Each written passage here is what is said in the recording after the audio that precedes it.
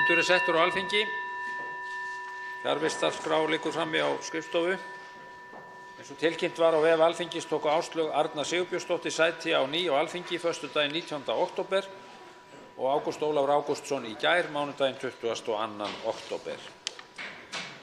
Borist hefur bréf frá félags- og jafnréttismálaráðherra þar sem óskað er eftir fresti til þess að veita skriflegt svar við fyrirspurn á þingskjali 100 ráðgjöf og störf við tímabundin eða afmörkuð verkefni frá Sigmundi Davíð Gunnlaugssyni. Einnig hefur borist bréf frá heilbrigðisráðherra þar sem óskað er eftir fresti til þess að veita skriflegt svar við fyrirspurn á þingskjali 167 fjármögnun þjónustu SHA og meðferðarúrræði utan höfuðborgarsvæðisins frá Albertínu Friðbjörgu Elíasdóttur. Loks hefur borist bréf frá utanríkisráðherra þar sem óskað er eftir fresti til þess að veita skriflegt svar við fyrirspurn á þingskjali 64 orkupakka ESB, eftirlitsstofnanir sambandsins og EES-samninginn frá Óla Birni Kárasyni. Útbýtt er á fundinum þingskjali 293 póstþjónusta stjórnarfrumvarp, þingskjali 294 breyting á lagaákvæðum skipta búsetu barna, skriflegt svar dómsmálaráðherra, þingskjali 295 Lifið Naloxon, skriflegt svar heilbrigðisráðherra, þingskjali 296 málefni kirkjugarða, skriflegt svar dómsmálaráðherra, þingskjali 297 bílaleigubifreiða, skriflegt svar samgöngu- og sveitarstjórnarráðherra og loks þingskjali 298 embætti lögreglustjórans á Suðurlandi, skriflegt svar dómsmálaráðherra. Forseti vill vekja athygli á því að dagskrárliðurinn óundirbúinn fyrirspurnatími getur staðið lengur í dag en þingsköp gera ráð fyrir, þannig að allt að 6 fyrirspurnir komist að. Þá er tekið fyrir fyrsta dagskrármálið og óundirbúinn fyrirspurnatími. Til svara eru fjármála- og efnahagsráðherra, heilbrigðisráðherra, ferðamála-, iðnaðar- og nýsköpunarráðherra, utanríkisráðherra og samgöngu- og sveitarstjórnarráðherra. Til máls tekur hv. 6. þingmaður Suðurkjördæmis Oddný G. Harðardóttir og beinir fyrirspurn til hæstv. fjármála- og efnahagsráðherra. Herra forseti, Panama-skjölin sýndu að Íslendingar áttu heimsmet í að nýta sér þau skattaskjól. Sú uppljóstrun kallaði skömm yfir alla þjóðina, enda skattaskjól fyrst og fremst notuð til að fela eignir og komast undan skattgreiðslum.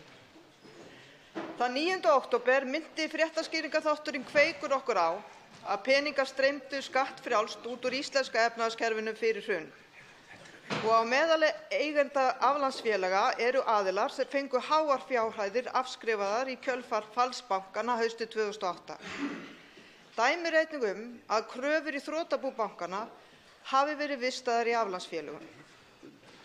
Háar fjárhæðir hafa komið til landsins í gegnum fjárfestingarleið Seðlabankans og eigendur fengið þar verulegan gróða.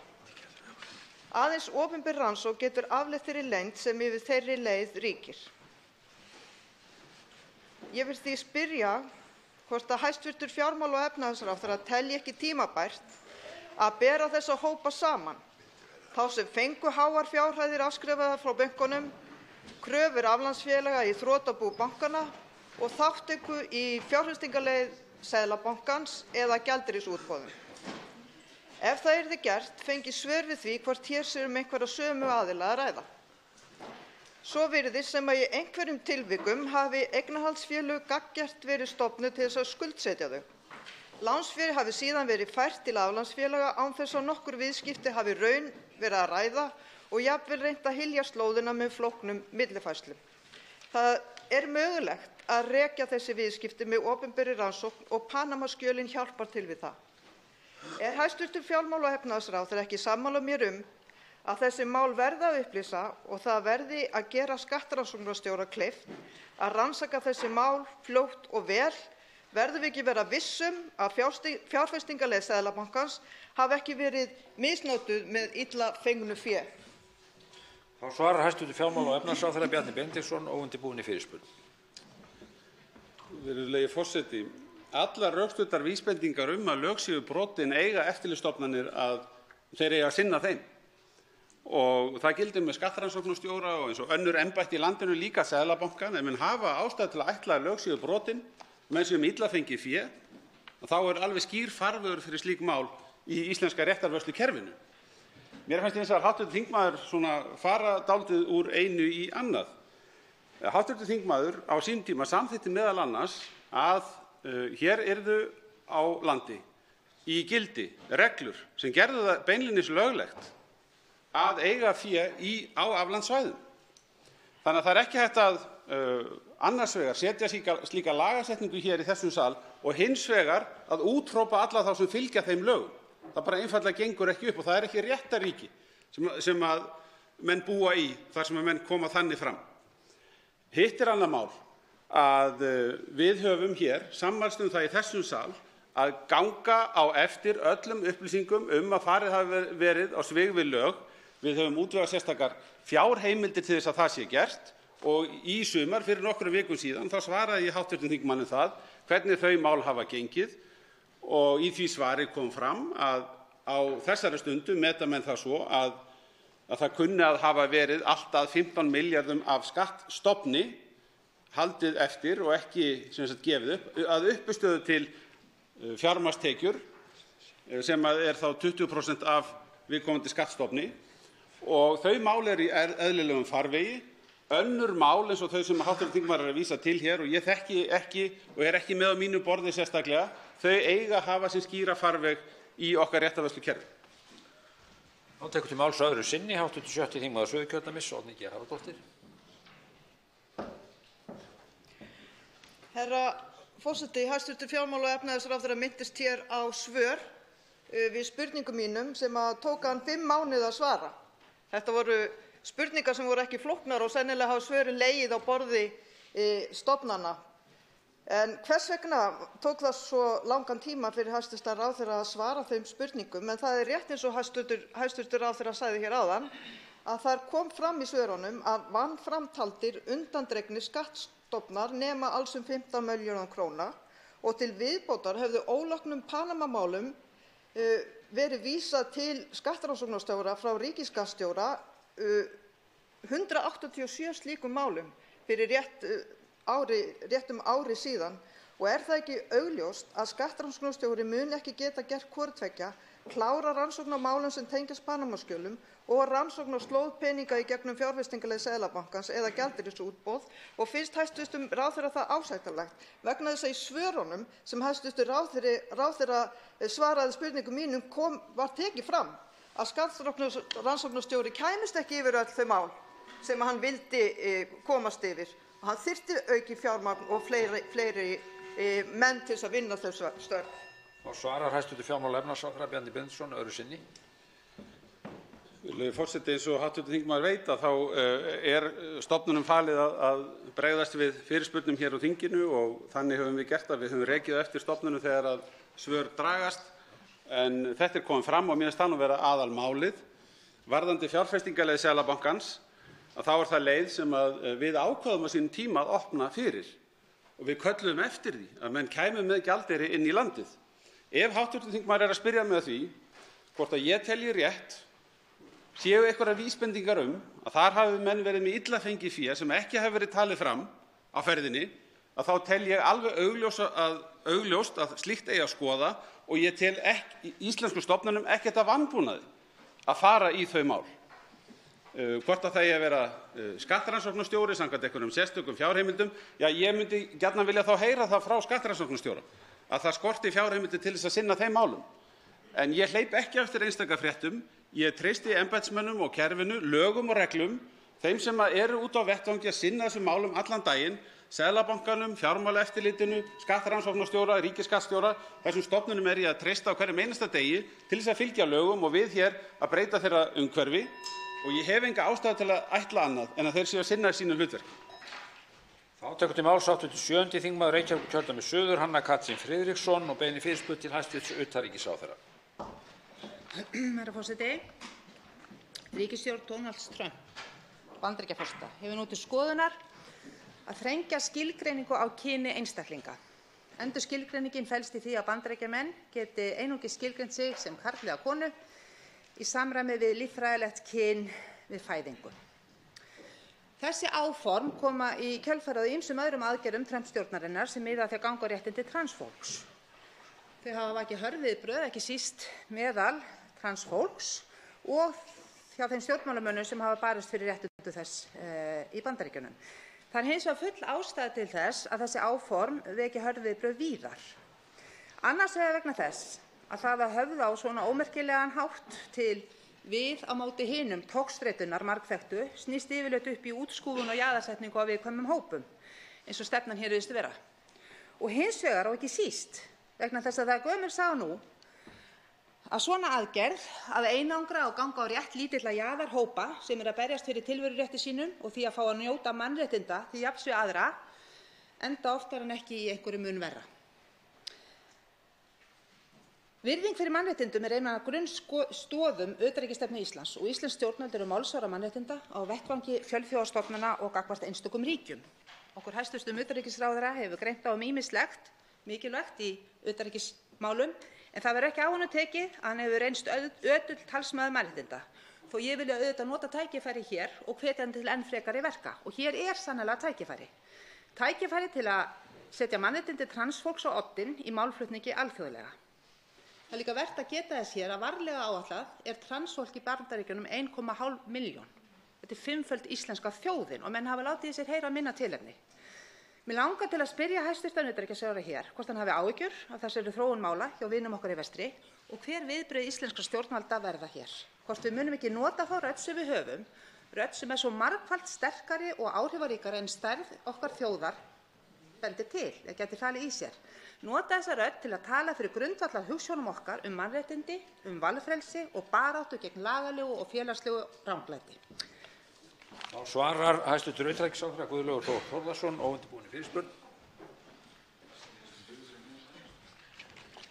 Virðulegi forseti, ég þakka hv. þingmanni fyrir fyrirspurnina. Man ekki eftir þessu máli sem hv. þingmaður vísar til sem við erum ósammála í utanríkismálum, en það kemur kannski. En hvað varðar þetta mikilvæga málefni þá er stefna ríkisstjórnar í þessum málaflokki bæði transfólks og hinsegin fólk mjög skýr og henni hefur verið fylgt eftir á alþjóðavettvangi. Og eins og hv. þingmaður vísaði til að mannréttindi eru ein af aðaláherslum Íslands í mannréttindaráðinu og við höfum sömuleiðis að þá erum við, bara svo dæmi sé tekið, einnig þátttakandi í Equal Rights Coalition bandalagi 40 ríkja sem berjast fyrir því að hinsegin fólk fái notið mannréttindi allan heim. Mannréttindi transfólks er hins vegar því miður víða ábótavant svo ekki sé fastar orði kveðið, bæði hvað varðar viðhorf og löggjöf og við þurfum því miður ekkert að líta mjög langt til þess að sjá það. Breytingar þær sem hv. þingmaður vísar til, breytingar sem stjórnvöld í Bandaríkjunum íhuga innleiða varðandi stöðu transfólk yrðu afturför ef af yrði og þar stendur til að skilgreina kyn sem óbreytanlegt sem er stór breyting frá því sem bæði opinberar áætlanir og verkferlum innan menntun- og heilbrigðiskerfisins þar í landi. Og Bandaríkin hafa verið í hópi forysturíkja á alþjóðavettvangi hvað þetta varðar. Í tvíhliða samráði við samstarfsríki okkar þá höfum við ávallt tekið upp stöðu mannréttindamála og það verður engin breyting á þar gagnvart hvorki Bandaríkjamönnum eða öðrum. Og við erum lánsöm að viðþörf almennings- og stjórnmálamanna til hinsegin fólks hefur breyst hratt á Íslandi. Viðhorf í dag er almennt jákvætt og Ísland efst á lista yfir þau ríki sem fagna fjölbreytileikanum. Hins vegar skulum líka muna það að löggjöf hér er ábótavant en það stendur nú til bóta þegar frumvarp kynrænt sjálfræði er á þingmálaskrá. Í dag er ennþá talað kynþáttavanda í okkar löggjöf sem skilgreindur geðsjúkdómur en ég á ekki von á öðru en Alþingi veiti þessum umbótum sem við leggjum hér fram brautargengi. Þá tekur til máls á öðru sinni hv. 7. þingmaður Reykjavíkurkjördæmis suður, Hanna Katrín Friðriksson. Já, herra forseti, ég þakka hæstv. Ráðherra fyrir svörin og viðbrögðin og ef ég skil rétt þá er þetta eitthvað sem hann hyggst taka upp, ekki síst ef málið gengur lengra, þannig að við munum láta í okkur heyra á þessu vettvangi sem er mjög mikilvægt og það er staðreynd eins og hæstv. Ráðherra kemur inn á og við erum fyrir marga fyrirmynd í málefnum sem varða jafnrétti kynjanna og höfum gengið þar fyrir skjöldu og það er litið til árangurs okkar þar og rödd okkar er sterk. Og þetta er staða sem skiptir okkur gríðarlega miklu máli og Þess vegna mjög mikilvægt að við tökum þetta lengra og ég fagna því sem hæstv. Ráðherra kemur inn á og það svo staðreynd að við erum ekki búin að innleiða þessi lagalegu réttindi hér. Það vissulega á þingmálaskrá. Það hefur reyndar verið á verkefnalista stjórnvalda töluvert lengi. Ég myndi telja, og ég vona að ráðherra sé sammála mér í því, að án þess að ég sé að mála hérna skrattann á vegginn, að þetta ákveðin áminning það að skjótt skipast veður í lofti og ég held að við getum flestir hér verið sammála það að fyrir ekki svo mjög mörgum árum þá hefðu fæst okkur trúa því að þetta væri að gerast, þessi hlutir, þetta nálægt okkur í vestrinu og hinum megin við okkur líka eins og hæstv. Ráðherra kemur inn á. Það gríðarlega mikilvægt að við göngum fram fyrir skjöldu, við tryggjum lagaleg réttindi hér á landi, ræktum okkar garð áður en við förum að benda á óréttindi í garði aðra en látum jafnframt í okkur heyra. Þannig ég treysti því að ráðherra láti verkin tala og rödd sína heyrast í þessum málum. Og svarar hæstv. Utanríkisráðherra Guðlaugur Þór Þórðarson öðru sinni. Virðulegi forseti, ég get tekið undir flest það sem hér kom fram hjá hv. þingmanni. En það samt sem að þegar maður fer að skoða þetta þá bregður manni aðeins þegar maður fer að skoða hvernig ástandið í löndum í kringum okkur. Og ég ætla ekkert að telja þau öll upp en hef svona aðeins verið að gera það, bæði hvað varðandi þennan málaflokk og svona ýmsum málum sem okkur finnst sem betur vera sjálfsögð hér á Íslandi. Þó eins og hv. þingmaður vísaði til að við verðum til þess að viðhalda trúverðugleika þá þarf að vera samræma í orðum og gjörðum og þess vegna mikilvægt að við klárum þessi frumvörp sem hér eru. Og á sama hátt þá þurfum við líka að hafa bara samræmi í aðgerðum okkar á erlendu vettvangi og í málflutningi.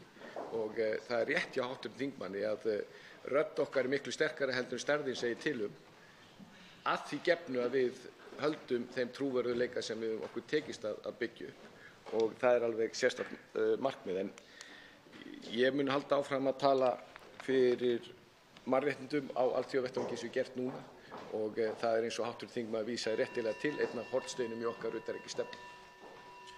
Þá tekur til máls hv. 8. þingmaður Norðvesturkjördæmis Sigurður Páll Jónsson og beinir fyrirspurn til hæstv. samgöngu- og sveitarstjórnarráðherra.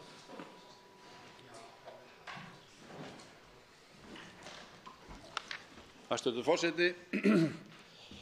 Í samgönguáætlun daginn var gert ráð fyrir að á Vestfjörðum Dýrafjarðargöngum lokið árið 2021. Og það vel, en Dynjandisheiði ennþá verður áfram með gömlu moldarvegunum og þar framkvæmdir ekki hefjast fyrr en 2023 og heyrði ég í umræðunum daginn samgönguráðherra tala það að það verður reynt að leita allra leiða til að flýta þeirri framkvæmd eða undirbúnings þeirra framkvæmdar sem skiljanlega hefur ekki farið að fullu í gang og því langar mig til að spyrja ráðherrann hvort að hann hafi hafið þá vinnu í þá átt og hvort það væri hægt að segja eitthvað meira til hvenær sú framkvæmd hefjist og þá væntanlega verði lokið. Og síðan þó að framkvæmdum í Gufudalssveit þó að þær séu á samgönguáætlun sem sagt eigi að fara af stað núna fljótlega þá liggur boltinn eins og hjá sveitarstjórn Reykhólahrepps og ekki gott að segja framtíðina. En í ljósi sögunnar þá maður svona mátulega bjartsýnn á það hvenær það getur farið í gang og því langar mig beina til samgönguráðherra í sambandi við þjónustu þennan gamla veg Gufudalssveit hvort að henni hún verður aukin vetrarþjónustu og annað slíkt og eins í sambandi við spurningu sem ég spurði ráðherrann hérna í fyrra fjölgun ferða eða hugsanlega nýja ferju yfir Breiðafjörð og ætla ég að koma betur að því í síðari innkomu minni. Þá svarar hæstv. samgöngu- og sveitarstjórnarráðherra Sigurður Ingi Jóhannsson óundirbúinni fyrirspurn.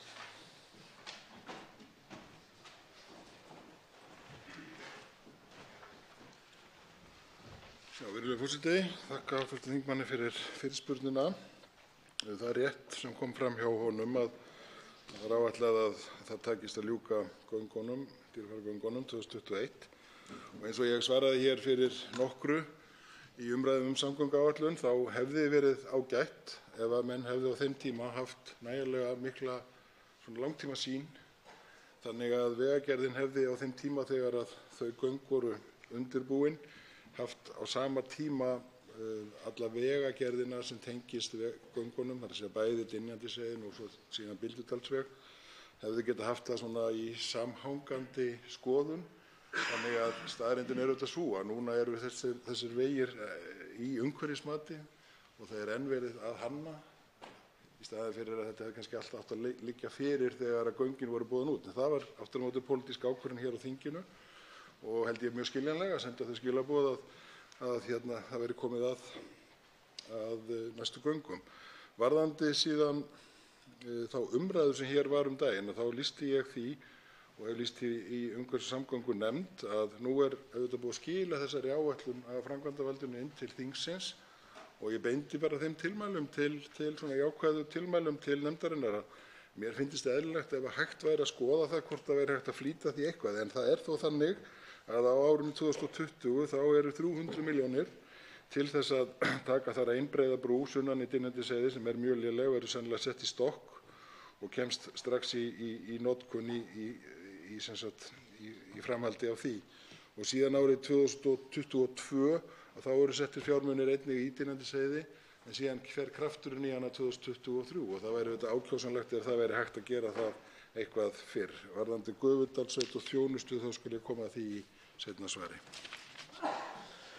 Þá tekur til máls öðru sinni hv. 8. þingmaður Norðvesturkjördæmis Sigurður Páll Jónsson. Já, hæstv.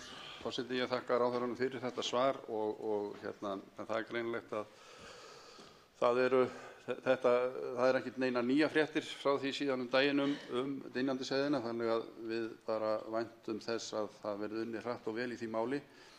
En aftur að Breiðafjarðarferjunni Baldri að þá hún sér ferðir milli Brjánslækjar og Stykkishólms og hefur fjölgað ferðum nú undanfarið í 2 ferðir tvisvar í viku til þess að koma móts við þungaflutninga yfir frá Vestfjörðum til að létta á vegunum líka og flýta ferðum.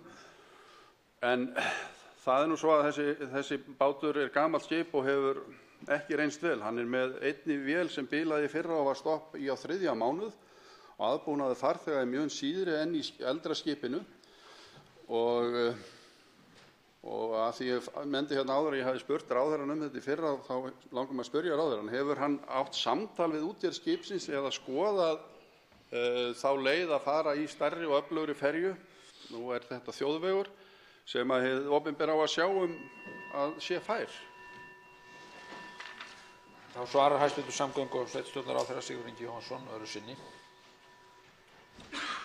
Já, virðulegi forseti, varðandi síðan veginn Gufudalssveit þá hafa þar auðvitað verið margir kostir í skoðun og boltinn liggur hjá, eins og þingmaðurinn kom inn á, hjá sveitarstjórn, nýrri sveitarstjórn í því samfélagi að velja þá niðurstöðu og gefa út framkvæmdaleyfi. Fjármunirnir eru klárir og hönnunin klár, þannig að það væri hægt á mjög fljótan hátt að fara í það verkefni.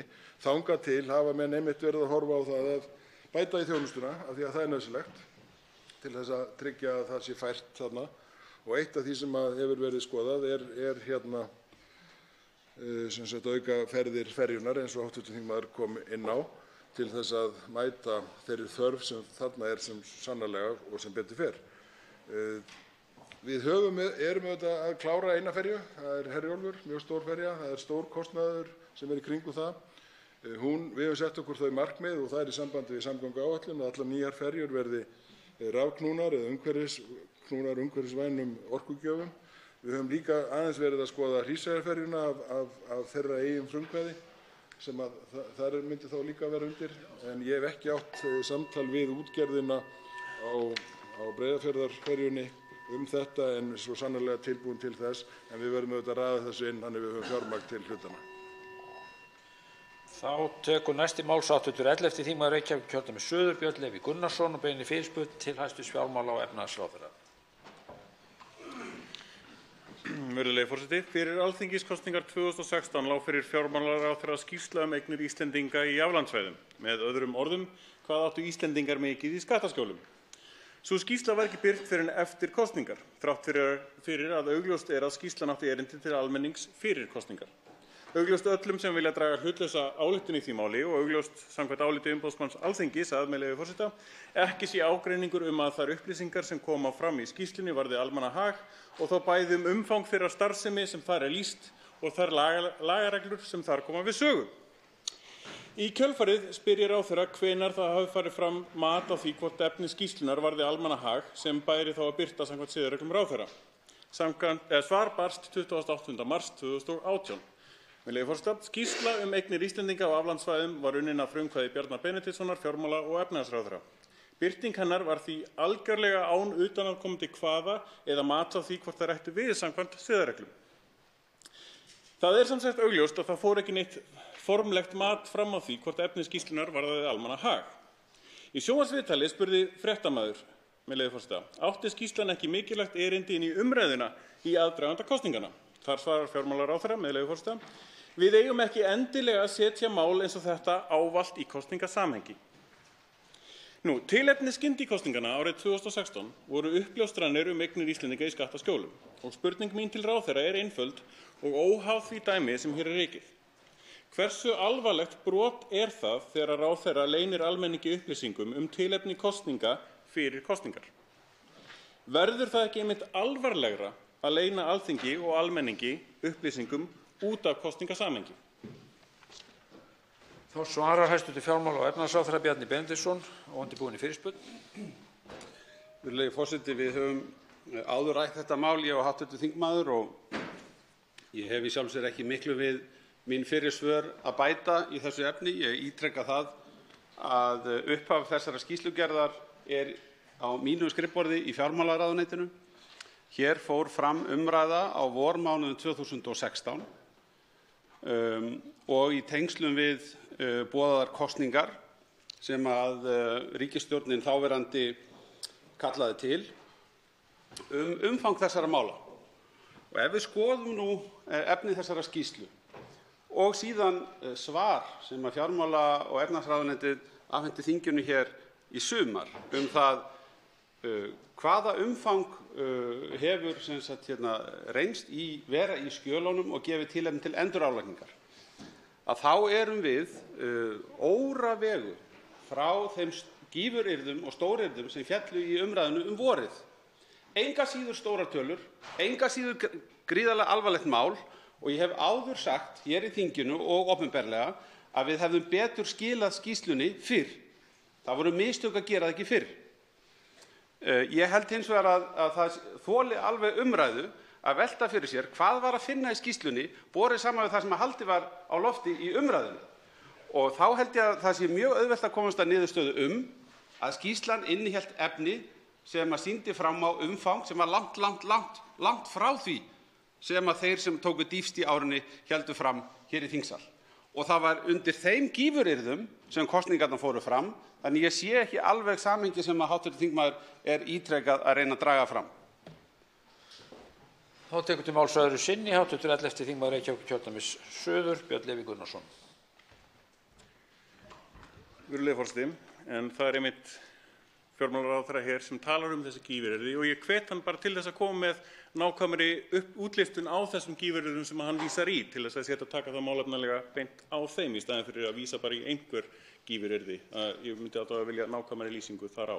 En að öðru leyti tek ég hjartanlega með undir því. Við höfum einmitt mörg dómafordæmi Mannréttindadómstóls Evrópu fyrir því að takmörkun á tjáningarfrelsi, þar með talið upplýsingafrelsi, verður að teljast nauðsynleg í lýðræðislegu samfélagi. Það einnig mjög skýrt á dómafordæmi Mannréttindadómstólsins að takmörkun á upplýsingafrelsinu í aðdraganda kosninga krefist mjög mikillar réttlætingar. Að takmarka upplýsingar í aðdraganda kosninga vegna þess að kosningar eru í nánd augljóslega mjög ólýðræðislegar ástæður. Og í ljósi þessara sjónarmiða og því sem ráðherra sagði hér áðan og á grundvelli 10. greinar laga mannréttindasáttmála Evrópu, myndi þá ráðherra með að viðurkenningu hérna á sínum mistökum hérna áðan, ef hann fengi aftur tækifæri til, birta skýrsluna fyrir kosningar. Og svarar hæstv. fjármála- og efnahagsráðherra Bjarni Benediktsson öðru sinni. Virðulegi forseti, hér spurt hvort að ef við lifðum tíma sem eru liðnir, hvort við myndum hafa gert hlutina öðruvísi, ef við fengjum að endurlifa og svo framvegis. Ég ætla ekki að svara svona spurningum. Þessar ef og hefði spurningar eru í raun og veru algjörlega tilgangslausar. En það sem ég hef sagt að það voru mistök að koma skýrslunni ekki fyrr inn í umræðuna. Ég persónulega þeirrar skoðunar að það hafi ekki verið neitt efnislegt í þessari skýrslu sem hefði sett kosningarnar í eitthvað nýtt ljós. Það bara mín skoðun. Eflaust eru aðrir annarra skoðunar. Ég held í það minnsta að eftir að boðað hafi verið til kosninga, eftir alla umræðuna sem hafði átt sér stað, hér í þingsal úti í þjóðfélaginu, alla sjónvarpsþættina, viðtalsþættina, eftir að formar Pírata stóð í sjónvarpssal daginn fyrir kosningar með Panama-spjaldið sitt, eftir allt þetta, þá held ég að sé afskaplega erfitt að halda því fram, sem ég finnst hv. þingmaður vera að reyna að gera, að kosningarnar hefðu farið með allt öðrum hætti og Píratar hefðu komist betur frá því ef að bara skýrslan hefði komið fram. Þá tekur til máls hv. 12. þingmaður Suðvesturkjördæmis Guðmundur Ingi Kristinsson og beinir fyrirspurn til hæstv. Samgönguráðherra. Samgöngu- og sveitarstjórnarráðherra það.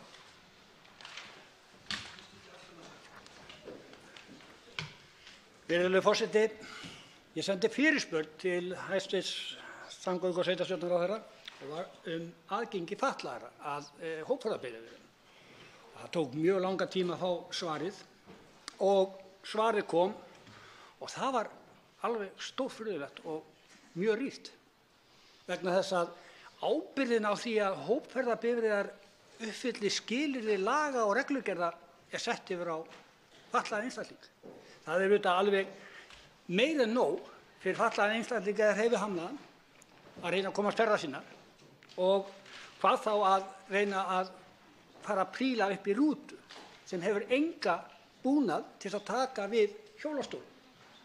Og svarið vegna þess að ef við tökum að það er auðvitað alveg fáránlegt að það sé vera að mismuna fólki eftir því hvort það er fatlað eða ekki og það eigi bara að taka séns á því. Samkvæmt svari ráðherra þá eigi það bara að taka séns á því að mæta á staðinn og ef það kemst ekki með þá að kæra. Ég meina, það er bara undir því komið hvort að rútufyrirtækið eða hópferðabifreiðin eru bara yfirleitt með þessa aðstöðu fyrir fatlaða eða ekki. Og þetta er þetta bara alveg fáránlegt vegna þess að samkvæmt lögum og reglum á bifreiðarnar að vera útbúnar þessu búnaði. Það á að vera tilbúið til þess að fyrir einstaklinginn að komast borð í hjólastól. En þeir segja bara, nei, þá bara kæra til umferðarstofa. Ég sé á ekki umferðarstofa að sjá til þess að farartæki séu þannig útbúin að allir komast borð, hvort sem þeir eru fatlaðir og ófatlaðir. Þá svarar hæstv. Samgöngu- og sveitarstjórnarráðherra Sigurður Ingi Jóhannsson óundirbúinni fyrirspurn. Virðulegi forseti, ég þakka hv. þingmanni fyrirspurnina og ég held að við séum báðir sammála það að það á auðvitað ekki að mismuna fólki hvort sem að það eru farþegaflutningar með hópferðabílum eða við aðrar aðstæður á Íslandi og að því er unnið, að því er löggjöfin og að því vinna eftirlitsaðilarnar. Varðandi þessar bifreiðar þá er það þannig að þegar lögin tóku gildi að þá hefur það verið þannig að nýjar bifreiðar eiga að vera með þessum útbúnaði en það hefur ekki verið gerð krafa til þessarar eldri. Við því að undirbúa svar við fyrirspurn hv. þingmanns þá var leitað til Samgöngustofu sem hefur eftirlit með þessu og samkvæmt þeirra gögnum þá voru ekki miklar upplýsingar að þetta væri vandamál. Ekki hafa þeir gert kröfur að allar nýjar bifreiðar séu þannig útbúnar að þetta sé í lagi en þeir hafa ekki fengið upplýsingar frá notendum að þarna sé pottur brotinn. Ég hef átt fund með forsvarsmönnum Sjálfsbjargar einmitt þetta mál og beðið þá þar sem að ég fékk upplýsingar að þeir fengju síðan kvartanir. Ég bara beðið þá að þær kvartanir berist alla leið til Samgöngustofu til þess að menn geti tekið á þeim málum þegar þau koma upp. Það á auðvitað ekki að vera þannig og ég sammála hv. þingmanni að menn þurfa að taka sénsinn hvort þeir eru að mæta á staðinn og sá búnaður sé til staðar. En hins vegar er það rétt að það eru bara nýrri farartækin sem hefur verið gerð krafa á ekki að allar eldri farartækin hafi verið útbúin með þessum hætti eftir því sem ég best veit og hef skilið. En það er mjög mikilvægt að þetta batni frá því sem að verið en til þess þurfa upplýsingarnar að komast til yfirvalda svo þeir geti beitt sér gegn einstökum aðilum af því að það líka vitað að sumir af smærri aðilunum gera þetta bara mjög vel hringinn í kringum landið en sumir af stærri aðilunum hafa hins vegar eftir því sem að ég hef verið að fá upplýsingar nú upp á síðkastið ekki gert þetta með þeim hætti sem að við getum verið ásátt við, hvorki ég né hv. þingmaður. Þá tekur til máls að öðru sinni hv. 12. þingmaður Suðvesturkjördæmis, Guðmundur Ingi Kristinsson. Virðulegur forseti, ég vil þakka hæstv. ráðherra fyrir svörin. Jú, auðvitað alltaf erfitt að eiga við eldri bifreiðar en það ekkert ómögulegt og ég sé fyrir mitt leyti ef að einstaklingur í hjólastól eða fatlaður einstaklingur vill fara í flug þá verður hann að panta 24 klukkustundir fyrr og hann verður að taka fram hvernig stólan hann með og síðan þetta allt annað í þessu dæmi að það eitt að fá rétta farartækið og hitt síðan að fara á þann stað þar sem aðstaða fyrir að komast borð. Það nefnilega getur verið mjög misjafnt og mjög erfitt að komast borð í þessi farartæki þó að aðstaðan sé fyrir hendi. Vegna þess að strætó eða skýlin eða staðsetningin þar sem þú átt að fara borð ekki viðunandi. Þannig að ég segi fyrir mitt leyti að þetta í ófremdarástandi og við eigum að sjá til þess bara að það sé lágmarkskrafa til dæmis að það sé bara þá nýjar rútur sem fari hérna milli Keflavíkur og Reykjavíkur og á þessa fjölmennustu staði þannig að það sé engin vafi að allur fullkominn búnaður sé borð. Svarar hæstv. samgöngu- og sveitarstjórnarráðherra Sigurður Ingi Jóhannsson öðru sinni. Virðulegi forseti, það var ágætt að hv. þingmaður kom einmitt inn á flugrútuna eða flugið eða af því að þær upplýsingar sem ég hef að þegar menn í raun og veru komnir inn í flugstöðina þá sé þjónustan orðin býsna góð, séu menn búnir að láta vita af sér og allt sé þá undirbúið og haft með þeim hætti að það sé boðlegt. Það sé hins vegar vandinn að komast þangað og kannski hér á þessu svæði þá annar þáttur sem við getum kannski horft á sem lausn á þessu sviði. Það sem sagt ferðaþjónusta fatlaðra sem hjá sveitarfélögunum en hún hættir bara við sveitarfélagamörkin á meðan að fólk nú að ferðast dálítið þessum yfir sveitarfélagamörk og það mætti alveg hugsa sér að sú þjónusta, ferðaþjónusta fatlaðra á vegum sveitarfélaganna gerði með sér eitthvað samkomulag yfir það að fara yfir stærra svæði í þessu tilviki að flugstöð Leifs Eiríkssonar þannig að bílarnir væru sannarlega nægjanlega vel útbúnir til þess að þessi þjónusta væri bara boðleg og fyrsta flokks. Þannig ég held að það sé ein leið sem við ættum að horfa á til lausnar á þessu máli.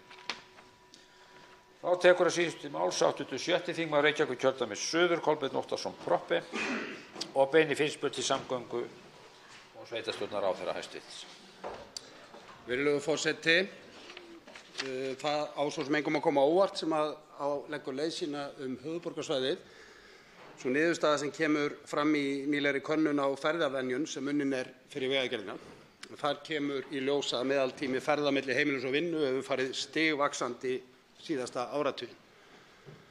2007 var hann 9,5 mínúta en kominn í rúma 14 mínútur sumarið 2018.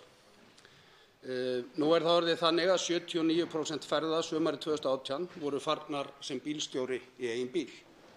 Það með öðrum orðum þannig að allt of margar ferðir á höfuðborgarsvæðinu eru farnar í einkabílum og svarendur á höfuðborgarsvæðinu dvelja rúmlega 40 mínútur í bíl á virkum degi að vetri til.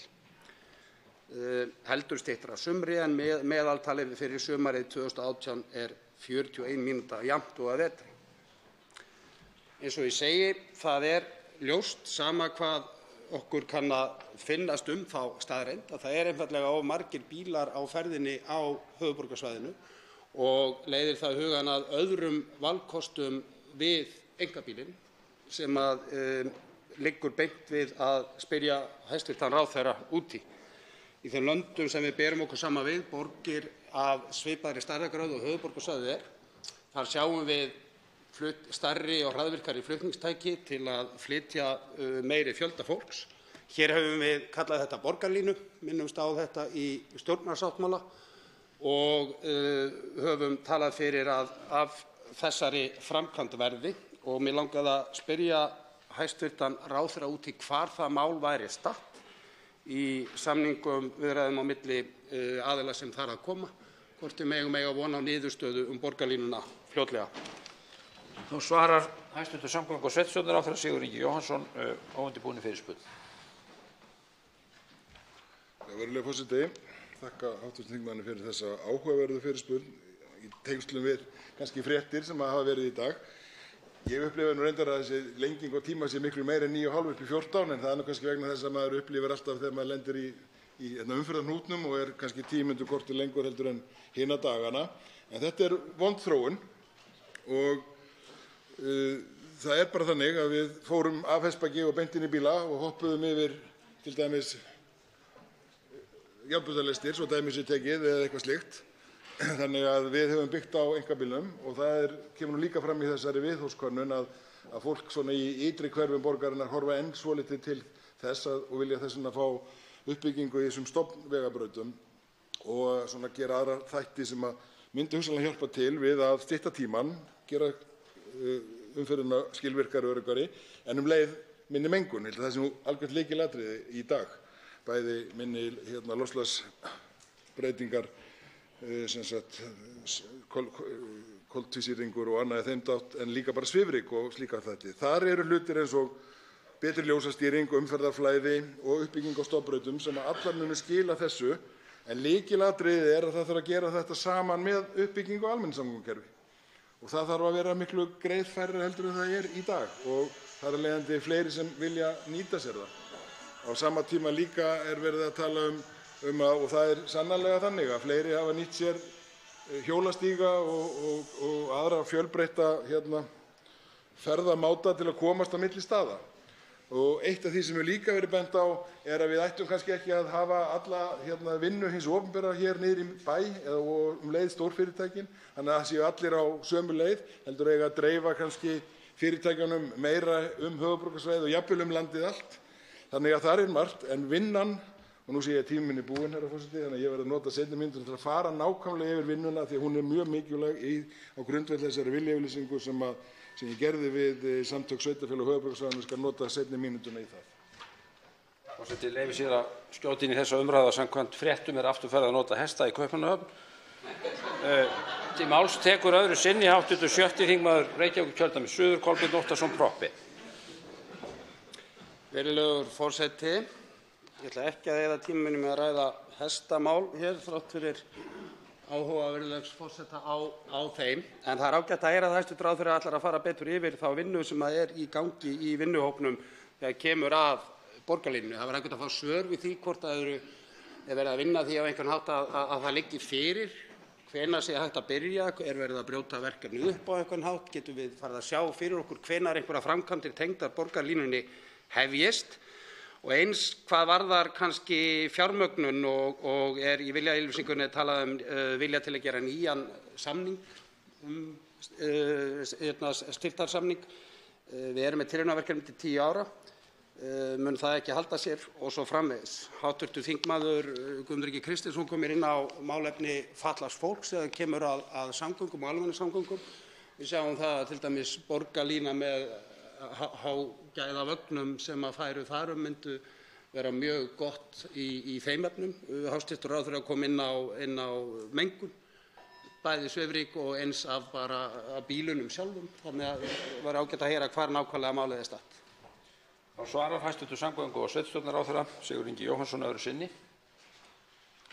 Já, virðulegi forseti, það sem viljayfirlýsingin snerist samstarf Vegagerðarinnar og samgönguyfirvalda með sveitarfélögunum á höfuðborgarsvæðinu í raun og veru verkefni upp á 85 milljarða sem að menn höfðu lagst yfir á síðastliðnum vetri, sem var svona sirka helmingurinn fór til ýmissa stofnframkvæmda til þess að gera umferðina bæði skilvirkari, greiðari og þar með minni mengun, og hinn helmingurinn, rúmir 40 milljarðar, fóru til uppbyggingar á almenningssamgöngum.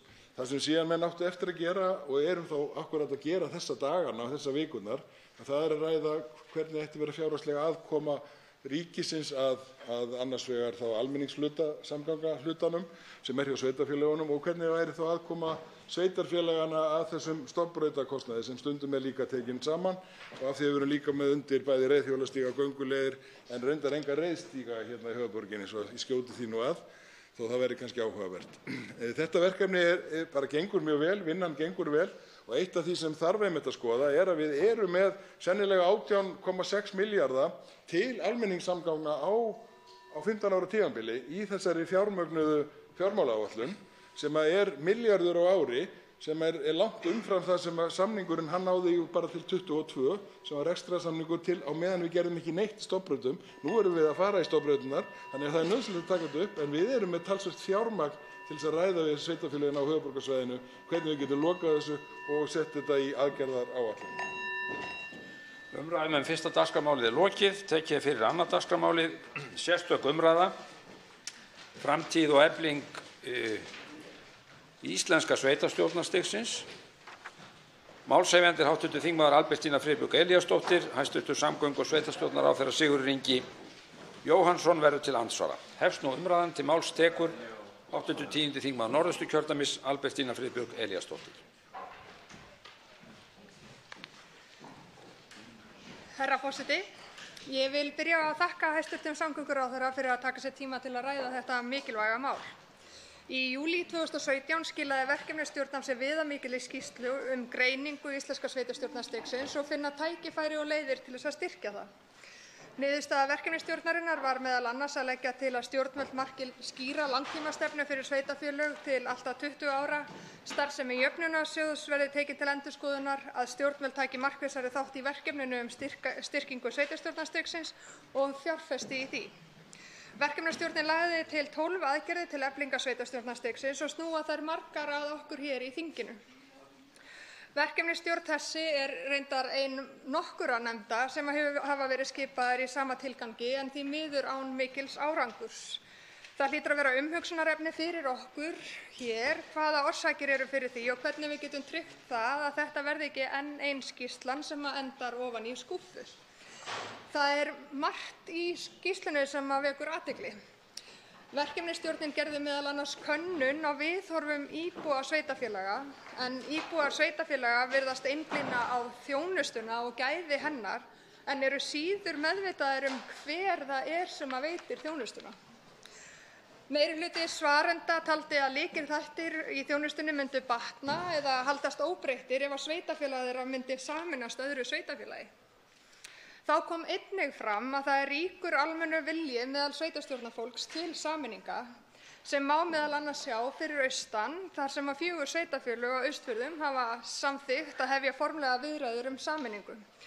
En þrátt fyrir þetta góða fordæmi þá ljóst að það þarf að ræða þá tillögu sem kemur fram í skýrslunni. Það eru nokkrir hlutir sem þarf jafnframt að skoða samhliða slíkum sameiningum. Númer 1, 2 og 3 að leggja áherslu á að sameiningar skili bættri þjónustu við íbúa frekar heldur en endilega sparnað. Þá nauðsynlegt að ríkið leggi sig fram við að styðja við sameiningarnar með ívilnunum og skýrum áherslum bætta þjónustu og lífsgæði íbúa þeirra svæða sem ræðir. Og þá þarf að hafa í huga að þó að stjórnsýslulegar einingar breytist, þá eru bæirnir áfram þeir sömu. Ólafsvörður áfram Ólafsvörður, Flateyri áfram Flateyri, þótt að þeir tilheyri nýjum stjórnsýslueiningum. Herra forseti, í skýrslunni koma fram mörg önnur áhugaverð atriði en því miður of stuttur tími hér til þess að fjalla nánar, en þó erfitt að ræða sveitarfélögin án þess að koma inn á fjármögnun þeirra og jöfnunarsjóð sveitarfélaga. Raunveruleikinn sá að við höfum á Íslandi dæmi sveitarfélög sem hafa myndast og byggst upp sem mjög einsleitt samfélög fólks með háar meðaltekjur, samfélög sem bjóða upp á takmarkaða félagslega þjónustu svo sem félagslegar íbúðir og geta því lagt á bæði lægri skatta og boðið upp á betri grunnþjónustu við sína íbúa en önnur sveitarfélög geta gert. Niðurstaðan auðvitað ójöfnuður milli íbúa eftir sveitarfélögum sem hlýtur að teljast óásættanlegt og töluvert frábrugðið því sem þekkist víðast hvar í nágrannalöndunum okkar. Til að bregðast við þessu lagt til að tekjur sem fara umfram ákveðið viðmið af einstökum tekjustofnum renni í sameiginlega sjóði sveitarfélaganna. Það myndi til dæmis þýða að Sveitarfélag sem með mjög háar meðaltekjur á íbúa myndi greiða hluta útsvarstekna sinna til sveitarfélaga þar sem meðaltekjur væru lægri. Það sama ætti við sveitarfélög sem hefðu óvenjumikla fasteignaskatta af fyrirtækjum, eins og til dæmis vegna stóriðju, en þau myndi ekki sitja ein að þeirri tekjulind. Þannig væri leikvöllurinn jafnaður á milli sveitarfélaga og jafnframt skapast auknir hvatar til sameininga.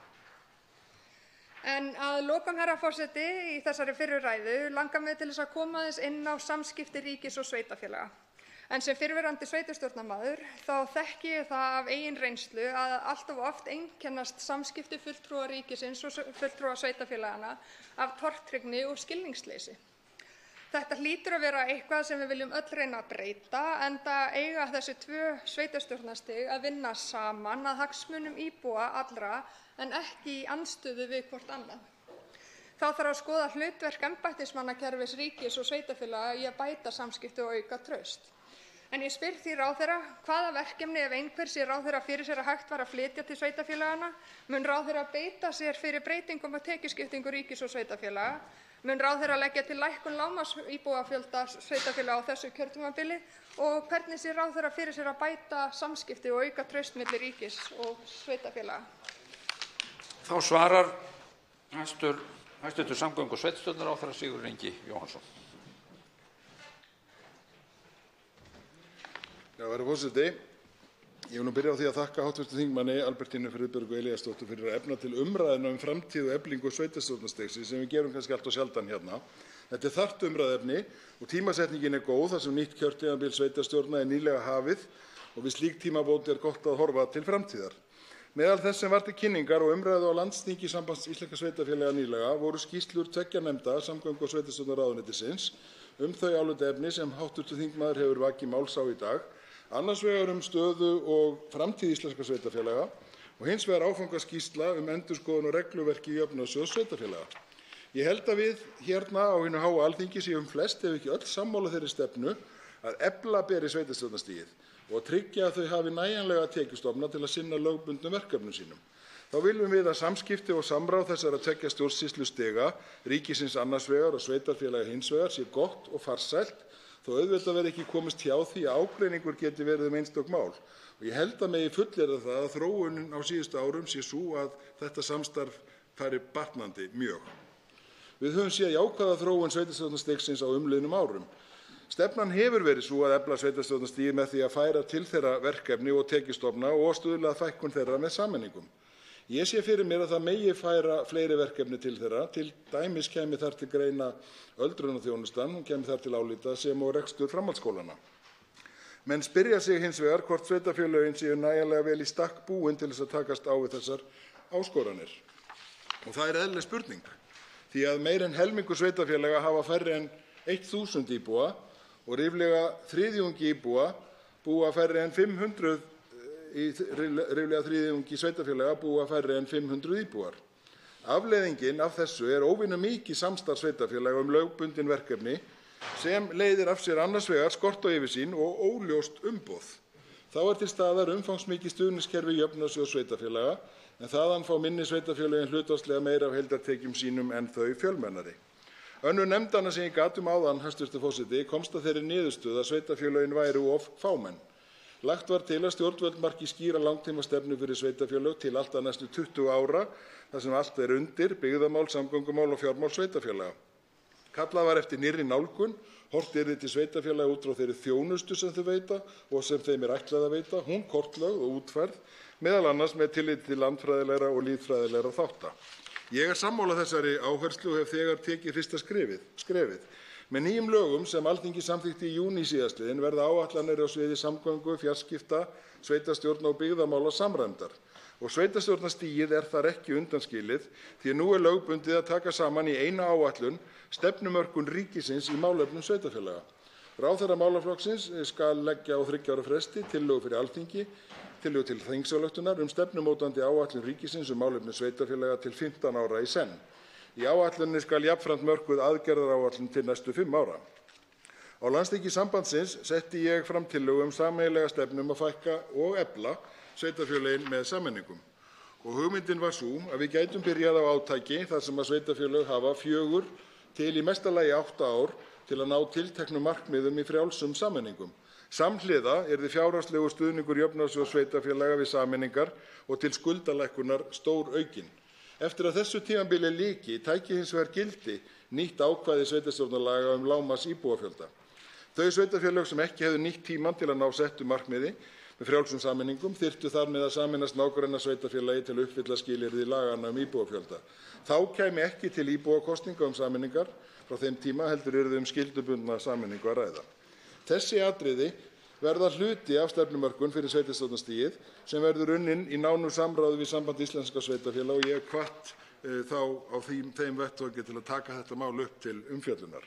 Hvað tekjustofnamál varðar þá hafa málefni Jöfnunarsjóðs sveitarfélaga verið til umræðu í langan tíma án þess að heildaruppstokkun á kerfinu hafi farið fram. Menn hafa bent á að núverandi skipulag sjóðsins hamli sameiningum dragi þannig úr hvata til umbóta.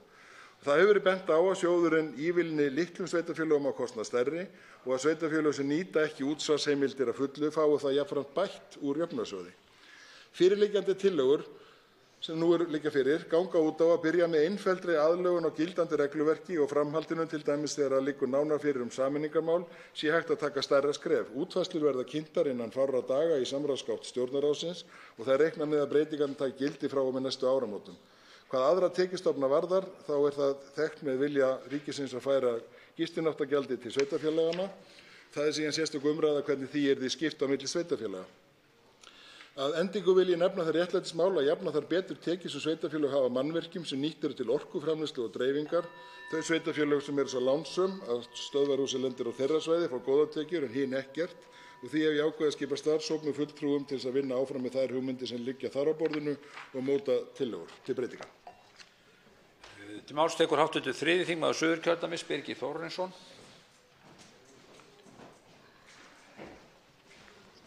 Herra forseti, það sem ég vil koma inn á í þessari umræðu er þegar ríkið færir ákveðin verkefni yfir til sveitarfélaganna. Það virðist vera regla fremur undantekning að nægilegir fjármunir frá ríkinu fylgi ekki með. Tökum dæmi af nýsamþykktum lögum NPA eða notendastýrða persónulega aðstoð til handa fötluðum. Ríkið greiðir 25% með hverjum samningi en sveitarfélögin 75%. Hér er dýrt úrræði að ræða. Þjónustan er að breytast úr stofnanavæðingu yfir í einstaklingsbundna þjónustu. Í sumum tilfellum þarf alltaf 4 til 5 starfsmenn til að halda utan þetta nýja fyrirkomulag fyrir hvern einstakling. Með lögunum er komin lögvari réttur fatlaðra til þess að fá þessa þjónustu sama hvað hún kostar. Að sjálfsögðu er þetta mikil réttarbót, en það verða þá að vera til peninga til þess að veita þjónustuna. Sveitarfélögin þurfa einnig að halda úti þeim úrræðum sem voru áður notuð eins og sambýlum vegna þess að NPA einstaklingur á rétt á því að snúa aftur tilbaka, til dæmis í sambýli óski hann þess. Þetta er allt í boði sveitarfélaganna, verulega aukin þjónusta sem ríkið ákveður en lætur sveitarfélögin borga 3/4 hluta kostnaðarins. Reykjavíkurborg hefur þungar áhyggjur af málinu, það kom fram á fundi nefndarinnar á sínum tíma og hvernig haldið þið þá að minni sveitarfélög geti tekist á við þetta verkefni? Þau hafa einfaldlega ekki bolmagn til þess. Annað dæmi það hvernig ríkið setur sveitarfélögunum verkefni án þess að fjármuni fylgi er nýja persónuverndarlöggjöfin frá Evrópusambandinu. Mál sem mun kosta sveitarfélögum meira en 1 milljarð á ári. Herra forseti, ef það á að efla sveitarstjórnarstigið þá þarf ríkið fyrst að taka til heima hjá sér og átta sig á því að það er ekki endalaust hægt að leggja nýjar fjárhagslegar byrðar á sveitarfélögin án þess að fjármunir fylgi. Þessum stóra bróður samskiptum ríkis og sveitarfélaga verður að linna. Það verður að tryggja tekjustofna sveitarfélagana, það er á ábyrgð ríkisins. Næst tekur til máls hv. 2. þingmaður Suðvesturkjördæmis Bryndís Haraldsdóttir. Virðulegur forseti, ég vil byrja að þakka hv. þingmanni Albertínu Friðbjörgu Elíasdóttur fyrir að vekja máls á þessu mikilvæga máli hér og þakka hæstv. Ráðherra fyrir hans svör. Ég held að við mættum hér í þessum sal ræða sveitarstjórnarmál mun oftar en við gerum, enda setjum við hér oft lög og reglur sem að snerta sveitarfélögin beint og oft án tilskilins samráðs við þau. En ég ætla að fagna mjög þeirri skýrslu sem hér er til umræðu, tek sérstaklega undir mikilvægi þess að sveitarfélögin séu stærri og öflugri til að bera þá þjónustu sem að þeim er falið að sinna. Einnig held ég að það að sveitarfélögin vinni langtíma stefnumótun skiptir líka miklu máli og það að segja að ríki og sveitarfélög vinni saman að slíku. Tekjuskipting sveitarfélaganna er mál sem hefur oft komið til umræðu og virðist vera sífellt þrætuepli. Ég held að við þurfum að finna leið fljótt og vel að því hvernig eðlilegt er að skipta gistináttagjaldinu milli sveitarfélaganna. En svo er, eins og hæstv. Ráðherra kom inn á, mjög mikilvægt að jöfnunarsjóðurinn sé lagaður og einfaldaður þannig að fyrsta lagi bara einhver skilji hreinlega út á hvað þessar reglur ganga. Þá langar mig að nota hérna síðustu mínútuna til að koma aðeins inn á verkefni sveitarfélaganna. Sum sveitarfélaganna vilja jafnvel taka að sér frekari verkefni og er það gott því að sum hafa fulla burði til þess. Í mínum huga er mikilvægt að horfa til þess hvað er nærþjónusta og oft á tíðum er það þannig að sveitarfélögin er best fallin til þess að veita einmitt þá þjónustu. En ég myndi gjarnan vilja, virðulegi forseti, að við horfum líka til verkefna sem eru ekki nærþjónusta en er kannski á herðum sveitarfélaganna. Langar mig þá að nefna sérstaklega mál eins og úrgangsmál og til að mynda framkvæmdaleyfi fyrir línur og vegi sem að gangi gegnum mörg sveitarfélög. Væri kannski skynsamlegt að taka upp umræðu við sveitarfélögin hvort að það séu einhverjir málaflokkar sem þau eru að sinna í dag sem væri kannski betur búin undir það að vera tekin ákvörðun á svona stærri vettvangi eins og hér. En á sama tíma eru önnur verkefni sem sveitarfélögin gætu mjög vel sinnt frekar sem að falla þá til nærþjónustuna. En það var auðvitað hægt að ræða vel og lengi hér þetta ágæta mál en ég er víst komin yfir á tíma. Tekur til máls hv. 11. þingmaður Reykjavíkurkjördæmis suður, Björn Leví Gunnarsson. Virðulegi forseti. Ég vil vera sammála hérna fólki tekjuskiptinguna og mig langar að leggja til annan vinkil á þá umræðu. En það er hvernig hvatinn í núverandi tekjuskiptingakerfi virkar.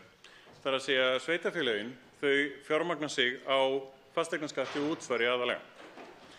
Það býr til ákveðinn hvata og í rauninni takmarkar atvinnustarfsemina á þann hátt að hún miðast við fermetra húsnæðis og höfðatölu íbúa sem greiða tekjuskatt. Hvatinn til uppbyggingar atvinnulífs á sveitarstjórnarstiginu miðast að þessum takmarkunum, ekki að því endilega byggja upp atvinnulíf sem byggist á öðrum forsendum. Til dæmis hvert renna tekjur af netverslun eða söguferðum, norðurljósaferðum, snjallsímaforritum. Að annars konar atvinnustarfsemi heldur en takmarkast að bara fermetrafjölda og íbúafjölda sem að greiða tekjuskatt. Að leyfa sveitarstjórnarstiginu að fá hlutdeild í til dæmis virðisaukaskattinum, fjármagnstekjuskatti, útsvari fyrirtækjaskatts, veiðigjaldinu til dæmis, býr til annars konar hvata fyrir sveitarstjórnarstigið til að byggja upp fjölbreyttari atvinnustarfsemi. Og þar held ég að lykillinn sé í þessu máli, ekki bara að tryggja grundvöllinn fyrir fjármögnun sveitarstjórnarstigsins og þeirra þjónustu sem þar er veitt, heldur líka að gera atvinnulífið út allt land fjölbreyttara. Til máls tekur hv. 11. þingmaður Suðvesturkjördæmis, Ólafur Þór Gunnarsson.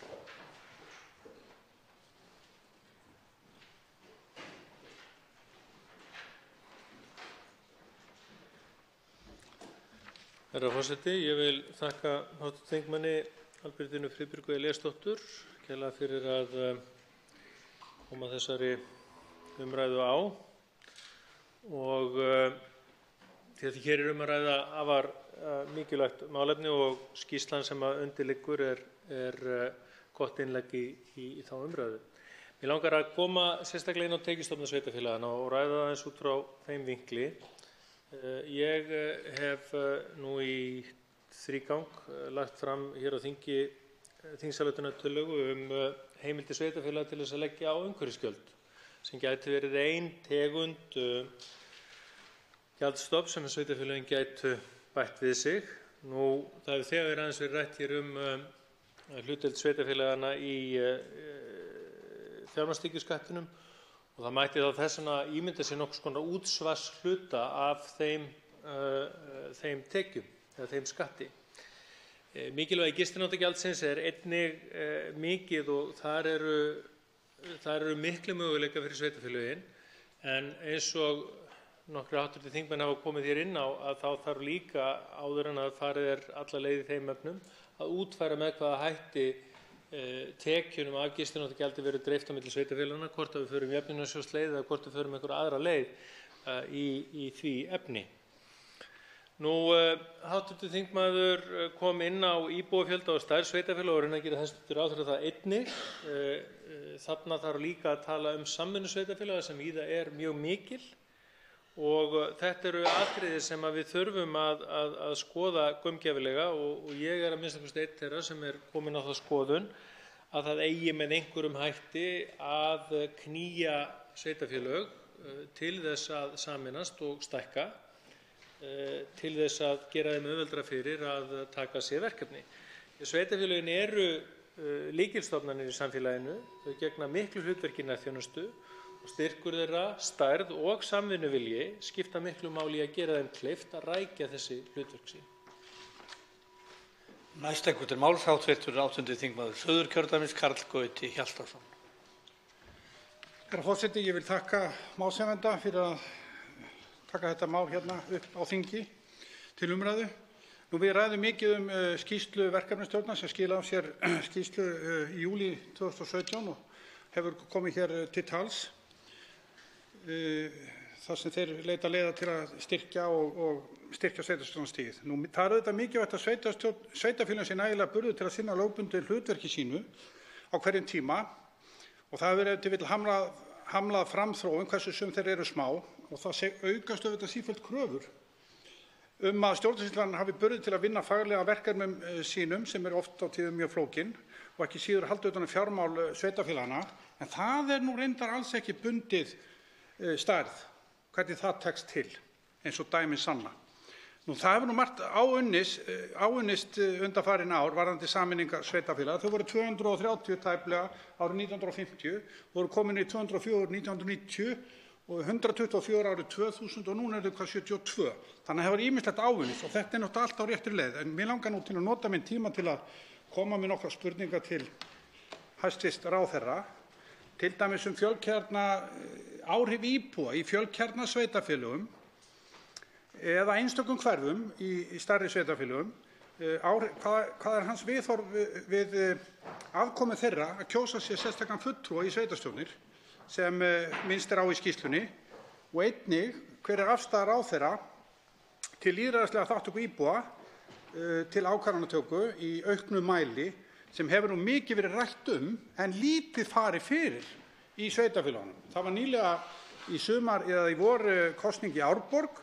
Hvert viðhorf ráðherra gagnvart auknu svona íbúalýðræði, en í skýrslunni kemur einmitt fram að svona ábendingar þá eða hugleiðingar það að þetta geti fremur verið undirrót sundrungar innan sveitarfélaga og ekkert mælt sérstaklega með því.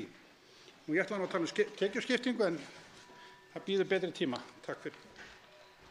Tekur til máls hv. 7. þingmaður Reykjavíkurkjördæmis norður, Þorsteinn Víglundsson.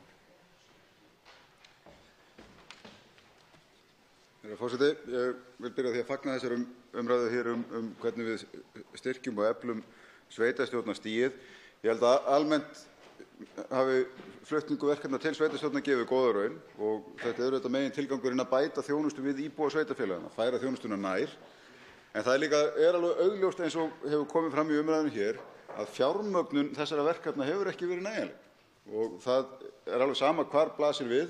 Fjölmörg dæmi þetta, samanber til dæmis að það talið að það vanti 30% upp á daggjöld hjúkrunarheimila til þess að mæta kröfum sem að ríkið skilgreinir.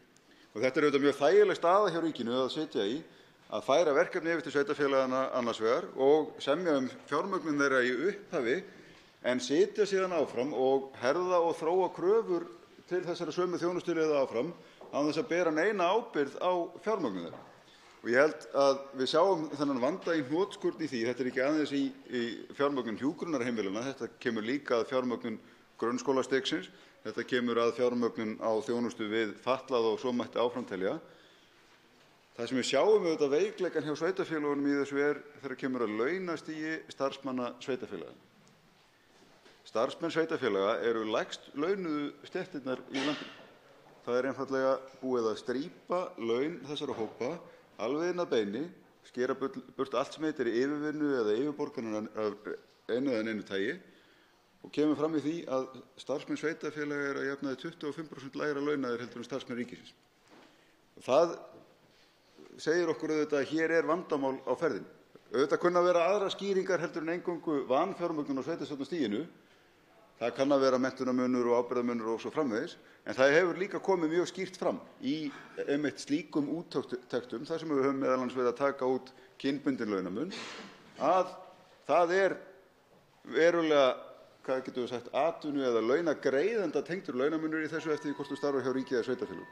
Það er alveg augljóst að það þarf að taka á fjármögnun sveitarstjórnarstigsins þegar þolir ekki lengri bið. Tekur til máls hv. 3. þingmaður Reykjavíkurkjördæmis suður, Ágúst Ólafur Ágústsson. Herra forseti, ég vil hrósa sérstaklega hv. þingmanni Albertínu Friðbjörgu Elíasdóttur fyrir að hafa frumkvæði að þessari umræðu, en fáum þingmönnum jafn umhugað eflingu nærsamfélagsins og henni.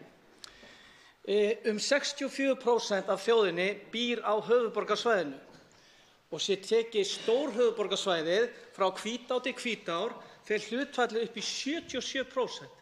Tæplega 80% af þjóðinni býr á þessu svæði. Einungis 5 lönd í heiminum hafa hærra hlutfall íbúa sinna á einu svæði. Ísland er því eitt mesta borgríki í heimi, nálægt Singapúr, og við erum við hliðina á Katar og Bahamaseyjum. Og er Ísland því alls ekki eins dreifbýlt og margir og jafnvel í þessu sal telja.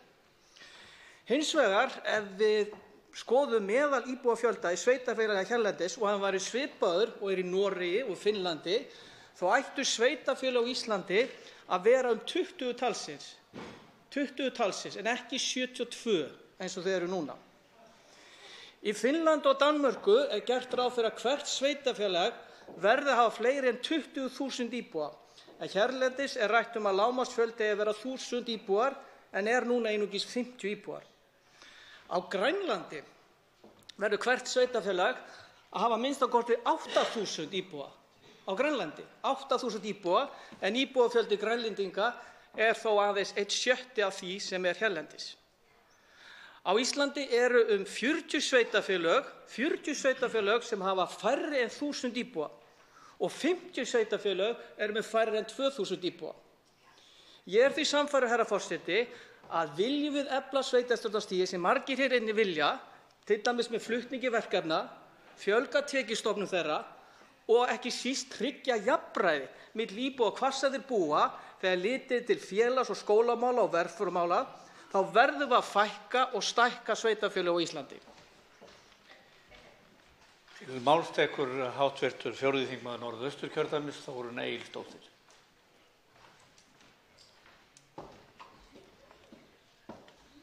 Hæstv. forseti, ég vil byrja á því að þakka málshefjanda hv. þingmanni Albertínu Friðbjörgu Elíasdóttur fyrir að efna til þessara þörfu umræðu. Nú við upphaf kjörtímabils sveitarstjórna sýnast mér umræðuefni fulltrúa þeirra vera á svipuðum nótum og verið hafa og því mikilvægt að taka stöðuna og fá upplýsingar frá ráðherra málaflokksins. Undanfarið hefur ekki staðið á því að sveitarfélög fái fleiri verkefni, en raunin kannski verið sú að fjárveitingar sem með þeim vantar eða þá að eftir yfirfærslu hafa kröfur verið auknar varðandi umfang, umsýslu og gæði þjónustu. Þess vegna er uppi ákall enn meira samtal og samvinnu. Það ætti að vera auðvelt því ekki er annað að heyra en samhljóm þegar kemur að umræðu eflingu sveitarstjórnarstigsins, mikilvægi þess að vel sé að málum staðið. En þá verðum við líka að huga að umgjörð þessara mála og vil ég þar nefna hlutverk jöfnunarsjóðs. Talandi hann, þá er nú hægt að segja ýmislegt. En þar höfum við verkfæri sem hefur virkað ágætlega, en þó verður að segjast eins og að tilhneigingin hefur verið sú að skella þar inn sífellt fleiri verkefnum og erfitt er að átta sig á raunverulegu umfangi hans og líklega erum við komin töluvert frá upphaflegum tilgangi hans. Fram kemur í áðurnefndri skýrslu tillaga að starfsemi sjóðsins verði tekin til gagngerrar endurskoðunar og gerð krafa að hann styðji við langtímastefnumótun og hætt verði að nota sjóðinn til að plástra núverandi kerfi. Þetta hefur einhvern veginn þróast svona þar sem menn eru alltaf að bregðast við aðstæðum sem upp koma. En nú er lag að breyta þessu því með nýjum lögum sem samþykkt voru hér á Alþingi nú í júní síðastliðinn verða áætlanir á sviði samgöngum, fjarskipta, sveitarstjórn og byggðamála samræmdar. Ný samgönguáætlun ber þess merki en það er mikilvægt að við gerum áætlanir til framtíðar sem standast. Forseti, ég vil hvetja hæstv. Ráðherra áfram á þeirri braut að móta áætlanir til framtíðar. Málþekkur hv. 8. þingmaður Norðvesturkjördæmis Sigurður Páll Jónsson. Hæstv. forseti, ég vil byrja á því að þakka hv. þingmanni Albertínu Friðbjörgu Elíasdóttur fyrir það að hefja þessa umræðu og koma inn á dagskrá og eins hæstv. ráðherra vera til svara. Þetta er sem sagt sveitarfélög, þessi málaflokkur er eitthvað sem er svona nánast hægt að segja eilífðarmál og þarf alltaf að hressa upp á þessu umræðu. En það hefur komið hérna fram í umræðunni sem hefur verið voða mikið svona á þessu sviði sameiningu sveitarfélaga og samskipti ríkis og sveitarfélaga og hagræðingun í því að sameina sveitarfélög, og nú er það svo að út á dreifbýlinu þar sem að sveitarfélög eru ekki sameinuð, þá er oft svona sveitarfélög samt að fara fram á þjónustu þar sem að sveitarfélög eru sameinuð ef það lítið sveitarfélög eru innan svona svæðisins og er það ekki gott. En þingmaðurinn spurði ráðherrann hvaða verkefni ráðherrann sé fyrir sér að flutt verði að auki til sveitarfélaga og tók þá ráðherrann fram að framhaldsskólar og aukið þjónusta við aldraða yrði færð út á til sveitarfélaginu, og er það í sjálfu sér hið besta mál að þjónustan sé sem mest í nærsamfélaginu. En það er þetta með fjármagnið eins og hefur komið hérna fram, að það verður þá að vera tryggt, og það er yfirleitt bara alltaf tryggt í upphafi kjörtímabils og þá er ekki gert ráð fyrir því að það geti aukist á tímabilinu, og það er mjög slæmt og ég sem hef reynslu af því að vera í sveitarstjórn oft lent í því að við erum í tómum vandræðum þegar kemur að því að deila út peningunum í þessi samfélagsverkefni, og 2 mínútur eru gríðarlega fljótar að líða, þannig að ég lýk hér máli mínu. Næst tekur til máls hv. 5. þingmaður Suðvesturkjördæmis Jón Gunnarsson.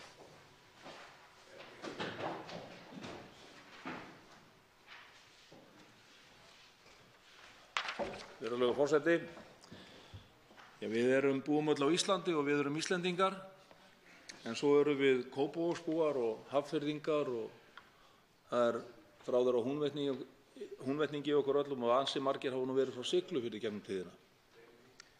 Þannig er það nú þannig að við kennum okkur svolítið við sveitarfélögin sem við komum frá, svæðin sem við komum frá. Og þá veltum við fyrir okkur hvernig getum við styrkt heimavöllin, hvernig getum við styrkt sveitarstjórnarstigið. Það er auðvitað fyrst og fremst því til að svara að það gerist með uppbyggingu innviða.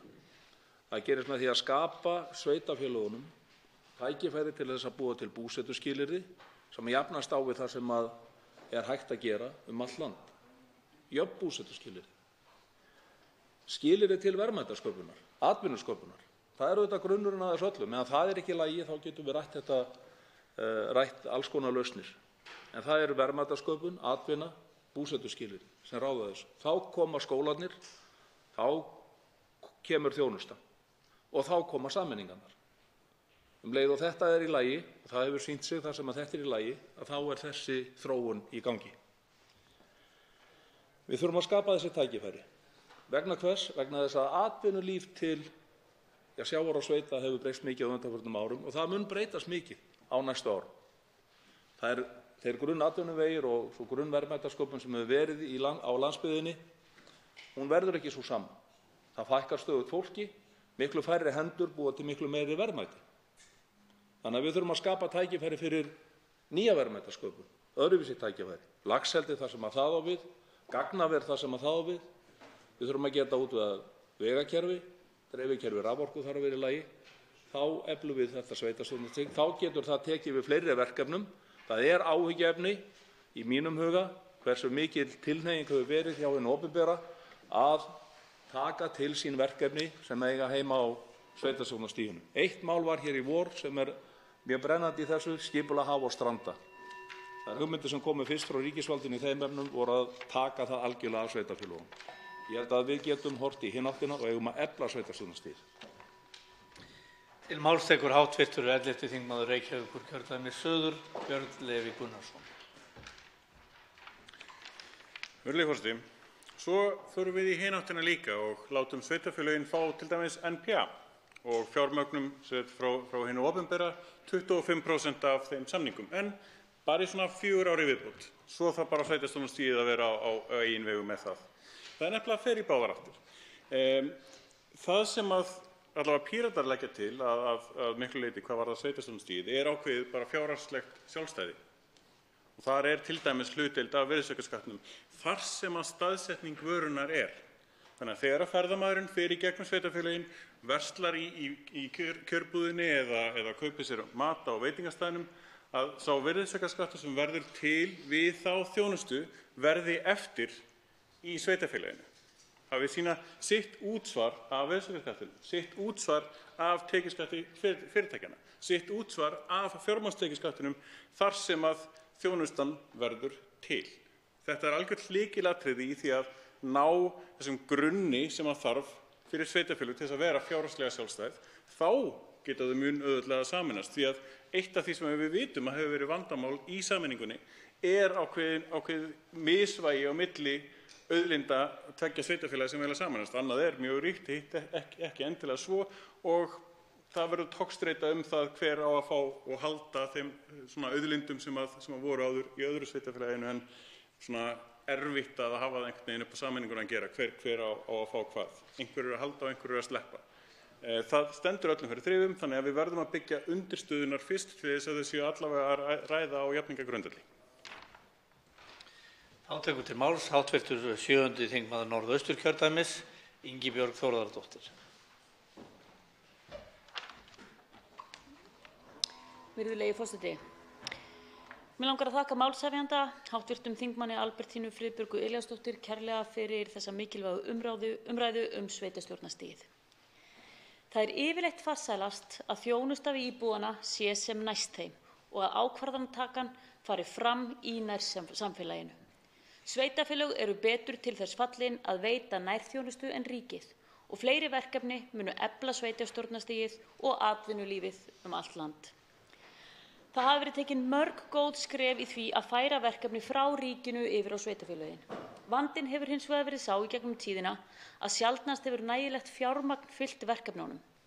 Þrátt fyrir að í dag séu flestir sammála að grunnskólarnir eigi að vera á ábyrgð sveitarfélagana, munum við sem störfuðum í skólunum þegar þeir voru færðir frá ríkinu að sú breyting gekk ekki átakalaust fyrir sig og mörg sveitarfélög áttu í erfiðleikum með að halda úti skólastarfi. Þegar málefni fatlaðs fólks voru færð frá ríki yfir til sveitarfélaga voru mörg minni sveitarfélögin áhyggjufull yfir því að málaflokkurinn yrði þeim of dýr og að ekki nægilegt fjármagn fylgdi verkefnunum. Það hefur sannarlega síðan komið á daginn. Almennt telur sveitarstjórnarfólk, einkum í minni sveitarfélögum, ekki að sá tilflutningur hafi styrkt sveitarstjórnarstigið. Það kemur fram í skýrslunni að sveitarstjórnarfólk sé almennt þeirrar skoðunar að færa eigi fleiri verkefni til sveitarfélagana, en vegna fyrri reynslu óttast af framkvæmdina. Þar vegur þyngst flutningurinn á málefnum fatlaðs fólks sem margir telja hafi ekki lukkast nægilega vel. Það þarf að endurskoða tekjuskiptingu ríkis og sveitarfélaga til að tryggja fjármagn til slíkra verkefna. Þá tekur til máls hv. 10. þingmaður Reykjavíkurkjördæmis norður, Ólafur Ísleifsson.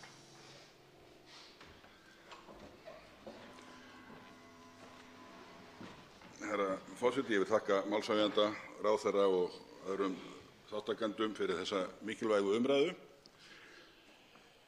Við erum í raun og sanni að fjalla verkaskiptingu ríkis og sveitarfélaga og í því samhengi hvernig sveitarfélögum eru tryggðir nægilegir tekjustofnar til þess að standa undir þessum verkefnum.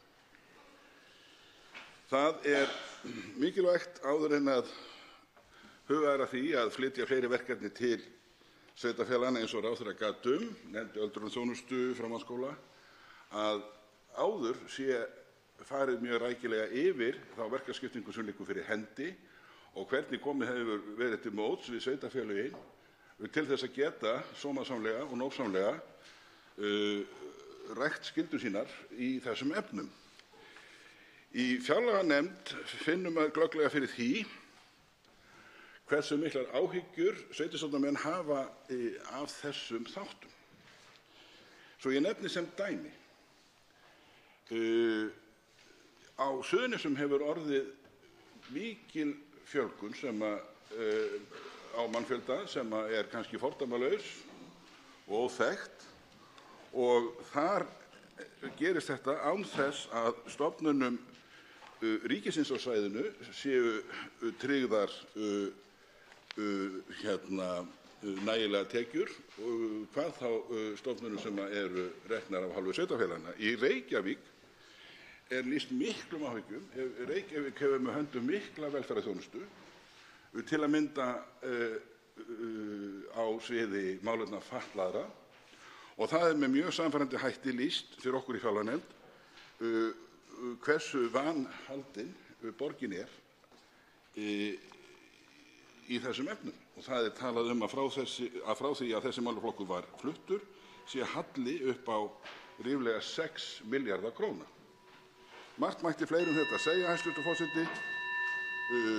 Það þarf að fara yfir tekjustofnana og það þarf að taka fyrir það að hér sé lagður á fasteignaskattur og hækkaður án þess að nokkur lýðræðislega kjörinn maður hafi komið að þeirri skattahækkun. Þá tekur til máls hv. 7. þingmaður Reykjavíkurkjördæmis norður, Þorsteinn Víglundsson. Herra forseti, mig langar að gera aðeins tekjustofn sveitarfélaganna að umtalsefni hérna í seinni ræðu. Ég held að það sé alveg augljóst að það þarf að breikka tekjustofna sveitarfélaganna, að sveitarfélög byggi tekjur sínar nær einvörðungu á útsvari og fasteignagjöldum er einfaldlega alltof einhæft og eins og hefur reyndar verið bent á alveg einstaklega sveiflukenndir tekjustofnar á móti mjög stöðugum útgjöldum sveitarfélaganna á móti. Þannig að við vitum auðvitað að hvort tveggja, fasteignagjöldin og útsvarið, sveiflast mjög mikið eftir stöðunni í efnahagslífinu á hverjum tíma. En skyldur og útgjöld sveitarfélaganna breytast ekki svo glatt og raunar líklegri til þess að vaxa einmitt á tímum kreppu á sama tíma tekjur eru að draga saman. Ég held að það sé alveg augljóst að það þarf að tengja betur saman hagsmuni sveitarfélaganna við til dæmis vöxt og viðgang atvinnulífs á svæðinu og þá má nefna sjávarútveg og ferðaþjónustu sem dæmi og væri rakið í okkar huga í Viðreisn að tengja til dæmis við auðlindagjöld. Þannig að sveitarfélög njóti góðs af veiðigjöldum, njóti góðs af væntanlegum auðlindagjöldum í orkugeiranum, þar sem er einmitt mjög mikið vandamál hversu þröngt eða hversu lítil dreifing er á tekjum sveitarfélaganna sjálfra af uppbyggingu í orkufrekum framkvæmdum á landsbyggðinni og síðast en ekki síst í ferðaþjónustunni. Það sem við sjáum einmitt að sveitarfélög eru oft á tíðum að verða fyrir verulegum útgjöldum við uppbyggingu innviða en njóta alls ekki góðs í tekjum af þá þeirri þróun þar sem að þau njóta í engu hlutdeildar í virðisaukaveltu eða tekjuskatti lögaðila. Þannig að ég held að það sé alveg ljóst þegar við skoðum það hvernig getum við elt sveitarstjórnarstigið. Það þarf að gefa þeim breiðari tekjustofna. Það þarf að styrkja tekjur sveitarfélaganna líka alveg klárlega en síðan þurfum við að horfa til stærðar sveitarfélaganna. Það þarf ekki alltaf að knýja allt í gegn með kvöðum, það má líka vera með jákvæða hvata til dæmis í gegnum jöfnunarsjóðinn til þess að ýta undir sameiningu. Þá er komið að málshefjanda að nýju hv. 10. þingmanni Norðausturkjördæmis Albertínu Friðbjörgu Elíasdóttur. Herra forseti, ég vil byrja á að þakka hæstv. Ráðherra á ný og þeim hv. þingmönnum sem tóku þátt í umræðunni. Eins og fram hefur komið þá er þetta ekki einfalt mál að styrkja sveitarstjórnarstigið en það er vel hægt og ég fagna að heyra áhuga hæstv. ráðherra og hv. þingmanna á að það verði gert. Eins og ég kom inn á í fyrri ræðu þá er það að það þarf að skoða fjármögnun sveitarstjórnarstigsins og vil ég að því tilefni vekja athygli á annarri áhugaverðri skýrslu sem einnig kom út í fyrra, sem er áfangaskýrsla nefndar endurskoðun á jöfnunarframlögum Jöfnunarsjóðs sveitarfélaga. Þar er einmitt tekið á og lagt til að sveitarfélög geti ekki fengið úr jöfnunarsjóði nema þau fullnýti tekjustofna sína. En þar kemur líka fram að sum sveitarfélög eru að fá næstum helming af tekjum sínum úr jöfnunarsjóði, sem að þýðir að þau eru ekki sjálfbær með eigin rekstur. En boltinn varðandi þá skýrslu er hjá hæstv. Ráðherra og væri áhugavert að heyra hvað hann hyggst gera með tillögur þeirrar nefndar líka. En herra forseti, við gleymum því kannski stundum, en sveitarstjórnirnar eru hitt stjórnsýslustigið á Íslandi og það skiptir máli fyrir íbúana, fyrir okkur öll, að sveitarstjórnum sé gert kleift að sinna verkefnum sínum og reka sig á sómasamlegan hátt. Allt of mikill tími fyrir rekstrarmál og viðbragð og of lítill tími er afgangs til að horfa til framtíðar og til uppbyggingar. Við hljótum að vilja vinna að því að sveitarfélögin geti sinnt lögbundnum verkefnum sínum gagnvart íbúum sómasamlega og byggt upp sveitarfélög sín til framtíðar. En til þess að það sé hægt er ljóst að bregðast þarf við og efla og styrkja sveitarstjórnarstigið á fjölbreytta vegu og þar liggur ábyrgðin hjá okkur. Þá tekur loks til máls í þessari umræðu hæstv. Samgöngu- og sveitarstjórnarráðherra Sigurður Ingi Jóhannsson. Virðulegur forseti, ég vil byrja á því að þakka málefnalega umræðu þetta og jákvæðina í garð þessarar hugmyndar að efla sveitarstjórnarstigið. En það er eins og fram hefur komið ekki kannski einfalt mál. Sumir segja, og tek undir til dæmis með hv. þingmanni Jóni Gunnarssoni, að styrkja innviðina. Sumir segja ef það eru góðar samgöngur, nóg rafmagn og fjarskipti og jöfn aðgangur að heilbrigðis- og menntamálum, þá skulum við sjá okkar heimabyggð, segja margir, og það er bara vel skiljanlegt. Á sama tíma horfum við auðvitað líka á það að sveitarfélögin hafa margir rétt tekjustofna og skiptingu sveitarfélagana, og þá eru sveitarfélögin á Íslandi óvenju sjálfstæð með sína sjálfstæðu stofna og tekjur jöfnunarsjóðs er ekki nema 13% að jafnaði af tekjum sveitarfélagana meðan það er til dæmis 50% í Noregi. Þannig að það er líka varlega að fara þarna inn. En jöfnunarsjóðinn höfum við sem stjórntæki og ég sagði í ræðu minni og get ítrekað það að núna á næstu dögum að þá verða settir í samráðsvettvang útfærslur á því hvernig við getum byrjað með einfaldri aðlögun á núgildandi regluverki, en það þarf engu að síður að taka lögin upp jöfnunarsjóðinn. Eitt af því sem við munum gera þar er að setja inn vaxtarálag á svæði eins og til dæmis á Suðurnesjunum og sums staðar annars staðar þar sem hefur verið mikill vöxtur íbúa á undanförnum árum, en framlögin hafa ekki svarað því á móti og það er mjög mikilvægt að nýta sjóðinn til þess og ég held að það sé einhver einfaldasta leiðin til þess. Það hefur líka verið rætt hérna aðeins lýðræði, íbúalýðræði. Ég held að það sé bara af hinu góða að auka það. Ég held að það sé ekki vera hætta á því að með þeim hætti skipti menn sveitarfélögunum í tvennt. Í það minnsta ekki ef að sveitarfélögin eru nægilega stór og menn verða svo bara að sætta sig við niðurstöðuna. Það er þó oft hin lýðræðislega niðurstaða einhvers ágreinings. Og varðandi fjölkjarna íbúa, fjölkjarna sveitarfélög og hvort að þeir hafa sérstaka fulltrúa í sveitarstjórnum, þá hef ég nú ekki hugsað þangað. Ég hef miklu frekar séð vankantana við þessa fjölmörgu samninga sem eru milli 20 og 25 sem hvert einasta sveitarfélag gerir við nágranna sinn vegna þess að þeir ráða ekki við sín eigin verkefni. Ég hef miklu meira áhyggjur af umboðsleysinu þar og lýðræðinu hvað það varðar, hvernig menn eru kjörnir sem fulltrúar til þess að stjórna heilu og hálfu samfélagunum. Þá er þessum dagskrárlið sérstakri umræðu framtíð og eflingu íslenska sveitarstjórnarstigsins lokið. Tekið er fyrir 3. dagskrármálið, aðbúnaður, hollustuhættir og öryggi á vinnustöðum. Þetta er stjórnarfrumvarp, 157. mál á þingskjali 157, 1. umræða.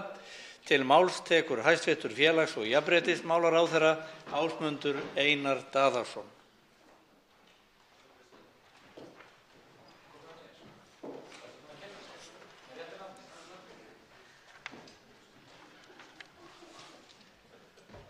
Virðulegur forseti, Ég mæli hér fyrir frumvarpi til laga um breytingu á lögum um aðbúnað, hollustuhætti og öryggi á vinnustöðum. Í almennu tali hafa þessi lög stundum verið nefnd vinnuverndarlögin og mun ég nýta mér það í máli mínu hér eftir. Meðan á samstarfsverkefni ríkis, sveitarfélaga og heildarsamtaka fatlaðs fólks notendastýrða persónulega aðstoð hefur staðið, hefur jafnframt verið í gildi ákvæði til bráðabirgða í vinnuverndarlögum. Þar hefur verið kveðið á að með samkomulagi samtaka aðila vinnumarkaðarins sé heimilt að víkja frá ákvæðum laganna um hvíldartíma og næturvinnutíma þeirra starfsmanna sem veita einstaklingum þjónustu á grundvelli verkefnisins. Gildistími þessa ákvæðis rann út þegar lögin um þjónustu við fatlað fólk með langvarandi stuðningsþarfir tóku gildi 1. október síðastliðinn og því ekki lengur unnt að semja frávik frá vinnutímareglum vinnuverndarlaga. Til þess að tryggja markmið laga um þjónustu við fatlað fólk með langvarandi stuðningsþarfir nái fram að ganga þykir nauðsynlegt að áfram sé í vinnuverndarlögum heimild til að semja rýmri vinnutíma en ákvæði laganna gera ráð fyrir vegna þeirra starfsmanna sem veita þjónustu á grundvelli laganna. Ástæðan sú að samkvæmt lögum talið nauðsynlegt að unnt sé í það minnsta í tilteknum tilvikum að skipuleggja þjónustu á þann hátt að ætla megi að vinnutími starfsmanna rúmist ekki innan almennra vinnutímareglna. Því í frumvarpi þessu lagt til að áfram verði hér unnt að semja rýmri tíma til þessara tilteknu starfsmanna hér eftir sem hingað til og mikilvægt að árétta það að þetta hefur verið með þessum hætti. Virðulegur forseti, ég vil taka það fram að það er þess sem hér stendur hvorki ljúft að standa hér og mæla fyrir frumvarpi sem heimilar að gerð séu slík frávik frá vinnutímareglum sem litið á sér lágmarksréttindi á vinnumarkaði.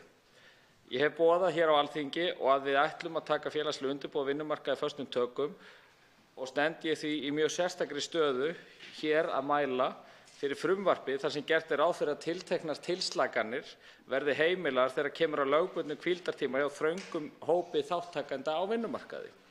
Við vinnslu frumvarpsins var óskað sérstaklega eftir umsögn frá samtökum aðila vinnumarkaðarins sem og frá Vinnueftirliti ríkisins sem fer með framkvæmd vinnuverndarlaga. Það er skemmst frá því að segja að Vinnueftirlit ríkisins, ASÍ, BHM, BSRB leggjast í raun gegn því að þetta frumvarp verði að lögum þar sem ekki séu til staðar veigamikil rök fyrir því að víkja með þessum hætti frá réttindum. Í umsögn Sambands sveitarfélaga kemur hins vegar fram að sambandið styðji efni frumvarpsins. Vekur sambandið jafnframt athygli á því að verði ekki gert ráð fyrir sveigjanleika hvað varðar vinnutíma umræddra starfsmanna geti það aukið líkur á að notendastýrð persónuleg aðstoð verði að einhverju leyti að svartri atvinnustarfsemi þar sem framkvæmdin fari á svig við efni þeirra skriflegu samninga sem gerðir eru. Eftir að hafa farið vel yfir þessi ólíku sjónarmið sem hafa komið fram við vinnslu frumvarpsins þá hef ég vissan skilning á afstöðu þessara aðila og ekki síst verkalýðshreyfingarinnar. Ég tel hins vegar óhjákvæmilegt annað en að framlengja að svo stöddu heimildina til að semja rýmri vinnutíma í þessum tilteknu tilvikum svo unnt sé að veita áfram umrædda þjónustu á grundvelli laga um þjónustu við fatlað fólk með langvarandi stuðningsþarfir eins og verið hefur meðan á tilraunaverkefninu hefur staðið. Að mínu mati er mikilvægt að þessi tími verði nýttur til að greina þjónustuna og finna leiðir til að skipuleggja hana þannig að hún rúmist innan laga og reglna. Þess vegna tel ég þann kost í stöðunni að leggja til að enn sinn verði miðað við heimild til frávika í ákvæði til bráðabirgða í stað þess að leggja til efnisbreytingar á þeim ákvæðum laganna sem ræðir. Þannig að að ræða framlengingu á bráðabirgðaheimildum. Þá hef ég þegar óskað eftir tilnefningu frá samtökum aðila vinnumarkaðar, Vinnueftirlitinu, Þroskahjálp og Öryrkjabandalagi Íslands fulltrúa í nefnd sem ég hef ákveðið að skipa í þessu sambandi. Hún mun hafa það hlutverk að fylgjast með hvort réttindi þeirra starfsmanna sem starfa munu við framkvæmd þjónustu á grundvelli laga um þjónustu við fatlað fólk með langvarandi stuðningsþarfir séu virt, svo sem hvað varðar vinnutíma, veikindaleyfi, orlof og vinnuaðstæður. Ég mun enn fremur óska eftir því að þessi nefnd komi með tillögur breytingar á skipulagi þjónustunnar þannig að hún rúmist innan ramma vinnuverndarlaganna og eftir atvikum á lögum eða reglugerðum gerist þess þörf, að því varðar réttindi og starfsumhverfi þeirra starfsmanna sem hér ræðir. Og til að bæta aðeins við þá hefur okkur Íslendingum oft gefist vel að horfa til nágrannalandanna, Norðurlanda, þegar við erum að horfa til löggjafar, meðal annars á þessu sviði eins og öðrum. og það virðist vera mjög erfitt að fá upplýsingar það með hvaða hætti þetta leyst í Noregi, Svíþjóð og Finnlandi, og það virðist vera með þeim hætti í þessum löndum að þar horfi menn fingur sér og þar séu vinnuverndarlög einnig brotin, þannig að við þurfum að finna upp hjólið í þessu Íslendingar, og það það sem verður að gerast á næstu árum. Við megum alls ekki feta þá braut að fólk sem starfar á grundvelli laga þjónustu við fatlað fólk með langvarandi stuðningsþarfir starfi við lakari aðbúnað en aðrir þátttakendur á vinnumarkaði. Ég tel afar mikilvægt að Alþingi taki höndum saman til að koma í veg fyrir að svo verði og hef því ákveðið að leggja fram þetta frumvarp þrátt fyrir andstöðu meðal annars verkalýðshreyfingarinnar. Með því vonast ég til að við getum í sameiningu fundið lausn til framtíðar litið þar sem gætt verði bæði sjónarmiða þeirra sem nýta sér umrædda þjónustu sem og þeirra sem veita þjónustuna. Aukinn réttur eins má ekki og á ekki til frambúðar að rýra rétt annars. Að lokum legg ég til að frumvarpinu verði vísað til hv. velferðarnefndar að lokinni þessari umræðu. Veitir andsvar hv. 11. þingmaður Suðvesturkjördæmis, Ólafur Þór Gunnarsson.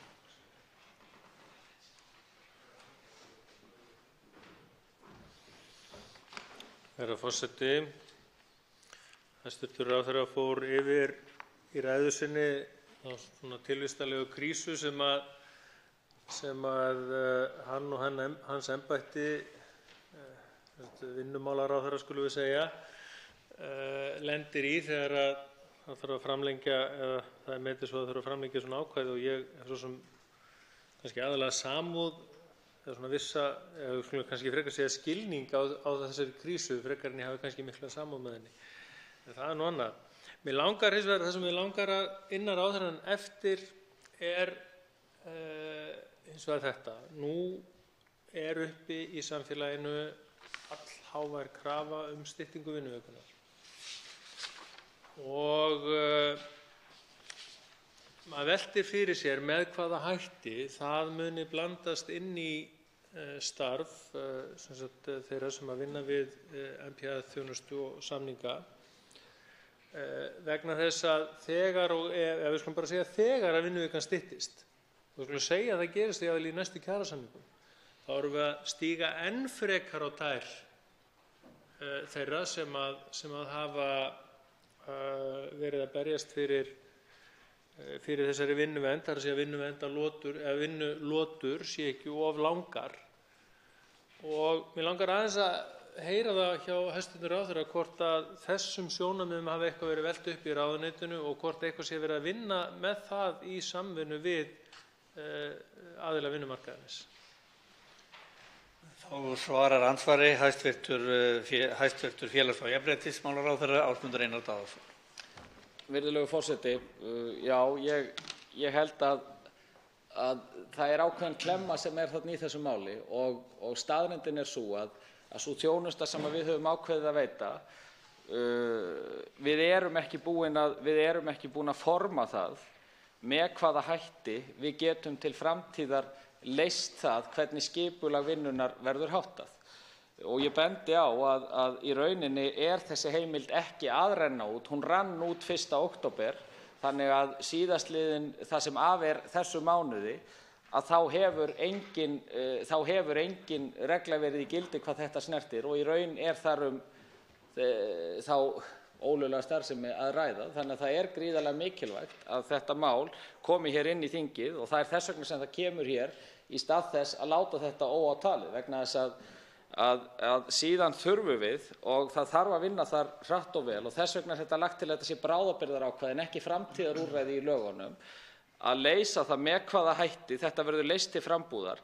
Þetta mjög sérstakt starf að sinna notendastýrðri persónulegri aðstoð. Þetta ekki hægt að líkja þessu við neitt annað starf á vinnumarkaði, og við þurfum að horfa til þess hvernig við getum búið þá starfsmenn sem að sinna þessari vinnu, og þar verðum við að sjálfsögðu að horfa til þess líka varðandi þær áherslur sem núna varðandi styttingu vinnuviku og aðra þá þætti sem til umræðu í tengslum við kjarasamninga. Og ég vænti þess að, eins og ég sagði í minni ræðu og legg áherslu á það, sú nefnd þeirra aðila sem á að taka við boltanum núna og bæði hafa eftirlit með þessum þáttum, að hennar hlutverk sé jafnframt að leita leiða til þess hvernig hægt að skipuleggja vinnuumgjörð þeirra einstaklinga sem að starfa við þetta þannig að hún rúmist innan laga og reglna. Og þá leitum við styttingu vinnuvikunnar eins og aðra þætti. Þá veitir andsvars öðru og síðara sinni hv. 11. þingmaður Suðvesturkjördæmis, Ólafur Þór Gunnarsson. Herra forseti, ég þakka hæstv. Ráðherra svarið. Já, það sannarlega, þetta ákveðin klemma sem erum þarna í, og ráðherra kom inn á að ákvæðið væri sannarlega til bráðabirgða, gilti til ársloka 2020. Nú skulum við gera ráð fyrir að verði samið styttingu á vinnuvikunni, þá væri það nú vonandi fyrir þann tíma. En þá komum við að hinu að núna það þannig að sólarhringsrúlla í umönnunarþjónustu kostar á ársgrundvelli 5,2 störf, ef ég man rétt, það eitthvað þar bil. Og við styttingu vinnuvikunnar þá förum við upp í nærri því 7 störf ef við förum eftir ítrustu vangaveltum styttingu vinnuvikunnar. Og einhvern veginn þurfum við sem samfélag að mæta þessu, en einmitt í þessari þjónustu sem þarna að ræða, þá það oft á tíðum þannig að við erum háð viðverunni. Við erum háð því að það sé einhver á staðnum og það getur aldrei verið minni en einn. Og þá langar mig í seinni andsvarinu þá inna hæstv. Ráðherra eftir því hvort að ráðuneytið hafi eitthvað velt því fyrir sér að það geti þurft að taka upp samninginn við sveitarfélögin prósentuna. Það að segja 25-75 skiptinguna, þegar og ef við förum yfir í það að þurfa jafnvel fleiri starfsmenn til þess að sinna á grundvelli styttingar vinnuvikunnar. Þá svarar andsvari síðara sinni hæstv. Félags- og jafnréttismálaráðherra Ásmundur Einar Daðason.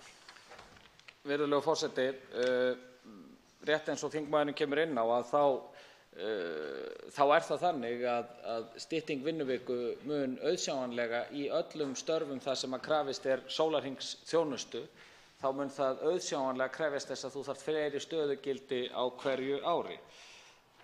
Og það gefur þá auðvitað augaleið líka að það kostar meiri fjármuni.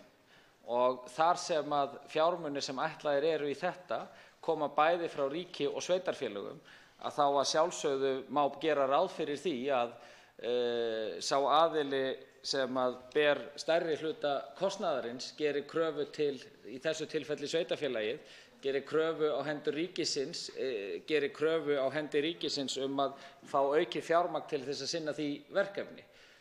Það hefur hins vegar ekki komið til tals, en ég vænti þess að þegar að menn fara að setjast yfir það, með hvaða hætti löggjöfin á að vera til frambúðar og skipulagið hvað þennan þátt snertir, að þá vænti ég þess nú að þau sjónarmið sem að snúa að fjármagni og kostnaðarskiptingu muni koma upp af hálfu sveitarfélaganna, en það hefur ekki verið tekin inn afstaða til þess vegna þess að það einfaldlega ekki komið inn á borð velferðarráðuneytisins enn sem komið er. Andsvörum lokið og til máls tekur hv. 8. þingmaður Norðausturkjördæmis Anna Kolbrún Árnadóttir.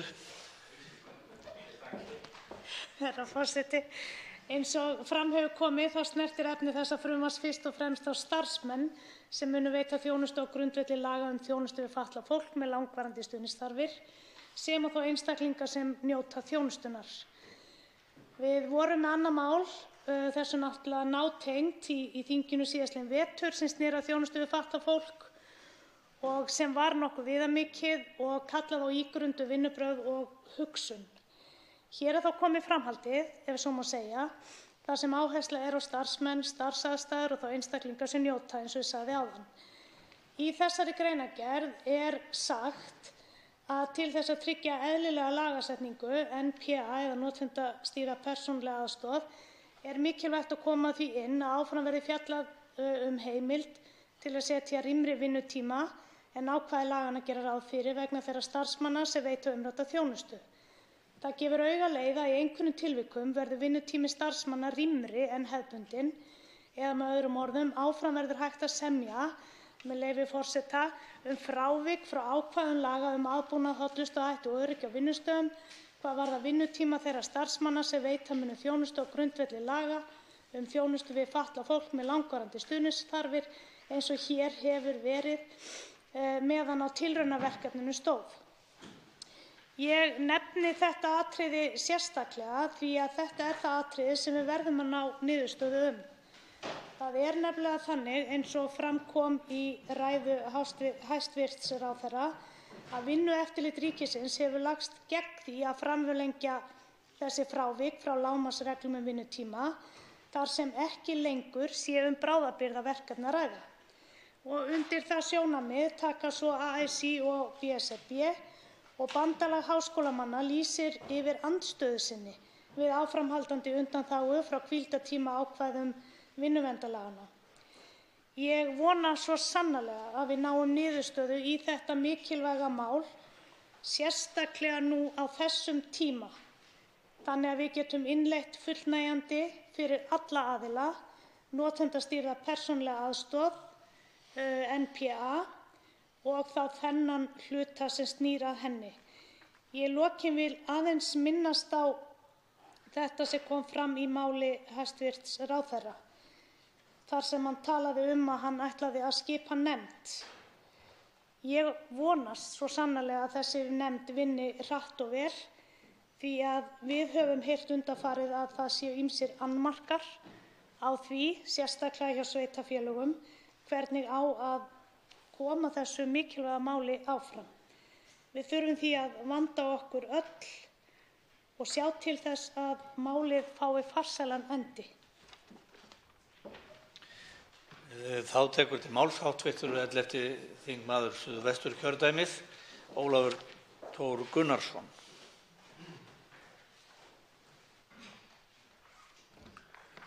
Herra forseti, við ræðum hér frumvarp til laga um breytingu á lögum aðbúnað, hollustuhætti og öryggi á vinnustöðum. Það er að segja þann þátt sem snýr sérstaklega að svokallaðri NPA-þjónustu.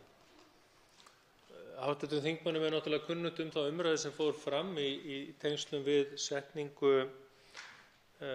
laganna hér síðastliðið vor, það er að segja laganna stuðning við fólk með langvarandi stuðningsþarfir, og þá umræðu þeim og þingmönnum hv. velferðarnefndar er vafalítið kunnugt þá umræðu sem fór þar inni hvernig ætti að taka á þessum þætti. Sjónarmið verkalýðshreyfingarinnar í þessu máli hafa legið fyrir. Þau lýstu því strax við gerð frumvarpsins að þau hefðu áhyggjur af þessum þætti og skyldi engan undra.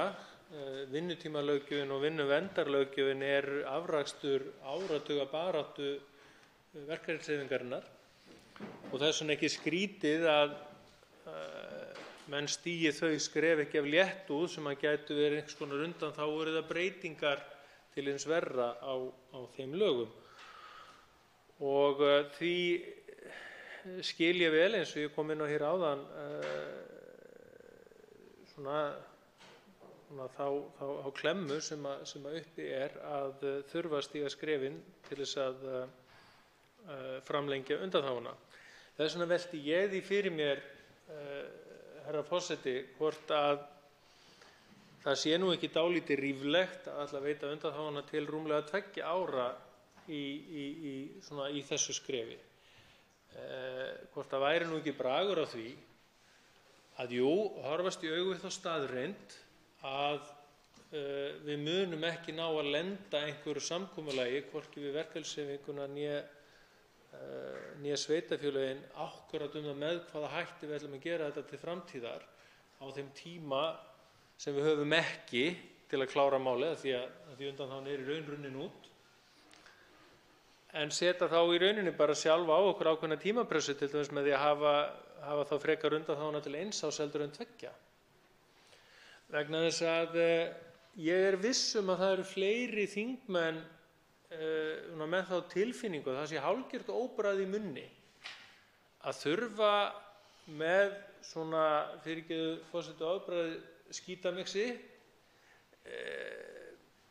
að svona gera mögulegt að halda áfram þessum NPA-samningum mörgum hverjum. Það er náttúrulega ekki nógu gott. Við erum, held ég, sammála það, hv. þingmenn, að NPA hafi verið gríðarlega mikil réttarbót fyrir fólk með fötlun, og ég allavega trúi því að við höfum ekki áhuga á að stíga einhver skref til baka þar. En á sama hátt þá höfum við heldur ekki áhuga á að stíga skref til baka í vinnuverndarlöggjöfinni. Alveg klárlega ekki. Og núna í því andrúmslofti sem við erum í, það er að segja fyrirliggjandi að það verði gerðir kjarasamningar á vinnumarkaði, kröfugerð verkalýðsfélaganna er komin fram, þá er kannski ekki sérlega gott að hefja þá vegferð á einhverju svona 2 ára undanþágu eða rúmlega það áður en að farið er. Og ég minni á samhengi við styttingu vinnuvikunnar sem ég nefndi hérna áðan. Það er eitthvað sem þarf líka að skoða. Það er ekki einfalt mál. Nú hæstv. Ráðherra kom inn á að sem rétt er að í störfum sem að beinlínis krefjast einhverjar viðveru, þá muni það hafa kostnaðarauka í för með sér að stytta vinnuvikuna. Það er líklega rétt hjá hæstv. Ráðherra í mjög mörgum tilfellum, en það er aftur líka samtal sem að getur átt sér stað við verkalýðshreyfinguna. Við höfum verið föst í 8 tíma vinnulotum, eða nokkuð föst í 8 tíma vinnulotum, þar sem við erum með þetta sem við köllum rúllandi vaktir. Á undanförnum árum þá hafa fleiri og fleiri stofnanir þreifað fyrir sér með vinnulotur sem eru frá 4 og upp í 6 tíma, eða á milli 4 og 8 tíma, margar hverjar með ágætis árangri. Og kannski er það eitthvað sem að þarf að ræða í þessu samhengi, og þarf kannski að ræða í samhenginu við styttingu vinnuvikunar og hvort að starfsfólkið, hvort það sé heppilegasta formið að vera með einhvern margfeldi af 40 eða einhvern margfeldi af 36 sem eru vinnuloturnar. En ég segi fyrir mig, ég mun hlusta á röksemdir verkalýðshreyfingarinnar þegar að ég geri væntanlega ráð fyrir að hv. velferðarnefnd muni koma með kalla verkalýðshreyfinguna fyrir nefndina og líka náttúrulega aðra aðila vinnumarkaðarins, að maður ekki tali samtök fatlaðs fólks sjálf.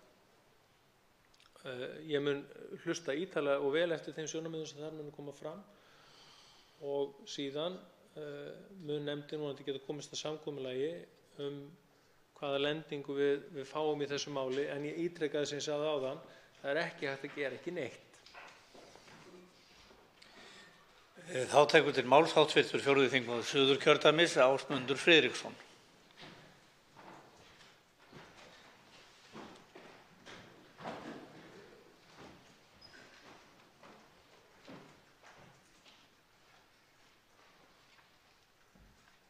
Virðulegi forseti. Við ræðum frumvarp til laga um breytingar á lögum matvæla- og hollustuhætti og öryggi á vinnustöðum, eins og hér hefur komið fram. Þetta mál hefur nú verið inn í velferðarnefnd í nokkurn tíma og við höfum rætt þetta nokkuð oft. Þetta er auðvitað afar sérstakt mál og ég tek bara undir það sem hér hefur komið fram, bæði á hæstv. Ráðherra og eins hjá síðasta ræðumanni, hæstv. að það er auðvitað ekki auðveld spor að vera að ganga inn í vinnulöggjöfina og vinnuverndina eins og eins og þetta gerir sannarlega eftir áralanga baráttu verkalýðshreyfingarinnar fyrir mannsæmandi vinnutíma. Það hefur komið fram í nefndinni á fyrri stigum þessa mál sem ég man eftir, ég var nú að rifja það bara svona upp í huganum, að það kom fyrir starfsmaður sem sinnti svona störfum, komu 2 að minnsta kosti, og þeir gátu til við það að þessi sérstaki vinnutími, sem er auðvitað svolítið öðruvísi heldur en margur annar, er mikið stundaður af námsmönnum og fólki sem er við nám, að þetta eru auðvitað mikið sofandi vaktir, eins og kallað er. Fólk er auðvitað til staðar allan sólarhringinn og mikil viðvera. Það er ekkert hægt að fara í burtu, þau voru að gæta að einstaklingi sem býr við slíka fötlun. Þannig að það kom einnig fram í þessu á fundi í velferðarnefnd að einn einstaklingur sem sinnti þessu starfi, hann sagðist að honum finnist það best að fá að vera svona 2 sólarhringa í einu að störfum. Vera svona með samfellu í heimilisaldi og viðveru með viðkomandi aðila og hann sagðist að hafa fundið svona sinntakt bestan í því. Þannig er þetta auðvitað misjafnt hvernig þetta er. Við erum að tala hérna mjög sérstaka vinnu. Hún er öðruvísi en allt annað. Og þegar við erum að tala að stytta vinnuvikuna í ykkur 35 klukkustundir og út úr því komi aukin framleiðni, að þá á það auðvitað ekki við vinnu eins og þetta. Af því hún snýst auðvitað fyrst og fremst langa viðveru og að gæta heilsu og heill þess sem unnið er með. Og það er auðvitað þess vegna sem að mér finnst að verkalýðshreyfingin, sem hefur nú sett sig upp á móti þessu og ég skil það afar vel. Ég skil það mjög vel þau sjónarmið, eins og fyrrverandi ræðumaður kom rækilega inn á áðan.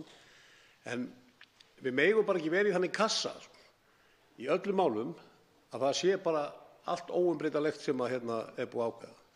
Samfélagið er að breytast og fyrir áratugum þegar var verið að semja vinnulöggina þá var bara svona þjónusta kannski ekki til.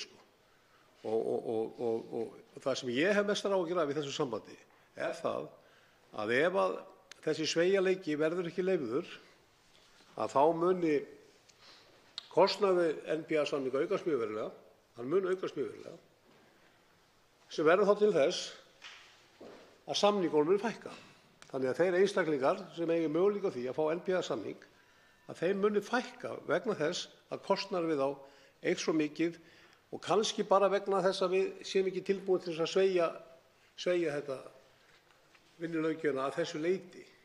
Ég held að hún sé okkur öllum mikilvæg og við viljum standa vörð hana, öll sem hér erum inni og stöndum heilshugar með verkalýðshreyfingunni því, en við bara megum ekki fara inn í svona kassa og loka okkur þar og geta ekki hreyft okkur út.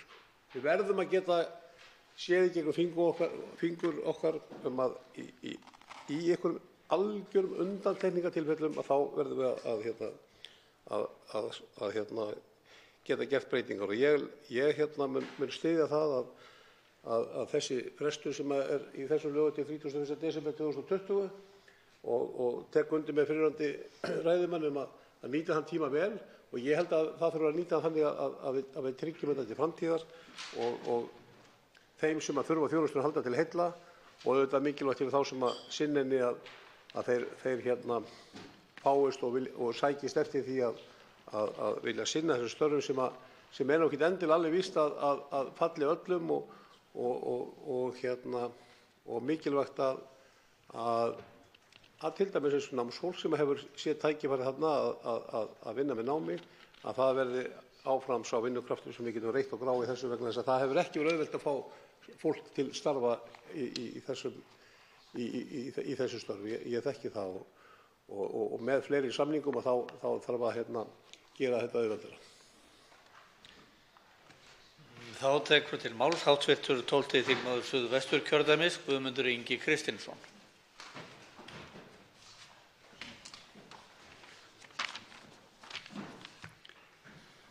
Virðulegur forseti. Við erum að tala frumvarp breytingu á lögum aðbúnað og hollustuhætti á vinnustöðum og það í sambandi við NBA og þetta mál mjög vandmeðfarið vegna þess að þetta eiginlega vinnustaður sem eiginlega ekki hægt að lýsa. Það getur verið svo mismunandi. Það getur verið svo ótrúlega aðstæður sem komu upp í þessu samhengi og þess vegna verðum við að sjá til þess að hlutirnir séu í lagi. Það sem ég óttast mest líka að við gleymum í þessu samhengi var eins og það sem ég var að ræða við samgönguráðherra í morgun í sambandi við aðgengi að hópferðabílum og öðru. Þetta málið þetta sem skiptir líka máli fyrir vinnuaðstöðu umræddra einstaklinga sem meðan hlutirnir eru í algjöru lamasessi, meðan við erum ekki að sjá til þess að bara mannréttindi séu virt gagnvart fötluðu fólki og við ætlumst til þess að þeir sem verst eru staddir í þessu máli fái aðstoðarmenn og þá hljótum við að gera kröfu það að aðbúnaður og möguleika aðstoðarmanna sé þannig að þeir þurfi ekki að hvorki að leggja á sig gífurlega vinnu umfram það sem hægt að krefjast til þeirra eða þá að þeir geti ekki sinnt sinni vinnu vegna þess að hið opinbera sér ekki til þess að það sé farið að lög og það nýjasta sem ég heyrði að nýjustu rútur og hópferðabílar ekki búnir þeim aðbúnaði sem á að vera samkvæmt lögum. Og það virðist alltaf vera eins og ég segi, það á að vera bara undir fötluðum og hreyfihömluðum einstaklingi að sjá til þess að svo verði með kærum, en ekki að þeir sem eiga að sjá til þess eins og Umferðarstofa og aðrir að byrjarnar séu útbúnar svona. Ég tek undir með hv. þingmanni Ásmundi Friðrikssyni áðan að þetta vinnustaður sem eiginlega, maður veit ekki hvernig hann á að skilgreina en síðan kom ráðherra inn á þessi mál áðan og ég verð bara að segja það fór svona léttur kuldahrollur niður hryggina með þegar nefndin nefnd. Vegna þess að öryrkjar og aðrir þegar nefndir eru nefndar þá kemur upp í hugann málshátturinn engar efndir, bara nefndir. Og það verður bara að segjast eins og að svæfa, maður hefur alltaf tilfinningunni að eitthvað sett í nefnd þá að svæfa það þá eitthvað neina að komast fram hjá hlutunum og ekki að taka tillit til þeirra sem þurfa á þessu að halda. Og ég segi að þarna í þessu tilfelli verðum við að vanda okkur. Við verðum að skoða þetta algjörlega þegar þetta fer fyrir nefndina og ég ætla bara að vona heitt og innilega að við getum gengið frá þessu þannig að allir verði sáttir frá borði og sérstaklega þeir sem þurfa að nota þetta og líka aðstofafólki vegna þess að það verður líka að vera ánægt. Ég sé fram á að það getur orðið svolítið erfitt að fá fólk í þetta ef að vinnuumhverfið þannig að það sé endalausar hindranir í vegi fyrir fólki til þess að vinna þetta og þá eins og ég segi mjög litlar líkur að þetta virki eins og við ætlumst til. Þá tekur til máls hv. 11. þingmaður Reykjavíkurkjördæmis norður, Halldóra Mogensen. Forseti, já, hér erum við að ræða frumvarp sem eins og búið að nefna hérna, þá þetta dálítið erfið staða en við erum að víkja, það verið að víkja frá réttindum starfsmanna hérna, sem mjög vont en áhrifin á notendur NPA mögulega enn verri út af því að þeir voru í verri stöðu til þess að byrja með. Þannig að þetta ég eiginlega svona tek dálítið undir með hv. þingmanni Ólafi Þór Gunnarssyni að það þyrfti að flýta þessu. Og ég velti fyrir mér og þetta eitthvað sem við munum þá líklega skoða í velferðarnefnd hvort að þetta eigi að vera í 1 ár frekar heldur en 2 bara til þess að flýta fyrir. Og á sama tíma, þetta vond staða sem við viljum ekki að séu uppi og á sama tíma að þá velti ég fyrir mér, nú NPA búin að vera svona tilraunastarfsemi í gangi síðan ég man ekki frá 2012, 2013 allavega en það búið að vera í nokkur ár Af hverju er ekki búið að finna lausn á þessu fyrr? Þú veist, ég skil ekki alveg af hverju alltaf verið að grípa til aðgerða bara alveg svona á seinustu stundu í staðinn fyrir við erum búin að hafa alveg rúman tíma til þess að velta, við ættum að hafa séð fyrir að þetta yrði vandamál og við ættum að vera búin að finna lausn á þessu. En það sem ekki er búið að gera það, að þá þarf að flýta þessu og bara við verðum að gera það. Þannig að en eins og ég segi, við höfum eftir að fá gesti og við höfum eftir að skoða þetta vel í nefndinni og mögulega gæti svo niðurstaða verið að það þarf bara að flýta þessu mun meira heldur en 2 ár. Þá tekur til máls hv. 4. þingmaður Suðvesturkjördæmis, Guðmundur Andri Thorsson.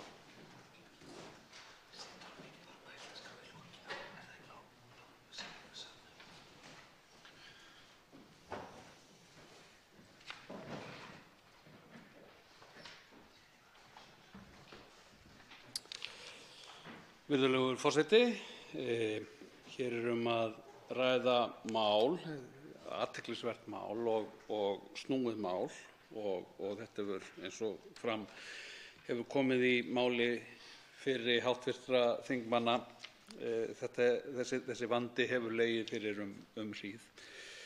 Hér togast á annars vegar þarfir notenda þjónustuna og hins vegar réttindi starfsfólks og verkefnið þá að samhæfa þetta tvennt þannig að hvort tveggja sé haft í heiðri og það mjög mikilvægt að hvort tveggja sé haft í huga. Það mikilvægt að hafa í huga að hér að ræða starfsumhverfi og starf sem að svona hefðbundnir verkferlar ná kannski ekki alveg yfir að öllu leyti og þetta er starf sem er ólíkt öðrum störfum. Vinnustaðurinn þetta er ekki svona afmarkaður tiltekinn vinnustaður eins og við kannski flest eigum að venjast, heldur vinnustaðurinn fylgir þeim sem að þjónustuna nýtur og vinnustaðurinn er þar af leiðandi út allt.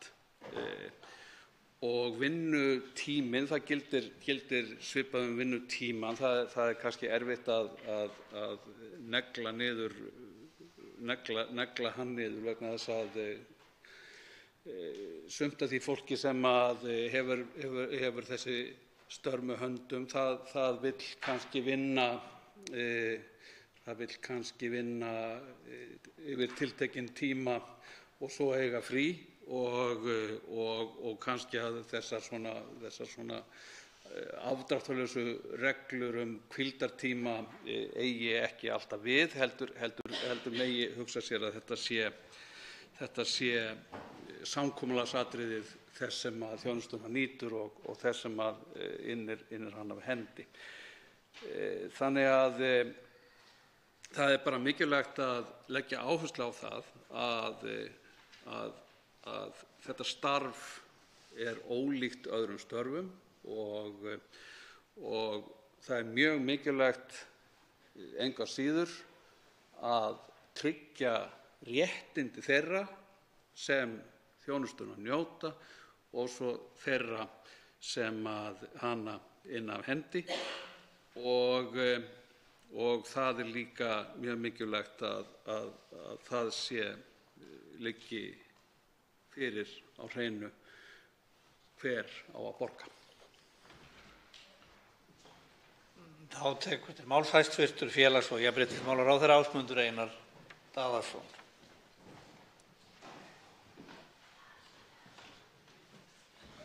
Virðulegur forseti, ég vildi nú bara koma hér upp svona eftir þessa umræðu til þess að fara yfir svona þau atriði sem komið var inn á hér í umræðunni og kannski að byrja bara á því að mér finnst þessi umræða mjög góð og hún þörf og hún brýn. Það hefur hjá öllum ræðumönnum komið fram í rauninni svona sannleikskorn og hvernig þessum málum háttað.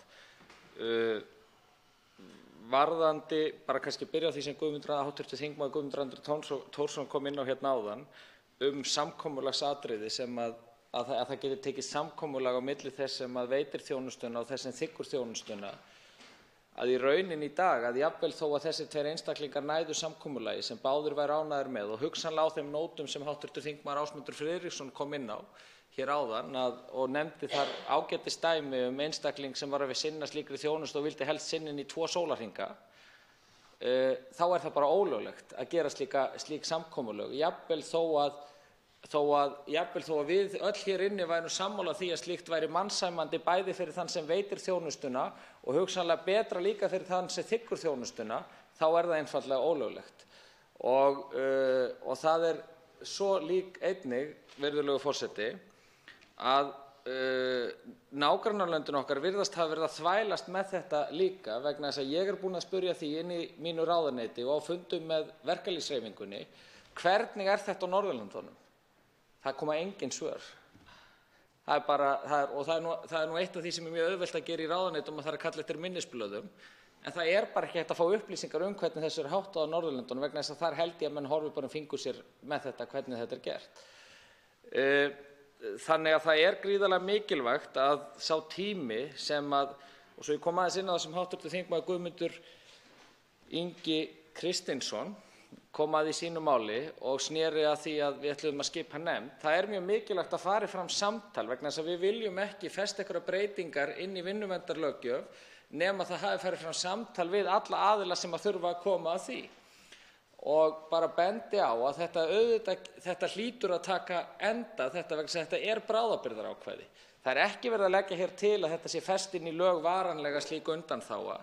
Þannig að það getur aldrei komið annað til heldur en að það komi lending í þetta. Og af því að hér var verið að tala í hversu langan tíma þetta ætti að vera, að upphaflega þegar verið var að vinna þetta mál inn í ráðuneytinu, bara svo upplýsi það, þá voru hugmyndir að hafa þetta í 3 ár þennan tíma. Mér fannst það of langur tími og þess vegna lagði ég til styttingu á því niður í 2 ár, en það bara velferðarnefndar að skoða málið núna í framhaldinu og svo niðurstaða sem þar kemur út úr nefndinni, sá sem hér stendur mun bara una henni og reyna að þrýsta á að það verði unnið að þessu máli á þeim hraða sem þar verður niðurstaðan. En hins vegar vil ég bara ítreka það að ég mjög ánægður með, mér fannst mjög mikilvægt að koma með þetta mál hérna og óska eftir þessari framlengingu á þessu, vegna þess að það á að vera þannig að við eigum að bera virðingu fyrir vinnuverndarlöggjöfinni og við eigum ekki að vera að víkja frá henni og við eigum heldur ekki að vera að horfa fingur okkar með einhver atriði þegar að svo þess vegna eigum við að festa það, jafnvel þó að þessi í skamman tíma og framlengja þá heimild sem til staðar. Og ég mjög ánægður með að bæði verkalýðshreyfingin og vinnueftirlit ríkisins skyldu gera athugasemdir við þetta, vegna þess að það væri mjög óeðlilegt ef við hefðum ekki gert það. Vegna þess að vinnueftirlit ríkisins ber að gera athugasemdir við þetta og ég tek bara undir með, held ég, svona sem hafi verið rauður þráðurinn hjá öllum sem hafa tekið til máls hérna, að þetta sé vandmeðfarið mál. Það engin vinnustaður sem hægt að líkja við það að veita notendastýrða persónulega aðstoð. Það engin vinnustaður sem þetta mjög sérstök vinna, vegna þess að vinnan lífið sjálft. Vinnan að sinna einstaklingnum í öllu sínu lífi, hvar sem Og ég segi, ef við erum að veita slíka þjónustu og það þarf að hafa vaktaskipti 4 til 5 sinnum á sólarhring við slíka þjónustu, þá það líka óþægilegt fyrir einstaklinginn sem að fá slíka þjónustu. Þannig að þetta vandmeðfarið mál og það gríðarlega mikilvægt að þetta samtal fari fram. Ég legg það í hendur velferðarnefndar að meta það hversu langan tíma þetta bráðabirgðaákvæði á að gilda, en ég undirstrika jafnframt hér að lokum að ég treysti nefndinni mjög vel til þess að fara vel yfir þetta og hvet hana til þess að kalla eftir því hvernig þessu háttað á Norðurlöndunum, líkt og ráðherra hefur gert. Og ég þakka fyrir umræðuna. Fleiri hafa ekki kvatt sér hljóðs og umræðu lokið. Frumvarpið gengur nú til 2. umræðu og velferðarnefndar ef enginn hreyfir andmælum og það samþykkt. Tekið fyrir 4. dagskrármálið, brottfall laga ríkisskuldabréf. Þetta stjórnarfrumvarp. Mál nr. 210 á þingskjali 222, 1. umræða. Til máls tekur hæstv. Fjármála- og efnahagsráðherra Bjarni Benediktsson. Virðulegi forseti. Ég mæli hér fyrir frumvarpi til laga um brottfall laga um ríkisskuldabréf nr. 51/1924.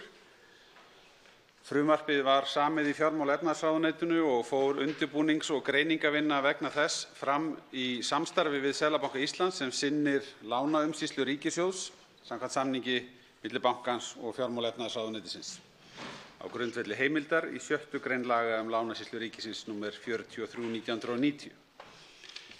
Með frumvarpinu er lagt til að lög um ríkisskuldabréf nr. 51/1924 falli úr gildi enda hafa nýrri lög um fjármögnun ríkissjóðs leyst þau af hólmi, samanber lög um innlenda lánsfjáröflun ríkissjóðs nr. 79/1983 og lög um lánasýslu ríkisins nr. 43/1990. Frumvarpið felur aðeins í sér eina efnislega breytingu frá gildandi rétti. Hún er sú að ákvæði 1. málsgreinar 3. greinar laga um ríkisskuldabréf að ríkisskuldabréf skuli ekki gefa út til lengri tíma en 25 ára fellur úr gildi. Verði frumvarpið að lögum mun kostum ríkissjóðs við skuldastýringu fjölga og svigrúm til áhættudreifingar aukast. Núverandi stefna í lánamálum gerir þó ekki ráð fyrir að slíkur möguleiki verði nýttur nema ef sýnt þætti að slík útgáfa hefði verulega hagkvæmni í för með sér fyrir ríkissjóð.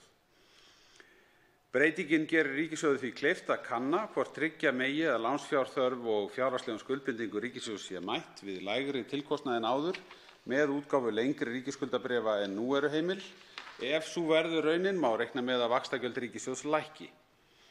Samfélagslegur ávinningur felst í því að mögulegt verði að tryggja hagkvæmari fjármögnun ríkissjóðs og lækka vaxtagjöld sjóðsins og búa þannig til svigrúm til lægri skatta eða aukinnar opinberrar þjónustu.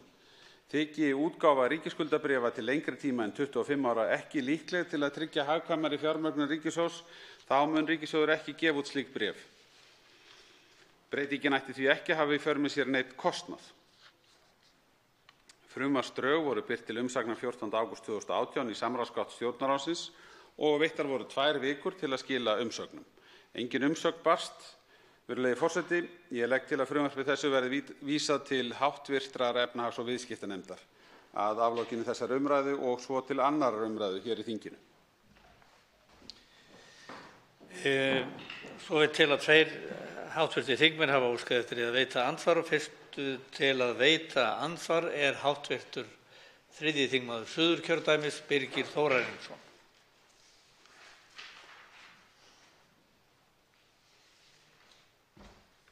Já, herra forseti, ég þakka hæstv. Fjármálaráðherra fyrir hans framsögu hér. Mér leikur forvitni á að vita, ef hann veit svarið, hvers vegna þessi takmörkun var sett á sínum tíma þarna á árunum 1923–24.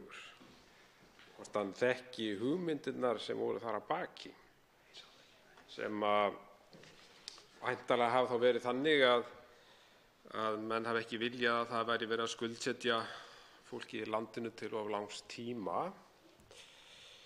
Og í öðru lagi verð ég að spyrja hæstv. Fjármálaráðherra ef þessi breyting og þetta frumvarp verður að lögum, þar að segja að fella 25 árin niður, er það þó þannig að sem sagt framkvæmdarvaldið er þá komið með heimild án takmarkana til þess að gefa til dæmis út 100 ára skuldabréf? Þá svarar andsvari hæstv. fjármála- og efnahagsráðherra Bjarni Benediktsson. Já, virðulegi forseti, það getur verið einmitt fróðlegt að velta því fyrir sér hvaða aðstæður voru uppi þarna fyrir tæpum 100 árum. Og ég þekki ekki nákvæmlega svarið en ég hygg, eða hvað ætli ég nú kannski frekar að segja, ætli ég leyfi mér ekki að geta mér til það að það kunni hafa verið uppi sjónarmið að það væri ábyrgðarhluti að taka á herðar ríkissjóðs lengri skuldbindingar en þessar binda menn þetta langan tíma. Þá kannski til þess að líta að markaðir fyrir skuldabréfaútgáfu eru í dag miklu dýpri og fjölbreyttari og þroskaðri og þróaðri og held ég að megi fullyrða að því verður ekki jafnað saman hvað markaðurinn getur boðið upp á miklu betri valkosti í dag eða fjölþættari og hvað markaðurinn miklu dýpri þannig að til dæmis þó ekki væri nema bara litið hér til innanlandsmarkaðs hverjir gætu verið viðtakendur, kaupendur af slíkum bréfum og svo framvegis.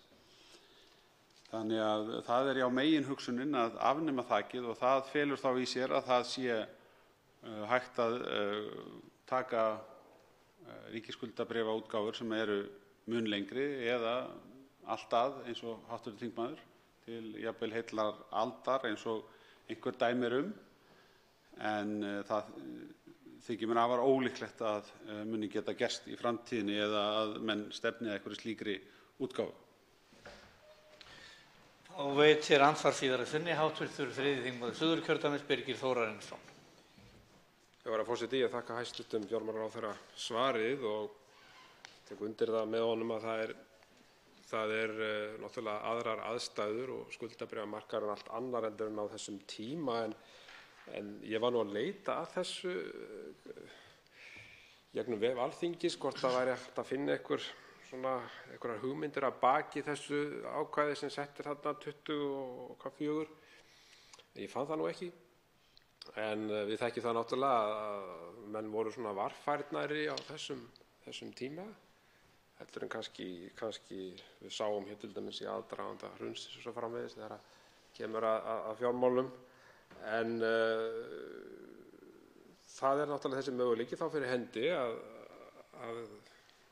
gefa út skuldabréf til allt að 100 ára og mér finnst nú svona að það sé nú svolítið svona djarft teflt í þeim efnum hvort það væri ekki skynsamara að hafa þetta þá, og ég kem kannski inn á það hér eftir í stuttri ræðu, að hafa rýmkað þessa heimild eitthvað, segjum kannski 30-35 ár. Ég held að komi fram þarna í greinargerð með frumvarpinu að ríki séu að gefa út skuldabréf til 30 ára og er þá kannski spurning að við myndum kannski vera einhvers staðar á þeim nótum heldur en að hafa þetta svona alveg opið. Ég svona hef ákveðnar efasemdir með það en ég þakka hæstv. ráðherra. Þá svarar andsvari síðara sinni hæstv. fjármála- og efnahagsráðherra Bjarni Benediktsson. Já, virðulegi forseti, ég vil bara leggja á það áherslu að með því að hér verið að fjölga valkostum að þá fyrst og fremst verið að horfa til þess að útiloka ekki kosti sem að í einhverjum tilvikum getur talist hagkvæmari. Þannig að ég tel það mikilvægt að það komi fram hér í umræðum þetta mál að við erum að opna fyrir þann möguleika að taka lengri lán enda teljist það vera hagkvæmari kostur fyrir ríkissjóð. Ekki til þess að taka óhagkvæmari lán til lengri tíma heldur til þess að allir valkostir til fjármögnunar séu þá upp á borðum og eins og ég vék að í framsögu minni að þá sjáum við ekki fyrir okkur að slíkur lengri lánstími verði nýttur nema þá að hann sé hagkvæmari. Sé hann óhagkvæmari þá verði ekki látið reyna á þessa breytingu eða þá opnun sem að hún felur í sér. Þá veitir andsvar hv. annar þingmaður Suðvesturkjördæmis Bryndís Haraldsdóttir. Virðulegur forseti, hæstv. ráðherra mælir hér fyrir lögum sem lúta að því að fella úr gildi önnur lög og ég ætla bara að leyfa mér að hafa það sem fyrstu viðbrögð mín að fagna ávallt slíku. Ég velti reyndar fyrir mér að það segir hérna í tilefni og nauðsyn lagasetningarinnar að fella þessi lög úr gildi vegna þess að það eru önnur lög sem hafa leyst þau á hólmi og þá vísað til laga um innlenda lánsfjáröflun ríkissjóðs sem eru númer 79 frá 1983 og lög um lánasýslu ríkisins númer 43 frá 1990. Nú eru þessi tvö lög ekkert mjög ný af nálinni og því í rauninni velti ég fyrir mér hvort það hefði verið ástæða til þess að fella þessi ágætu lög sem hér ræðir, númer 51 frá 1924, úr gildi bara fyrr en nú er. Og svo þætti mér líka vænt að heyra frá hæstv. Ráðherra hvort að hann hafi í hyggju að leggja fram fleiri svona frumvörp sem að lúta að ákveðnu svona tiltekti í lagarsafninu, ef svo mætti að orði komast. Þá svarar andsvari hæstv. Fjármála- og efnahagsráðherra Bjarni Benediktsson. Já, virðulegi forseti, jú, það getur vel gerst að ef við rekumst á úrelt lög eða lög sem að fela í sér efnisreglu sem að við viljum breyta, eins og á við hér, að til slíks geti komið. Ég ætla ekki að rekja ákveðin dæmi það, en það mun þá bara koma fram eftir því sem að á reynir. Og ég vil taka undir með hv. þingmanni að það gott þegar að okkur tekst að einfalda regluverkið eins og stundum hægt að gera með því að fella brott úrelt lög. Það sem að stendur eftir í efnisatriðum þessa máls bara þetta með hámarksútgáfutímann, en önnur atriði hafa í raun og veru tekið efnisbreytingum með nýrri lögum sem ég vék að. Þá andsvörum lokið og til máls tekur hv. 3. þingmaður Suðurkjördæmis, Birgir Þórarinsson.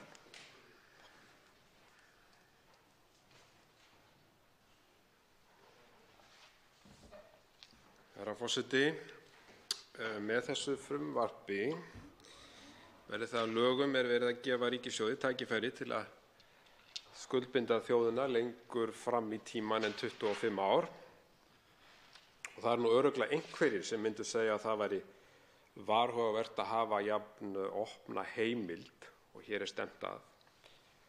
Og sá sem hér stendur í þeim hópi. Með þessu ríkið þá komið með heimild og eins og kom fram hér í svari hæstv.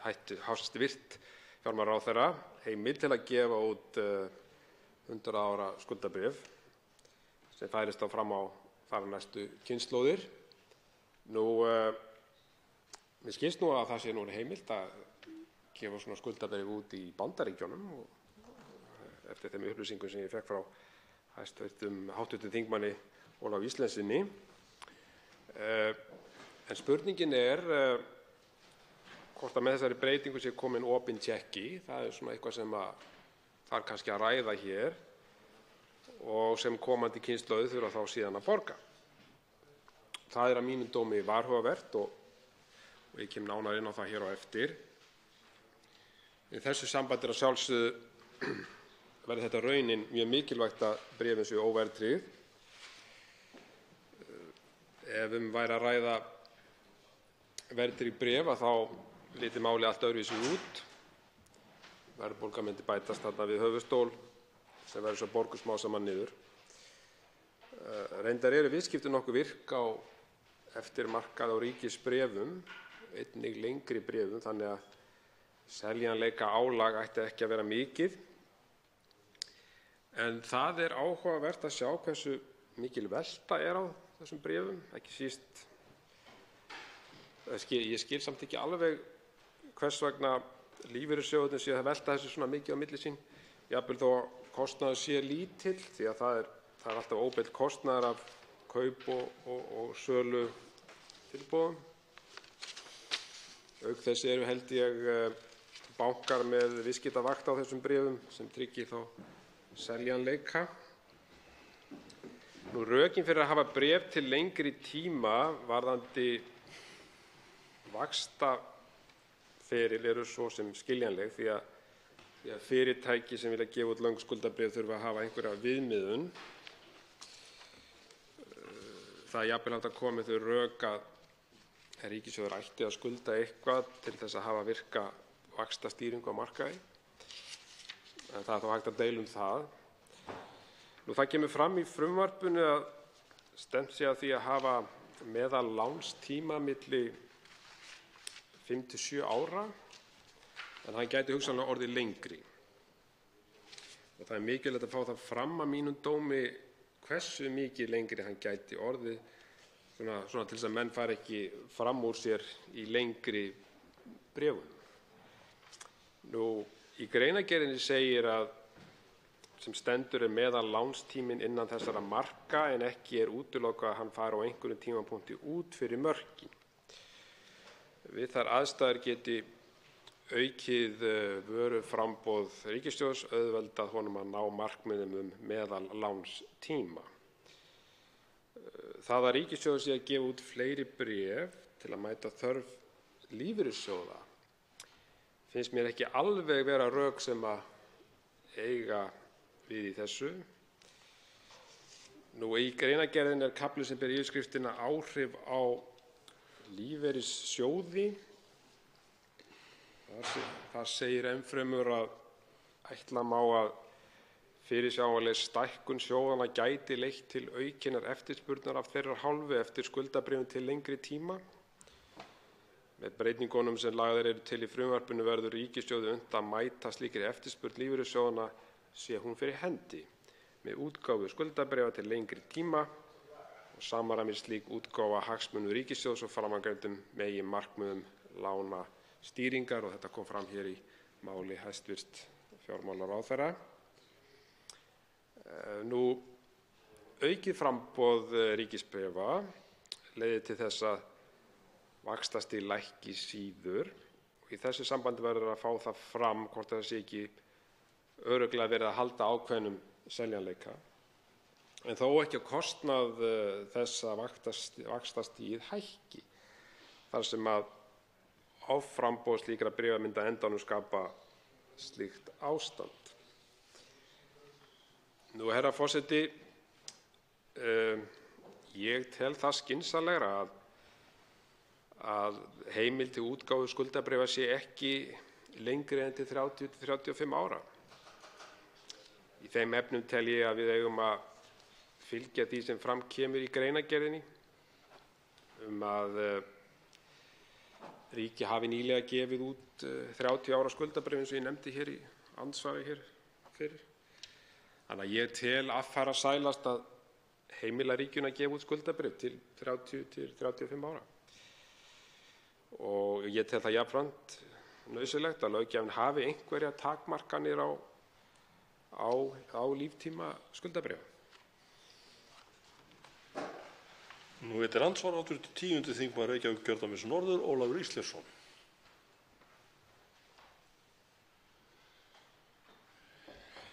Herra forseti, ég ætla að leyfa mér að lýsa mig almennt meðmæltan þessu frumvarpi með það fyrir augum að það auki sveigjanleika í lána- og áhættustýringu ríkissjóðs.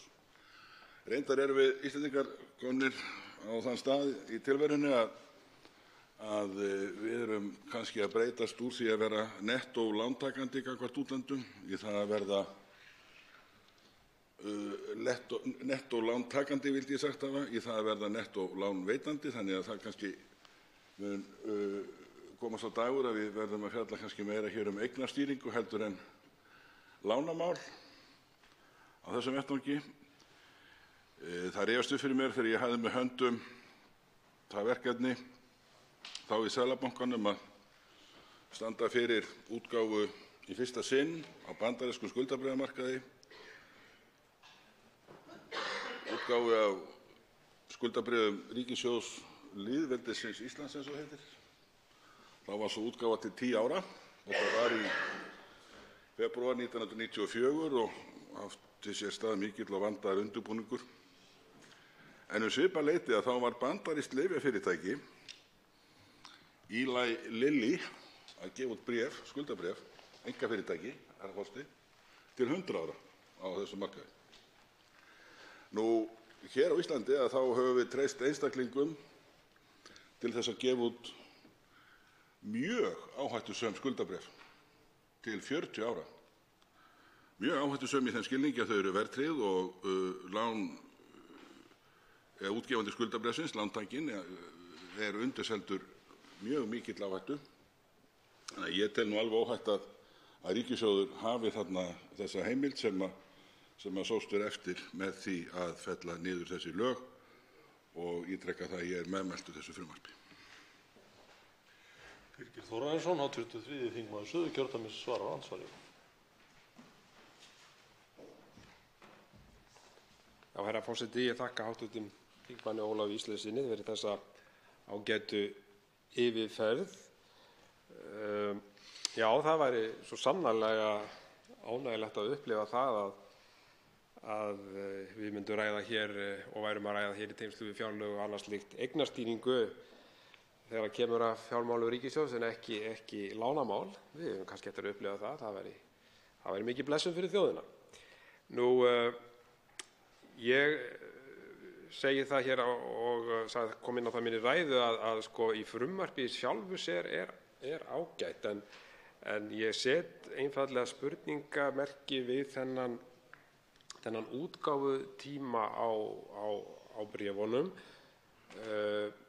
Ég tel það held ég alveg eðlilegt að lengja þennan tíma. Hann er mínum dómi og stuttur og sjálfsagt að bregðast við því. En þá komum við aftur að þess að ég nefndi áðan að á þetta að vera alveg opinn tékki. Ég er á þeirri skoðun að það sé ekki skynsamlegt að skuldbinda þannig þjóðina að geta stjórnvöld á hverju tíma geti þá skuldbundið þjóðina fram í tímann. Þess vegna hef ég talið, eins og ég sagði, affarasælast að þetta væri kannski á bilinu 30 til 35 og myndi kannski fylgja því svona sem er að gerast í kringum okkur en þó kannski ekki eins og í Bandaríkjunum þar sem hv. þingmaður nefndi réttilega 100 ár sem er nú ansi langur tími en kannski svolítið aðrar aðstæður þar, ég þekki það ekki nákvæmlega. En svona í mínum huga þá segi ég aftur að frumvarpið sem slíkt er ágætt en ég hefði viljað sjá að það væri þarna einhver takmörk sett á þennan tímabili væri fært upp eitthvað úr 25 árum kannski eins og ég sagði, kannski 35. Hv. 10. þingmaður Reykjavíkurkjördæmis norður, Ólafur Ísleifsson, veitir andsvar öðru sinni. Herra forseti, ég ætla ekki að lengja þessu umræðu. Ég vildi bara nefna það að það eru ekki oft sem að maður rekst á það að hér eru mál þar sem orðið skuldabréf kemur fyrir. Reyndar er það svo að við munum vera eina þjóðin á Norðurlöndum sem höfum ekki heildarlöggjöf skuldabréf.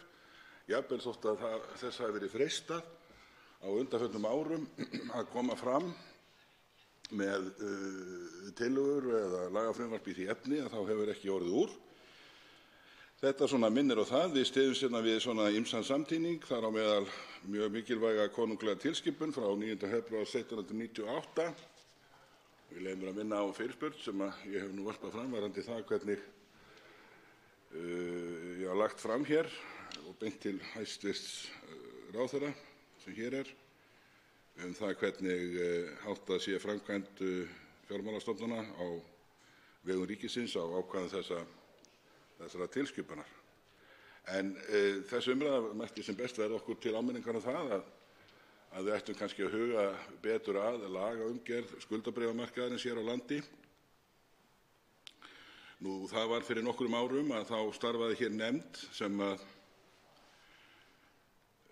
var falið það verkefni að undirbúa afnám verðtryggingar og skilaði tillögum þar sem megintillagan var sú að þegar að einstaklingar gefa út verðtryggð jafngreiðslubréf að þá væri lánstíminn á slíkum bréfum takmarkaður við 25 ár en hann hefur verið alltaf 40 ár.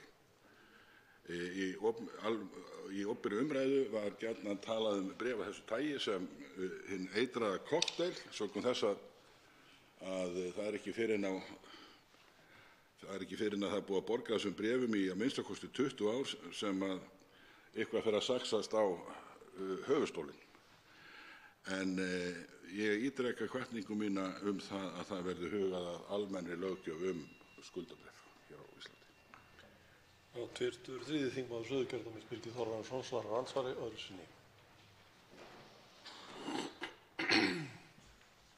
Já, herra forseti, ég þakka hv. þingmanni þetta innlegg. Sjálfur sér ekki ein fyrirspurn frá þingmanninum en ég vil þó taka undir það sem hann sagði hér varðandi heildarlöggjöf hvað varðar skuldabréf. Það er brýnt mál að mínu mati og ágætt að hv. þingmaður skyldi koma inn á það. En svona bara að lokum að þá vil ég svona hvetja ráðherra, hæstv. Fjármálaráðherra, til þess að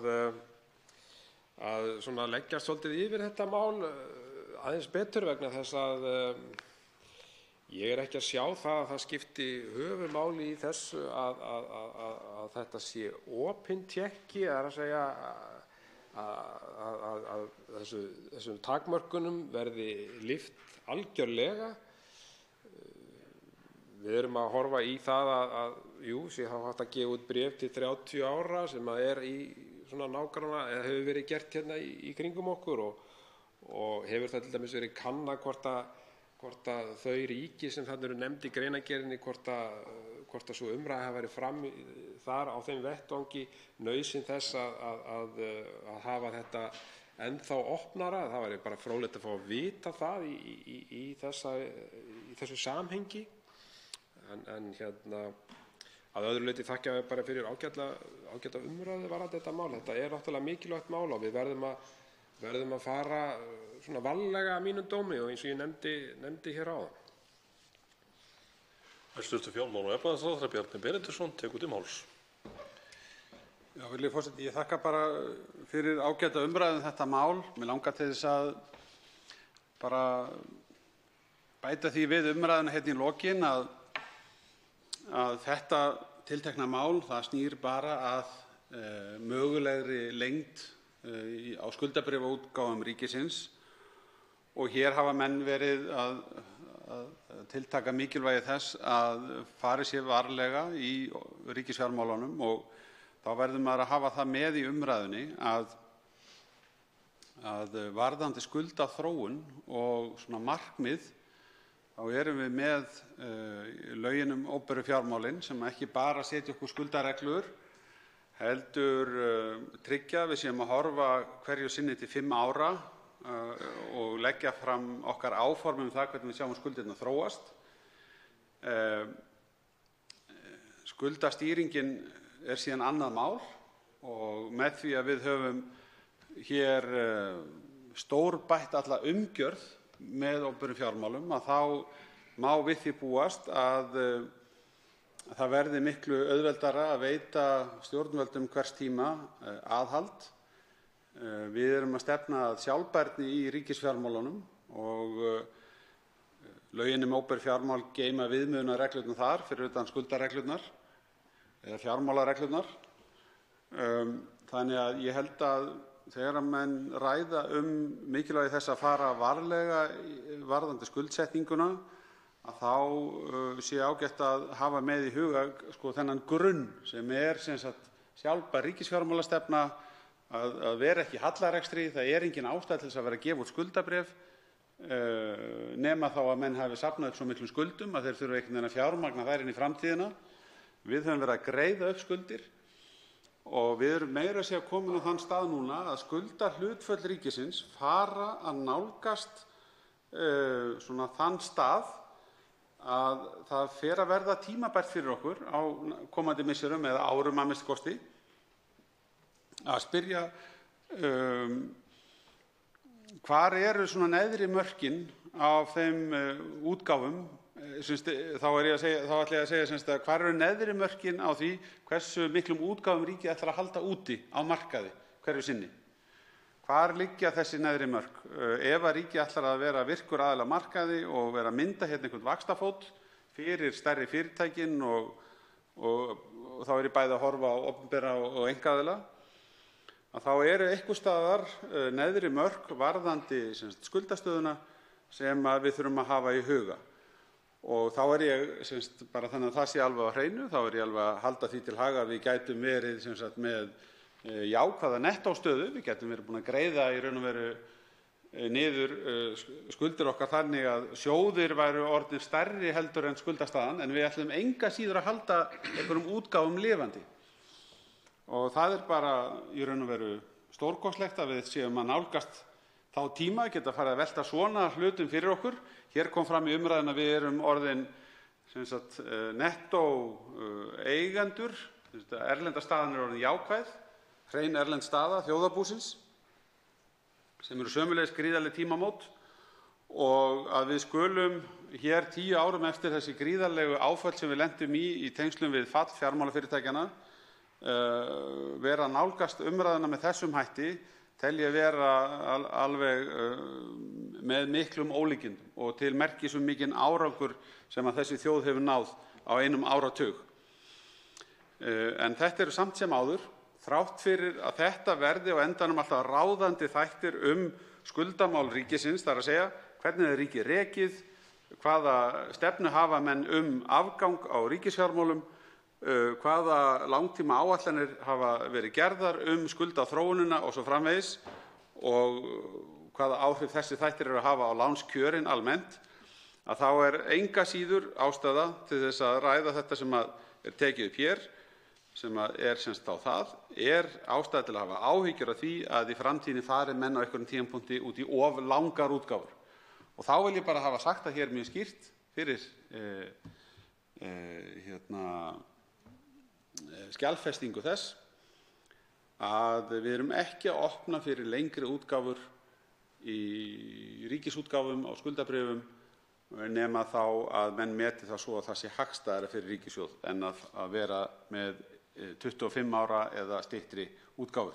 En ég þakka fyrir þessa ágætu umræðu og það er sjálfsagt að veita allar upplýsingar inn í nefnd frekar, til dæmis þetta samráðsferli sem ég rakti milli ráðuneytisins og Seðlabankans og kalla til þá sérfræðinga sem starfa á þessu sviði.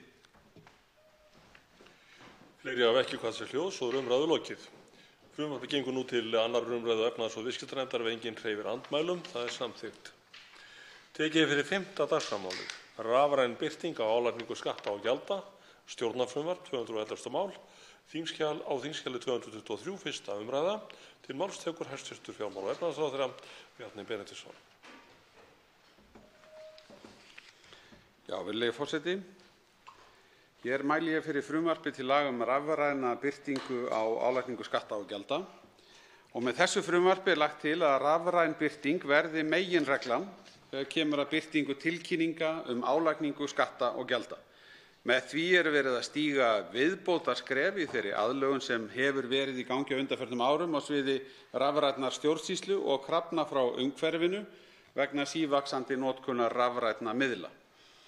Af þessu tilefni má rifja upp það stóra skref sem stigið var hinn 30. maí síðastliðinn þegar rafræn birting álagningar tekjuskatts var heimiluð. Réttaráhrif birtingar á rafrænu formi verða þau að þegar tilkynning álagningu er birt á rafrænu svæði þá telst birting hafa átt sér stað. Í frumvarpinu er lagt til að lögum bifreiðagjald, erfðafjárskatt, tryggingagjald, fjársýsluskatt, olíu- og kílómetragjald, tekjustofna sveitarfélaga, sölu fasteigna og skipa, eftirlit með skipum og loks skipulagslögum verði breytt á þá lund að heimilt verði að senda gjaldendum tilkynningar álagningu með rafrænum hætti inn á rafræna svæðið island.is. Markmið frumvarpsins er sem fyrr segir að auka hagræði gjaldenda enn frekar en orðið er og stuðla að bættum ríkisrekstri með því að gjaldendur geti nálgast tilkynningar álagningu sem flestra skatta og gjalda í rafrænni þjónustugátt. Með því að falla frá því fyrirkomulagi að tilkynna álagningu skatta og gjalda með bréflegum hætti mun rekstrarkostnaður ríkisins að öðru óbreyttu dragast saman nálægt 120 milljónir króna á ári.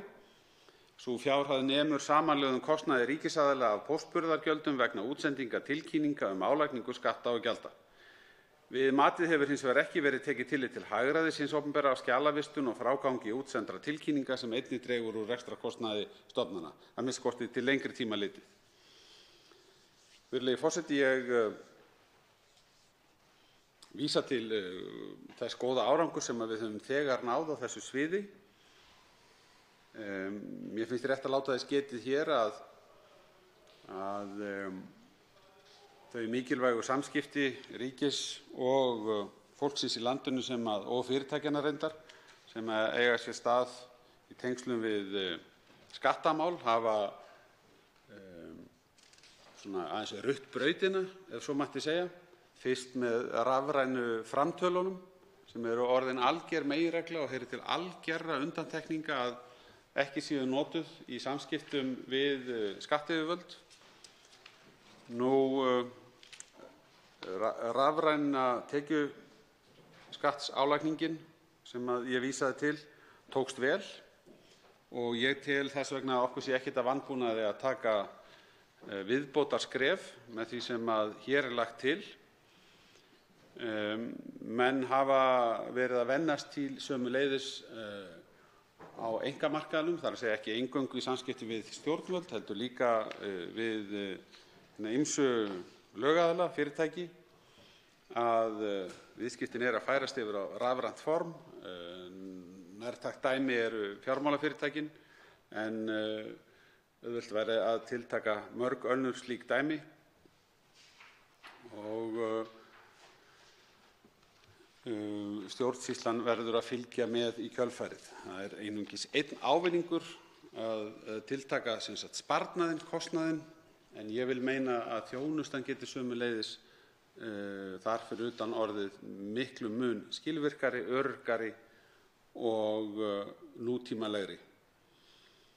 Ég legg til, virðulegi forseti, að þessu frumvarpi verði vísað til hv. efnahags- og viðskiptanefndar og til 2. umræðu að lokinni þessari umræðu. Hv. 2. þingmaður Suðvesturkjördæmis Bryndís Haraldsdóttir tekur til máls.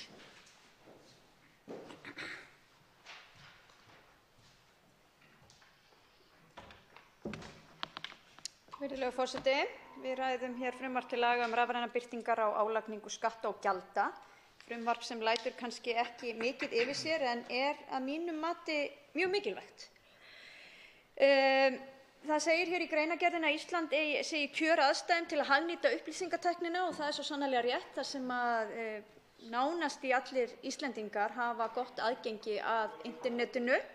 Það hér fjarskiptamál góð og svo þekking manna og reynsla af því að nýta internetið mjög mikið. Þess vegna fagna ég mjög því að við höldum áfram á þessari leið og það sem tekið hér fram, virðulegi forseti, í greinargerðinni að með þessu áætlað að sparist 120 milljónir á hverju ári bara í bréfútsendingum. Þetta töluverð upphæð og mér skilst samkvæmt þessu að ríkið greiði í dag 500 milljónir bara í póstsendingar á ári hverju. Þannig að það vissulega til mikils að vinna hér hvað fjármuni varðar. En ég tek undir með hæstv. Ráðherra að þetta snýst ekki bara það að spara fjármuni, heldur veitum við svo miklu betri þjónustu þegar kemur að því að færa hana yfir á internetið og gera hana aðgengilega öllum, alltaf þegar þeim hentar í gegnum netið. Mig langar þó að taka fram hér að eins og hæstv. Ráðherra kom inn á að þá voru Íslendingar lengi vel og sérstaklega skatturinn með fyrstu ríkjum til að hagnýta sér internetið almennilega og vera með rafrænu stjórnsýslu. Við vorum þar, komum yfirleitt mjög vel út í alþjóðlegu samanburði hvað það varðar. Við mistum þó töluvert úr á ákveðnu árabili og ef ég hef fundið þetta rétt, virðulegur forseti, þá erum við í dag komin upp í 19. sæti þegar kemur að svokölluðum, með leyfi forseta, það heitir á ensku EGDI eða E-Government Development Index og þá einhvers konar þróunarstaðall yfir rafræna stjórnsýslu. Það reyndar höfum við bætt okkur því árinu 2016 þá vorum við í 27. sæti en erum á þessu ári komin upp í 19. sæti sem vissulega jákvætt. Ég held að Danmörk sitji hérna í fyrsta sætinu og ég vil auðvitað eins og flestir aðrir yfirleitt að Ísland sé í toppsætunum og því vil ég bara hvetja hæstv. Ráðherra áfram í þessu svo og öðrum málum sem við getum hagnýtt okkur rafræna stjórnsýslu því það bæði í því fólginn mikill sparnaður fyrir ríkið og svo miklu betri þjónusta sem við veitum bæði fyrirtækjum og einstaklingum með því. Forseti minnir á að þingmálið íslenska en fleiri hafa ekki kvatt sér hljóðs og umræðu lokið. Frumvarpið gengur nú til 2. umræðu og efnahags- og viðskiptanefndar vengir hreyfir andmælum. Það samþykkt. Tekið fyrir 6. dagskrármálið, skráning og mat fasteigna, stjórnarfrumvarp, 212. mál á þingskjali 224, 1. umræða. Til máls tekur hæstv. Samgöngu- og sveitarstjórnarráðherra Sigurður Ingi Jóhannsson.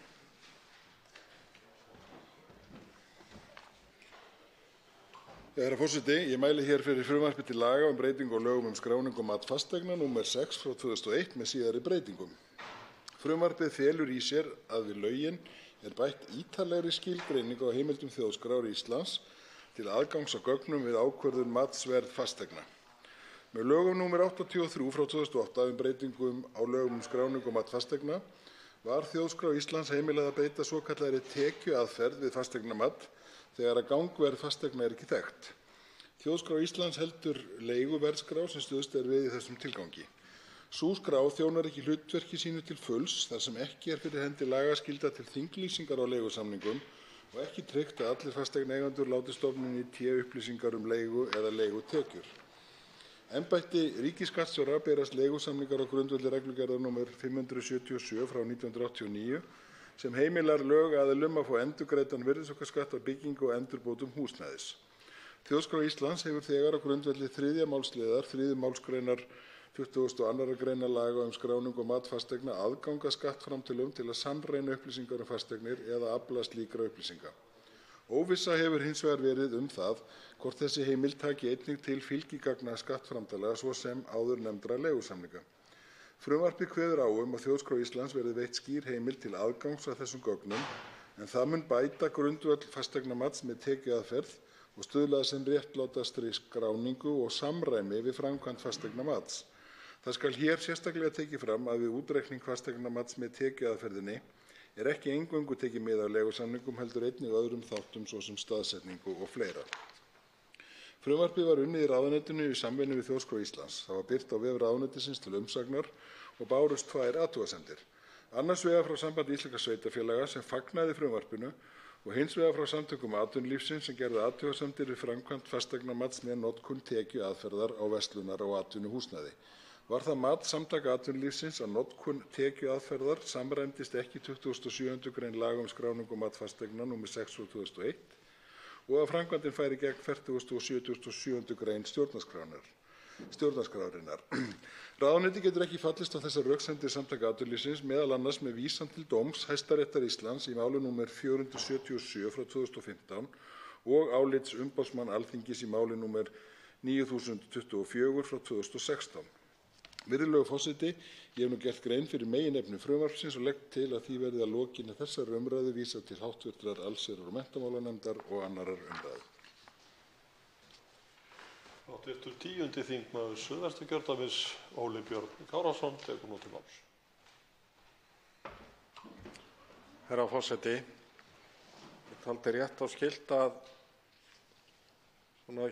koma hér upp og gera grein fyrir þeim efasemdum sem ég hef við þetta frumvarp. Þetta að vísu ekki í fyrsta skipti sem frumvarp þessa efnis kemur hér inn í þennan sal. Það náði þá ekki fram að ganga og var engin umræða um það í það skipti. Það var á 145. löggjafarþingi.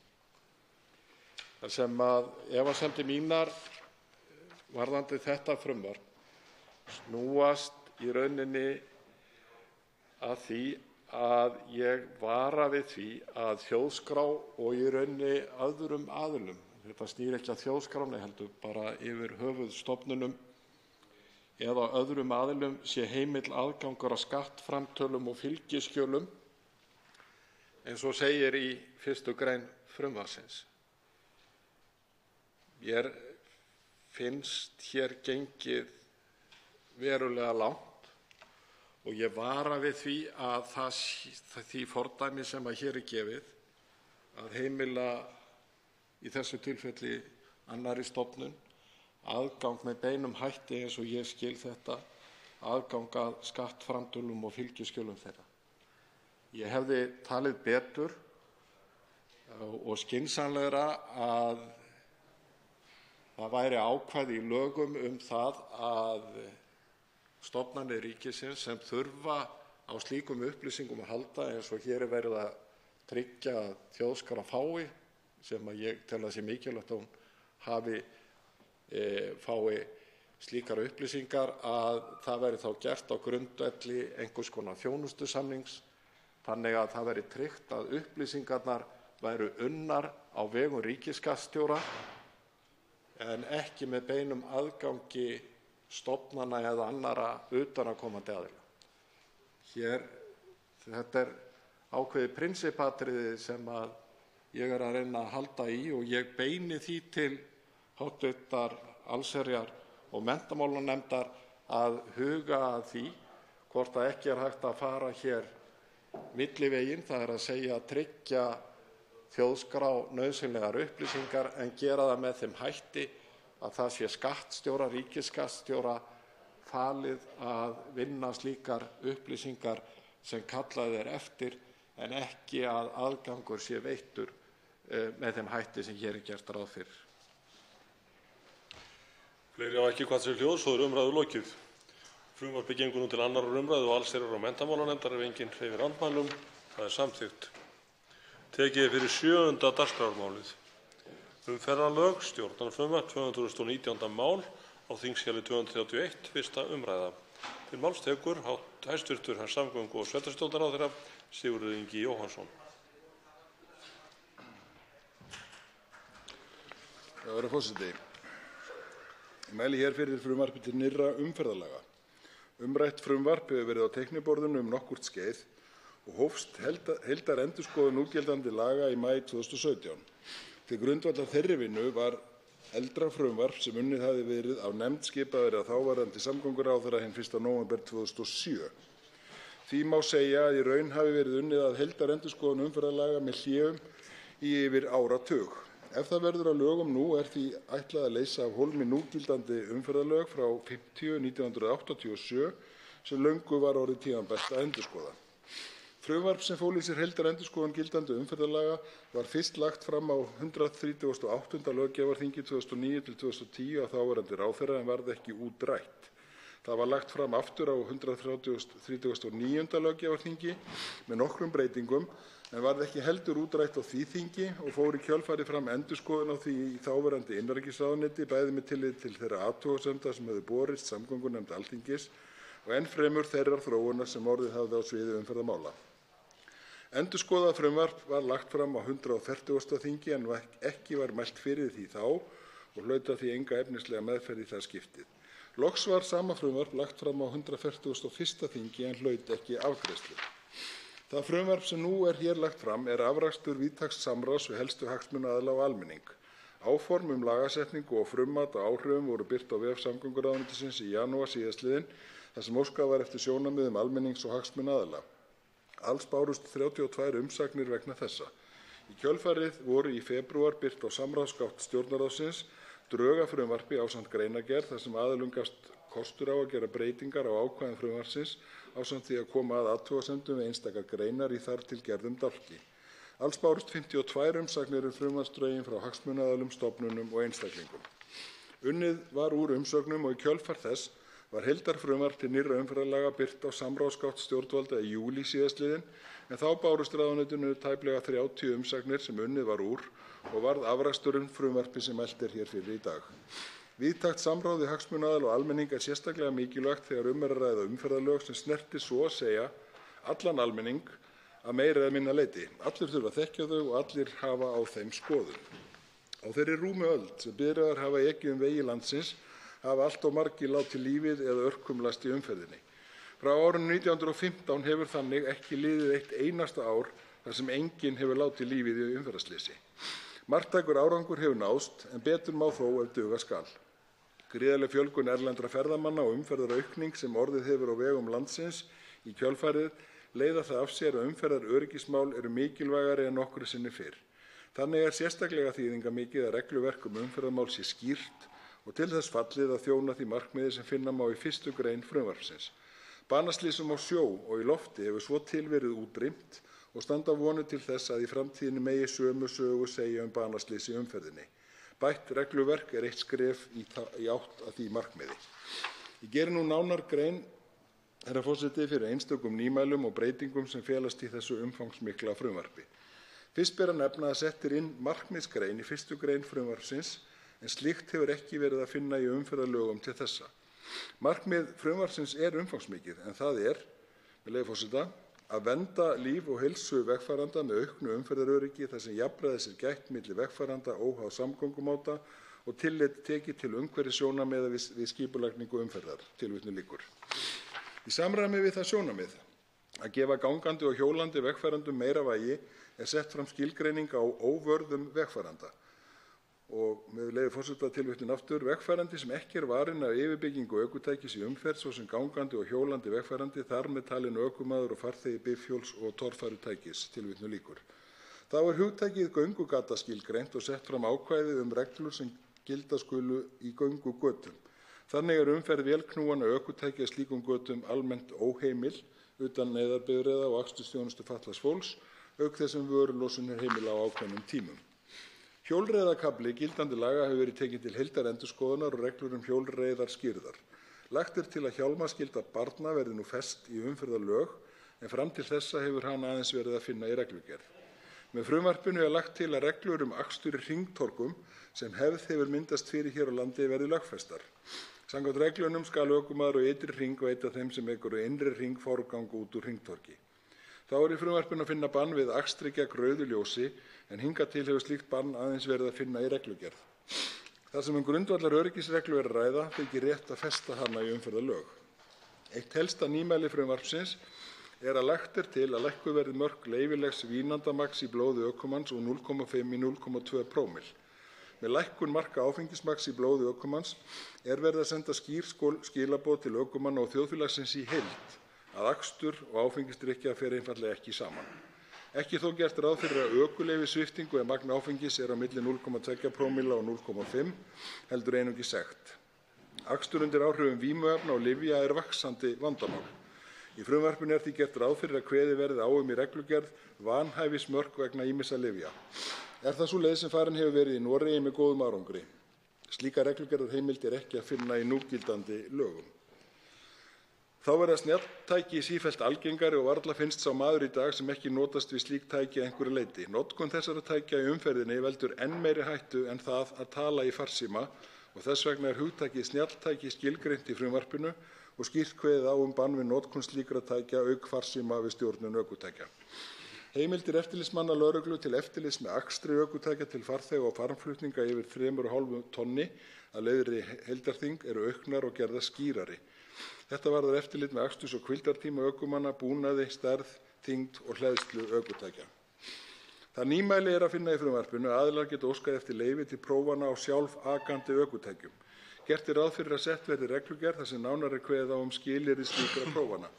Er þetta fyrsta skrefið í að innleiða nýja tækni og tæki og opnar fyrir þá möguleika að slík ökutæki verði prófuð við einstakar íslenskar aðstæður. Í takt við almenna hækkun sekta sem kynnt var fyrr á þessu ári með nýrri reglugerð sektir og önnur viðurlög vegna brota á umferðarlögum og reglum settum samkvæmt þeim nr. 288/2018, gerir frumvarpið ráð fyrir að hámark mögulegra sekta verði hækkað úr 300.000 krónum í 500.000 krónur. Hugtakið umráðamaður er skilgreint í frumvarpinu og sett þannig fram að á nokkrum stöðum er það sett innan sviga og eftir hugtakinu eigandi.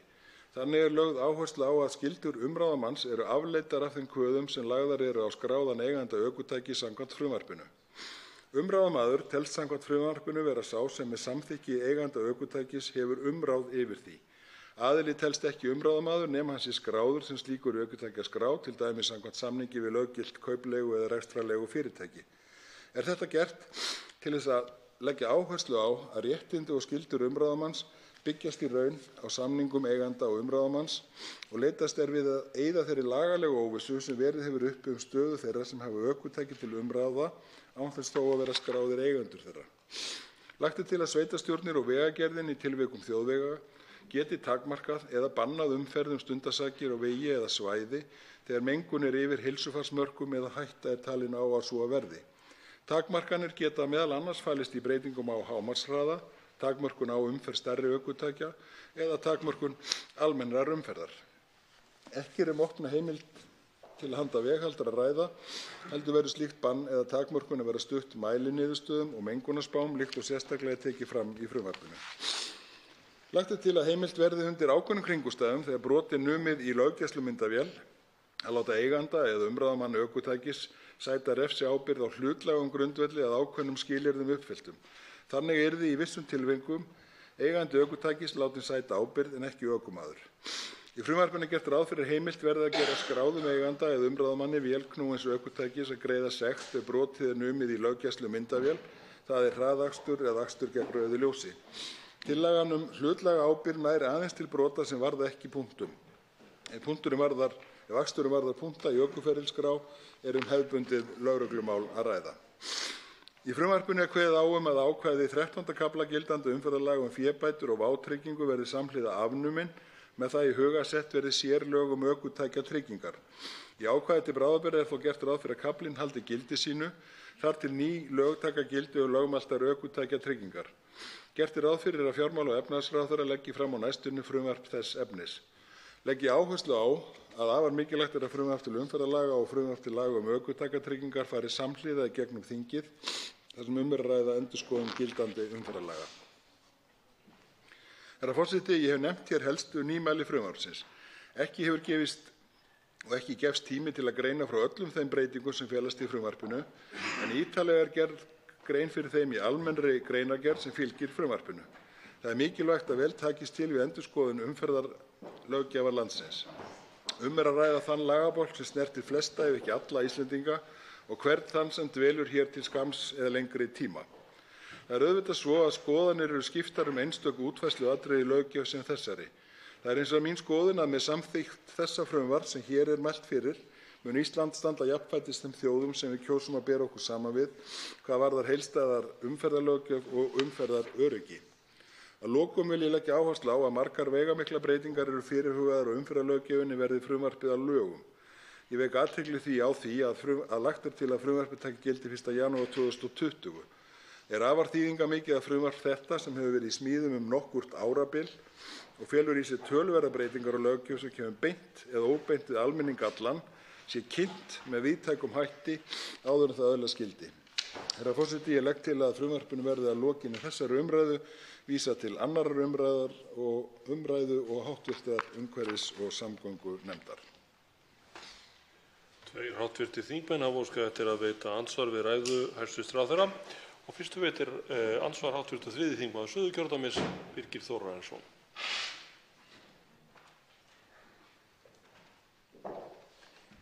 Herra forseti, ég þakka hæstv.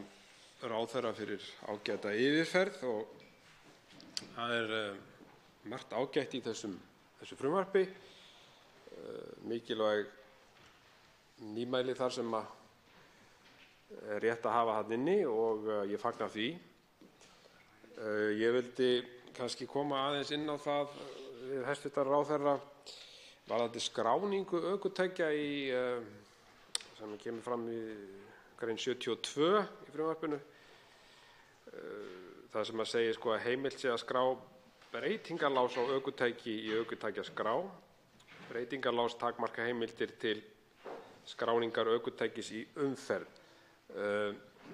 Ég velti fyrir mig hvort það sé ekki rétt að þetta yrði svolítið skýrara og þá vil ég sérstaklega nefna hér tjónabifreiðar. Hvort það sé ekki rétt að það væri í lögunum hvernig skráningu á tjónabifreiðum væri háttað. Nú veit ég að þetta er í reglugerð og væntanlega í þessum breytingarlás sem kemur þarna fram í frumvarpinu.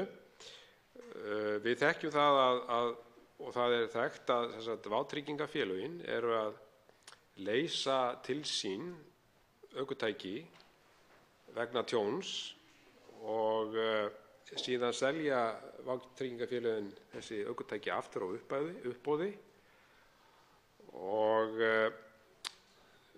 síðan fara þessi ökutæki væntanlega í umferðina aftur. Mörg þeirra það er ekki gert við þau á viðurkenndum vegstæðum og tryggingafélögin fylgjast ekki með því sérstaklega, held ég. Þannig að það er spurning hvað ráðherra sér fyrir sér í því, hvort það væri ekki æskilegt að hnykkja á þessu í lögunum sjálfum varðandi tjónabifreiðar.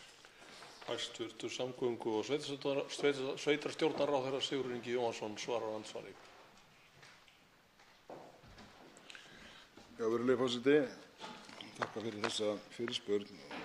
Eins og ég fór yfir í mínu máli þá eru umferðarlöggjöfin býsna víðtæk og snertir mjög marga þætti og hér hefur hingað til verið eingöngu fjallað þessa breytingalása í verklagsreglum Samgöngustofu en þar sem er að ræða, eins og hv. þingmaður kom inn á, verulega íþyngjandi en þó nauðsynlegt inngrip að þá þótti rétt að festa slíka heimild til skráningar í umferðarlögin.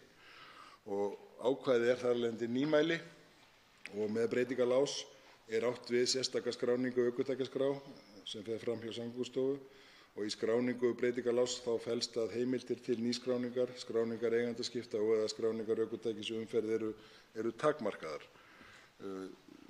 Ef að í meðferðum nefndarinnar menn telja að þetta sé ekki nægilega skýrt og greinargerðin sem með fylgir þá þetta sjálfsagt mál að fara yfir það betur í meðferðum nefndarinnar og reyna að skýra það enn frekar. En ég held að það sé klárlega til bóta að koma þessu ákvæði inn í lögin en ekki hafa það eingöngu sem verklagsreglu hjá Samgöngustofu. Birgir Þórarinsson, hv. 3. þingmaður Suðurkjördæmis, veitir andsvar öðru sinni. Já, herra forseti, ég þakka hæstv. Ráðherra svarið og tek undir það með honum að það er gott að hafa þetta inni varðandi breytingalásin og mikilvægt.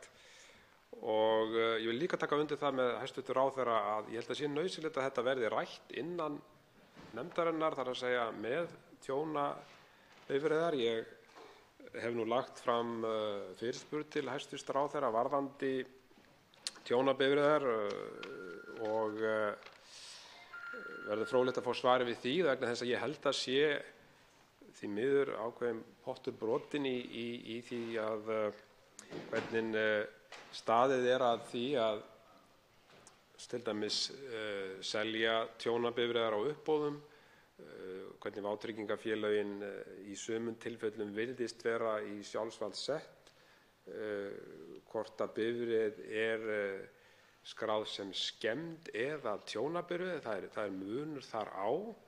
Þannig að ég held að það sé bara mikilvægt að þetta verði rætt í nefndinni hvort það sé ekki nauðsynlegt að hnykkja svolítið á þessu í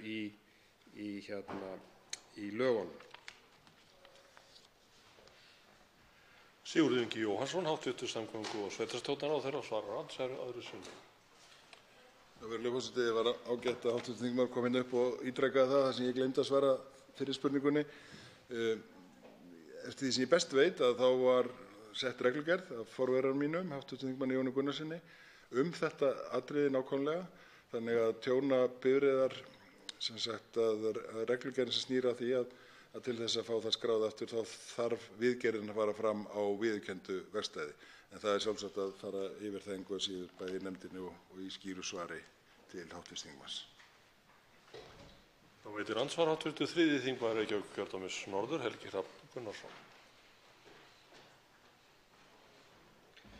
Virðulegi forseti, ég var á sínum tíma í starfshópi endurskoðun vímuefnastefnu og eitt af því sem við tókumst á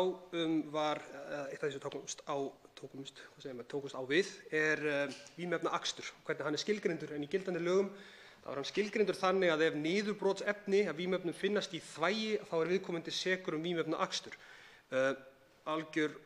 Algjör vitleysa að mínu mati og ég ætla að út í það í ræðu á eftir og það verið að laga með þessu frumvarpi þannig að skilgreiningin verði niðurbrotsefni í blóði í staðinn fyrir þvagi. Og þetta í samræmi við ráðleggingar sem að starfshópurinn lagði til á sínum tíma. Við skiluðum skýrslu sem var fjallað eftir það og þess vegna hef ég verið að bíða eftir þessum þætti málsins alla tíð síðan. En ég man að þegar við vorum að bardúsa þetta með vímuefnaaksturinn þá litum við til Noregs og þar var útfærslan eins og ég skildi hana sú að það væri í raun og veru viðmiðunarmörk fyrir ólöglegu vímuefni. Það væri ekki einfaldlega að ef þau finnast yfir höfuð í einhverjum tilteknum líkamsvessum að þá sé viðkomandi sekur, heldur að það sé einhver ákveðin mæling. Og þess vegna hjó ég eftir því í ræðu hæstv. Ráðherra að það einnig í þessu frumvarpi tekið mið af norsku leiðinni í sambandi við sljóvgandi og örvandi efni, eitthvað sem ég tel í grunninn jákvætt. Ég tel norsku aðferðina vera rétta, svo ég segi það nú bara. Við lögðum þessa tillögu til á sínum tíma að niðurbrotsefnin að vímuefnaakstur yrði metinn út frá hvort það væru niðurbrotsefni í blóði eða ekki, vegna þess að það væri einfalt frekar en að leggja til eitthvað eins og hér er komin á borð. Og þess vegna fagna ég því í raun og veru að þetta sé komið hingað, vegna þess að þá kannski erum við komin nærri þeirri leið sem ég myndi vilja fara. Mig langar að spyrja hæstv. Ráðherra hvort að það sé einhver skörun þarna á milli, vegna þess að náttúrulega það er ekki, vímuefni geta verið lögleg, örvandi vímuefni sem notuð við alls kyns kvillum, þannig að fólk getur haft rétt til að nota þau. Og þannig ég velti fyrir mig hvort það sé einhver skörun á þessum tveimur aðferðum við að meta hvað teljist til vímuefnaakstur.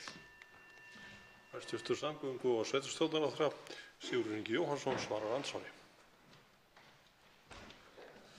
Virðulegur forseti, það er rétt hjá hv. þingmanni að hér er verið að gera breytingar á mælingum, annars vegar að þær séu þá fari aðeins fram á blóði ökumanns og þetta er gert þar sem það er almennt viðurkennt að þegar ávana- og fíkniefni eða óvirkt umbrottsefni þess mælist aðeins í þvagi en ekki í blóði er almennt rétt að álykta slíkt efnis hafi verið neytt en ekki sé lengur það ræða ökumaður hafi verið undir áhrifum við stjórnun ökutækisins þannig að hann teljist ekki endilega óhæfur til að stjórna því. Sú leið sem er verið að fara og ég tel að svari í spurningu hv. þingmanns það er verið að horfa til þessar norsku leiðar vanhæfismörk, meðal annars af ábendingum frá landlæknisembættinu og það er sérstaklega í 6. málsgrein 48. grein frumvarpsins að þá fær ráðherra heimild til að kveða á vanhæfismörk vegna lyfjaneyslu og eins og hv. þingmaður benti á ekki endilega að ólöglegum vímuefnum. Það er að segja hvenær ökumaður teljist óhæfur til að stjórna ökutæki vegna neyslu lyfja og hér er fyrst og fremst átt við neyslu löglegra lyfseðilsskyldra lyfja og ákvæðið byggir á sambærileg ákvæði sem finna má í norsku umferðarlögunum. Það er gert ráð fyrir að í þeirri reglugerð verði kveðið á hámarksmagn tiltekinna lyfja í blóði sem og hámarksmagn ávísaðra lyfja. Þannig væri sem dæmi hægt að hindra að fólk sem ávísað er miklu magni lyfja sem geta haft áhrif á ökutækni geti haft áhrif á ökuhæfni stjórni vélknúnum ökutækjum. Og ég sé ekki alveg í fljótu bragði að þar kunni vera skörun þarna á milli þó að þetta snúi fyrst og fremst auðvitað að bara hefðbundnum ávísuðum lyfjum. Þá þarf að setja einhver mörk og meta það og það eru þá til þess heilbrigðiskerfið sem myndi gera það og reglugerð ráðherra myndi þá byggja á slíkum skilgreiningum á mörkum og ég er sammála hv. þingmanni að þessi leið sem að Norðmenn hafa farið hefur sýnt sig að vera mun betri heldur en þær leiðir sem við höfum verið að fara áður. Helgi Hrafn Gunnarsson, hv. 3. þingmaður Reykjavíkurkjördæmis norður, veitir andsvar öðru sinni. Virðulegi forseti, þannig að við erum að sporna gegn vímuefnaakstri vegna þess að vímuefni hafa, eða sum vímuefni allavega, hafa neikvæð áhrif á getu fólks til þess að aka bíl eða stjórna ökutæki. Það er samt líka þannig að sum efni sem eru notuð sem vímuefni þóttu séu kannski ekki strangt til tekið ólögleg, þau eru notuð á læknisráði líka. Þannig að munurinn á lyfi og vímuefni er ekkert endilega rosalega skýr. Vímuefni getur verið lyf og lyf getur verið vímuefni. Það er ekki mótsagnar. En það sem ég velti fyrir mér, ljósi þess að þessi norska leið var farin, sem aftur ég fagna, þá velti ég fyrir mér hvort það sé yfir höfuð þörf á því að hafa þessa skilgreiningu þá í 50. grein frumvarpsins að ökumaður teljist vera undir áhrifum ávana- og fíkniefna og óhæfur til að stjórna ökutæki ef það mælist niðurbrotsefni í blóði yfir höfuð. Það er í raun og veru þar sem að ég sé stóra muninn á norsku aðferðinni og þeirri sem við höfum beitt hér, er að við spyrjum að því í gildandi lögum gagnvart þvagi og í þessu frumvarpi gagnvart blóði hvort það séu niðurbrotsefni yfir höfuð í tilteknum vessum.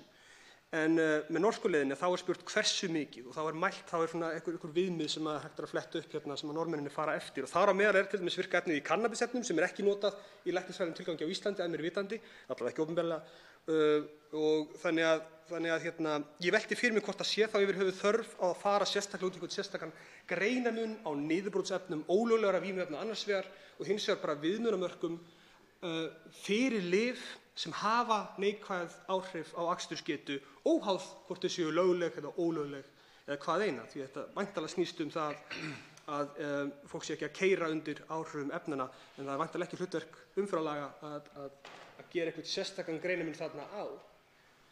myndi ég halda.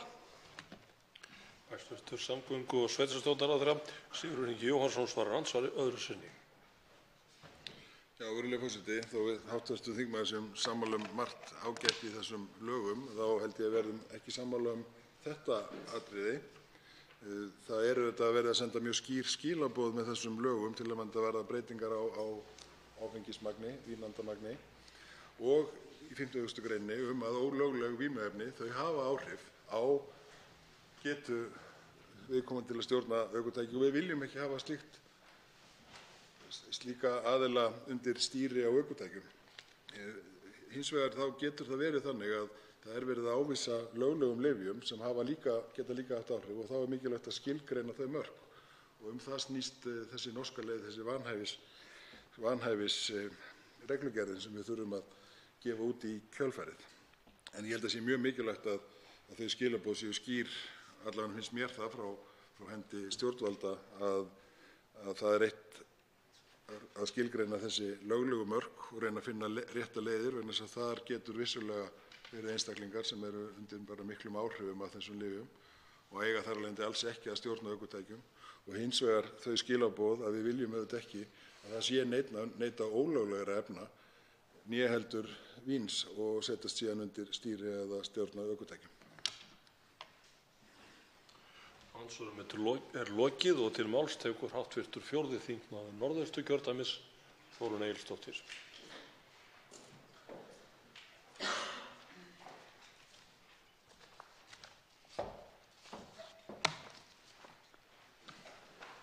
Hæstv. forseti, ég ætla nú að koma hér upp til að fagna því að þetta mál er komið hér fyrir þingi. Það er orðið löngu tímabært eftir langt ferli þar sem að heildarendurskoðun núverandi laga á sér langan aðdraganda hingað komin inn. Þannig að ég held að þetta sé ákaflega gott en málið er víðtækt og það snertir marga fleti. Mig langar bara til að tæpa hér kannski á nokkrum atriðum í þessu máli. En í ljósi þess að hér hefur átt sér stað mikið samráð, það hafa borist fjöldamargar umsagnir, mér skildist að ég tók rétt eftir það hafi borist alls 52 umsagnir strax við frumvarpinu, að þá reikna ég með því að þetta fái góða umfjöllun inn í nefnd hér hjá þinginu af því að þetta eru atriði og mál sem við þurfum að halda þétt og vel utanum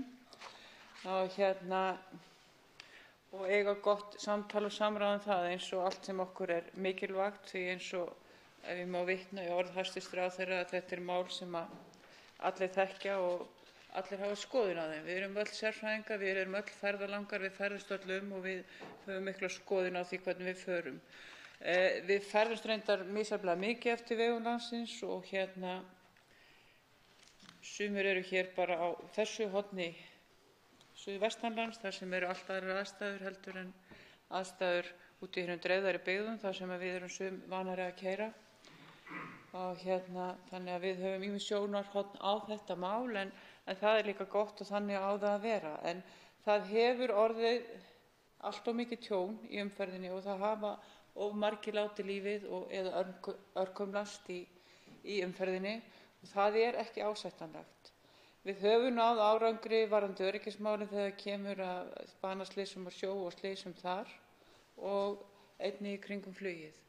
Þarna þurfum við að gera betur og ég vona það að þetta verði þáttur í því og það er ýmislegt sem hefur verið gert og við höfum náð árangri, það sýna mælikvarðar þetta, það hefur verið mælt og lagðar fram skoðanir á því þannig að það er bara mjög jákvætt.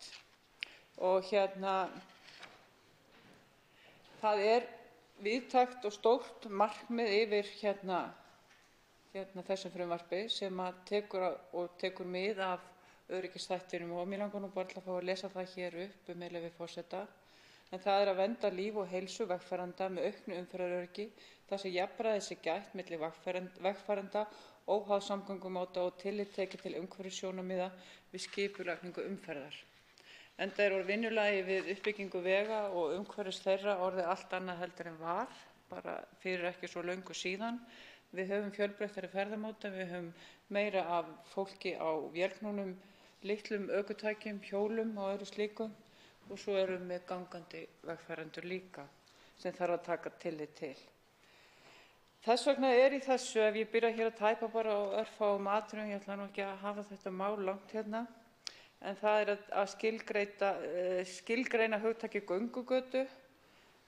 Það mjög mikilvægt af því að við verðum meira vör við það að fólk á vélknúnum mótorhjólum og litlum og léttum farartækjum inn á svæðum sem ætlaðir eru gangandi vegfarendum, þannig að ég held að það sé mjög mikilvægt að við höfum skýra reglu þetta, þannig að gangandi vegfarendur séu líka varðir fyrir því. Þetta getur skapað hættu víða. Svo eitt það sem mér er svolítið skemmtilegt dæmi, að það ekkert svo óskaplega langt síðan og þó kannski að það þótti ekkert voðalega mikilvægt að vera með hjálma þegar fólk var á reiðhjólum. Nú sér maður ekki barn út á götu eða annars staðar á hjóli nema með hjálm og það gott. Það tekist með upplýsingum og áráðri og samfélagslegu átaki að koma því þannig inn. Þannig að hér verður það lögfest að börn eiga að vera með hjálma og ég held að það sé bara ágætt, en það ágætt að þetta var til einhvern veginn svona neðanfrá og þykir orðið sjálfsagt mál. Þannig að þetta bara grundvallar öryggisregla og það bara ágætt að við festum hana í lög. Og það verður kannski líka meiri hvatning til þeirra sem fullorðnir eru, en það þó orðið miklu algengara að fólk noti hjálma og satt best að segja að þá verður maður stundum hissa þegar maður kemur til útlanda og sér fólk algjörlega óvarið og hjálmlaust. Þannig að þarna höfum við náð árangri og það gott. Þannig að við bara skulum fagna því. Svo komum við að vímuefnunum og vínandamagn í blóði. Það gott skref sem verður stigið hér ef af verður, að við erum að lækka leyfilegt áfengismagn í blóði ökumanna, að það fer úr 0,5 niður í 0,2 prómill. Þarna að ræða skýr skilaboð það að við samþykkjum ekki akstur og áfengisdrykkju í sömu setningunni eða í sömu athöfninni, ef svo skal segja. Þannig að ég held að þetta sé alveg ljómandi gott skref og bara skýrt, af því að auðvitað eigum við ekkert að vera aka drukkin. Það liggur alveg ljóst fyrir. En svo annað, það verið að tala vanhæfismörk vegna ýmissa lyfja. Það var athyglisvert framlag frá hv. þingmanni Helga Hrafni Gunnarssyni varðandi þau mál, varðandi lögleg og ólögleg vímuefni. Ég held að skilaboðin þurfi bara að vera skýr, að undir áhrifum bara ökum við ekki. Við setjumst ekki undir stýri nema allsgáð. Af hvaða völdum sem það hvort að það í fljótandi formi efna eða töfluformi eða hvernig sem það Það bara á að liggja alveg ljóst fyrir. Þannig að ég held að þetta sé bara alveg prýðisgott ráð. Og svo náttúrulega í nútímanum þarf að taka fyrir snjalltækin, þar sem þau orðin mjög miklu algengara en voru, allavega 1987 þegar þessi lög tóku gildi sem við búum við núna. Þannig að ég held að það sé bara ágætt að við séum að taka á þessu og það sé skýrari varðandi það og við erum ekki bara að tala síma eins og ljóst heldur eru það fleiri tegundir snjalltækja og tóla sem okkur svo nauðsynleg og við þurfum eiginlega að vera að gaufa í, þannig að það ágætt að það verði ekki. Þannig að ófullur og ekki að fylgt í símanum, það þannig sem við eigum að vera undir stýri, það ekki. En svo alveg nýtt það varðandi sjálfakandi ökutæki.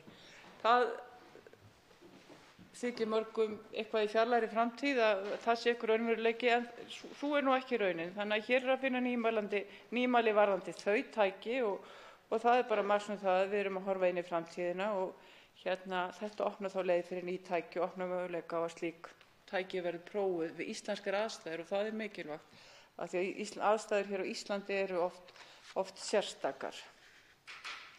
En það mjög mikilvægt að við tökumst á við þetta og vel takist til við þessa endurskoðun. af því að þetta er lagabálkur sem snertir okkur öll. Það verður ekki of oft tekið fram og alla þá sem hér dvelja. Þannig að við þurfum að hafa skýra ramma, skýra reglur, en við þurfum líka að vera í nútímanum og vita hvernig hann er og reyna svo kannski aðeins einmynda okkur inn í framtíðina hvað tekur við, þó að við séum náttúrulega kannski ekkert í færum til þess.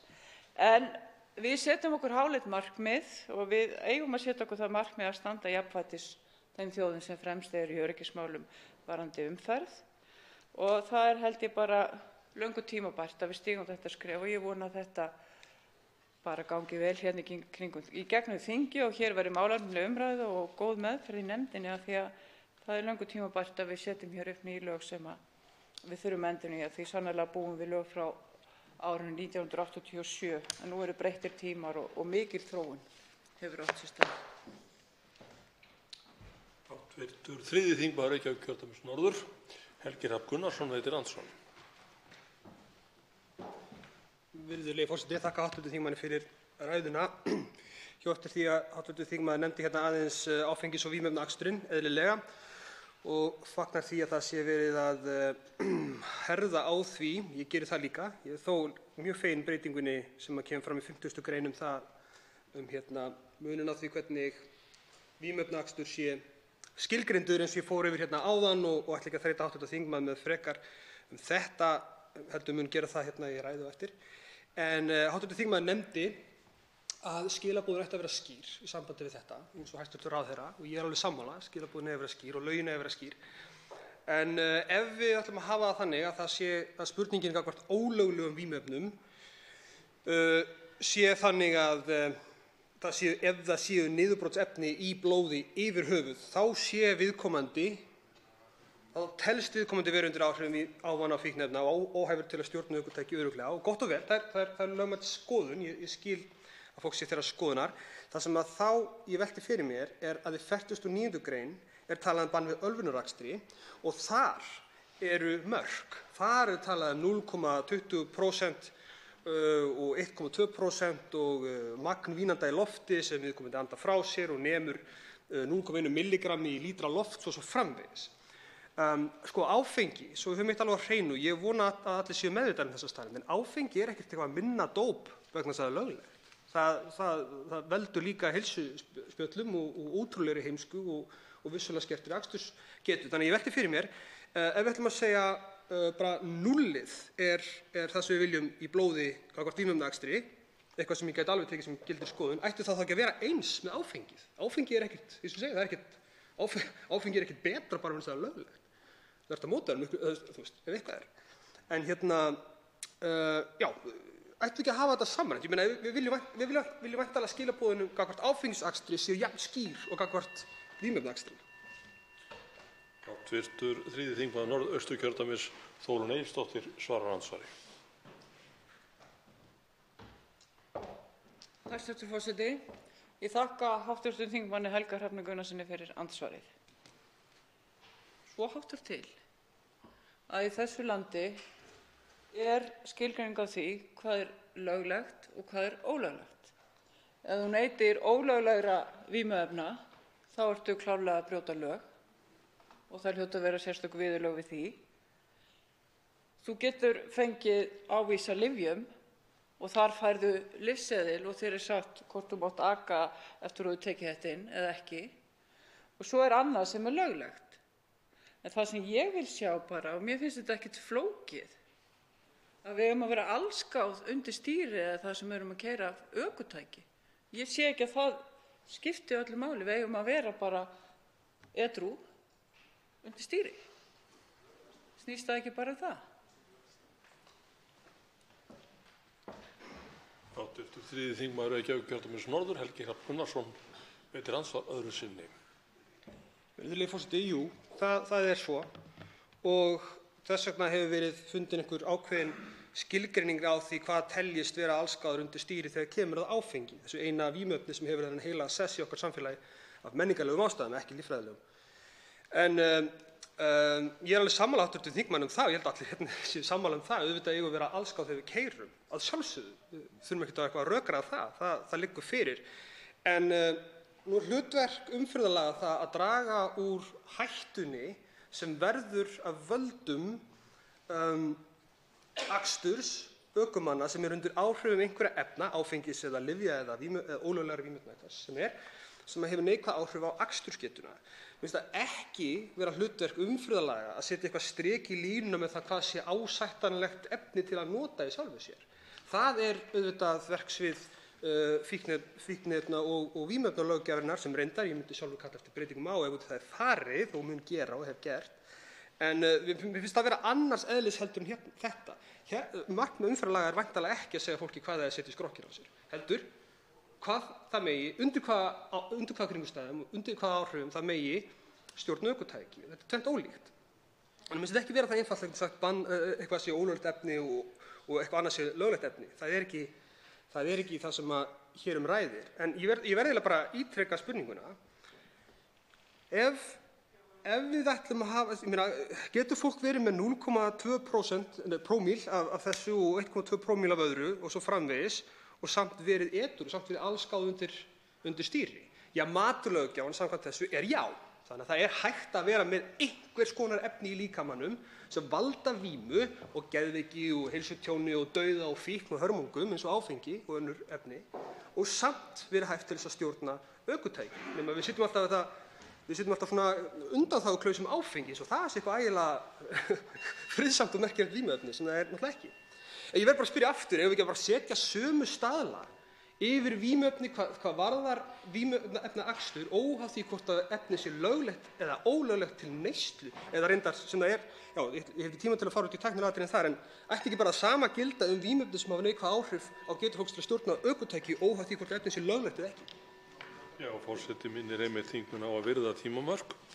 En Þórunn Egilsdóttir, hv. 3. þingmaður Norðausturkjördæmis, svarar andsvari öðru sinni.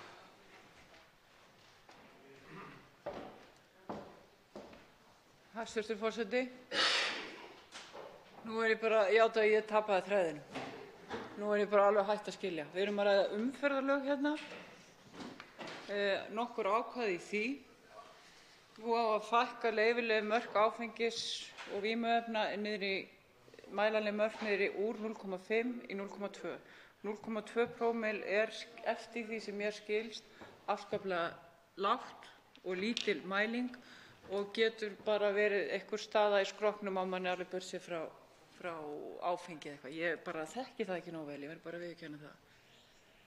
En ég skil bara ekki alveg á hvaða leið og þessa spurningu hjá þingmanninum. En skilaboðin eru skýr. Við eigum ekki að vera undir áhrifum þegar við förum inn í ökutæki og stýrum því.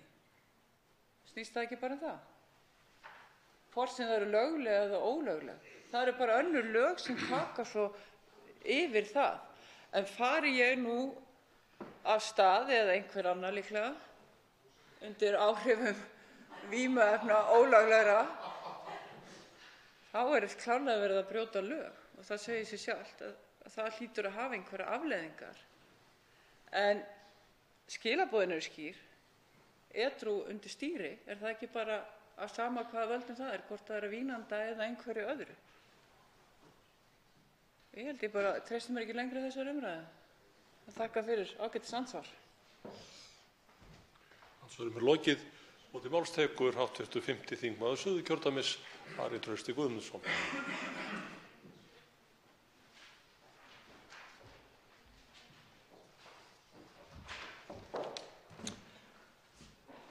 Herra forseti, umferðarlögin í er mikil bálkur og ég ætla ekki að fara ofan í neinn af þeim og allra síst í þessa umræðu um prómill. En aðeins að vekja athygli á 85. grein þessara laga sem hæstv. Ráðherra gerði grein fyrir og fjallar um loftmengun.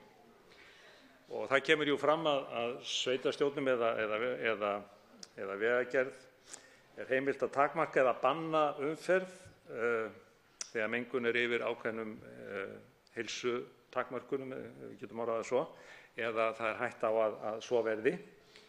Og til þess að þetta geti gerst þá þarf auðvitað mæliniðurstöður og einhverja mengunarspár ef að því er að skipta.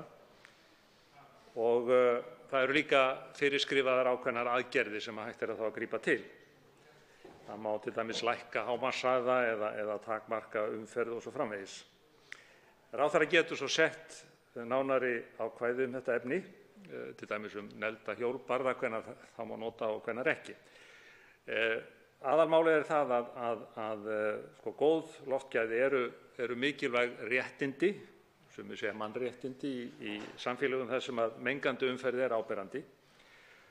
Og það ekki úr vegi að fara aðeins yfir hvað að ræða þegar við tölum mengun frá ökutækjum. Og svona lausleg yfirferð segir mér að þegar kemur að svifryki og grófuryki, það er að segja aðeins stærri en þessar nánast ósýnilegu agnir sem við köllum svifryk, þá að ræða bergbrot, það er að segja úr grjótinu sem er hluti af malbikinu, það er reiknað með að þetta sé bundið slitlag.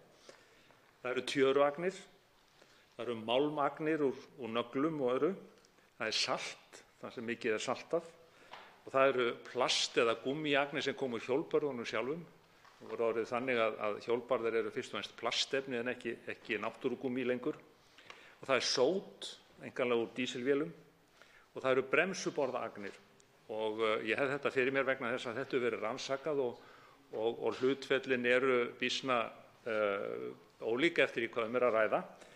En menn eru auðvitað sammála það að þetta er óttalegt ullabjakk og engum til gagns og mjög mikilvægt að skera það niður eins og hægt er. Og síðan koma lofttegundirnar og þá eru það kolefnisoxíð sem eru brún.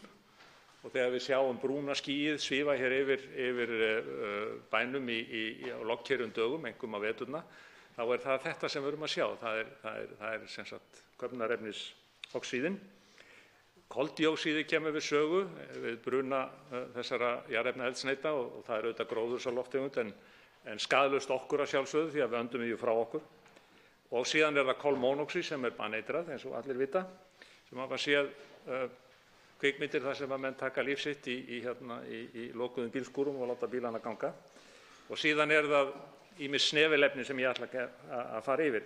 Ég nefni þetta bara hérna vegna þess að þegar við tölum loftmengun þá erum við raun og veru að tala svona fjölbreytta flóru ef þannig má segja. Og þarna koma áhrif negldra hjólbarða mjög skýrt inn vegna þess að þeir auka jú á allt þetta sem ég hef verið að nefna. Og síðan áhrif salts. Og það er ekki þannig að salt leysi upp tjöru eða eitthvað álíka. Það sem að salti gerir, og þetta er nú bara barnaskóla eðlisfræði nánast, er það að ef það er snjór á annað borð á dekkinu, á veginum eða götunni og það er saltað, þá verður til 20 til 22 stiga frost í dálítinn tíma. Og þið vitið hvað gerist þegar vökvi sem fyrir frís, við skulum segja slydda eða vatn eða snjór sem hefur bráðnað, þá þenst vökvinn út 10%. Svo kemur þíðan og það er búið að þvo þetta af götunum eða hvað eina og það kemur næsti snjór, getur verið sama dag, þá er aftur saltað og þá er aftur 22 stiga frost og svona gengur þetta fram og tilbaka vikum saman yfir veturna. Og þið getur rétt ímyndað ykkur frostþensluna og frostveðrunina á götunum. Þannig að þetta er eitt af því sem er stórlega vanmetið í öllum umræðum loftmengun.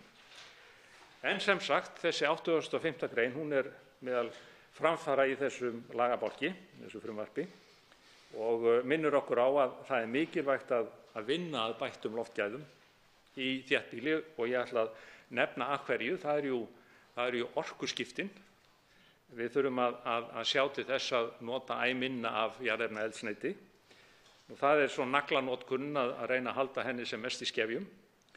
Síðan er það saltnotkunin af augljósum ástæðum, ég var að nefna hana, bæði vegna þess að það er svifryksmyndandi og svo eins vegna þess að það bara eykur á álag á götunum.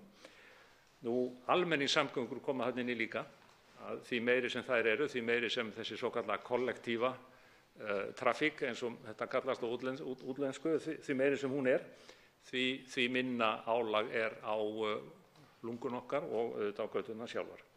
Og mér langar á henni lík máli mínu að vara við einu sem ég hef heyrt hér í fjölmiðlum eða séð, og það er það að það hefur einhverjum dottið það í hug að fara að blanda plasti í malbik.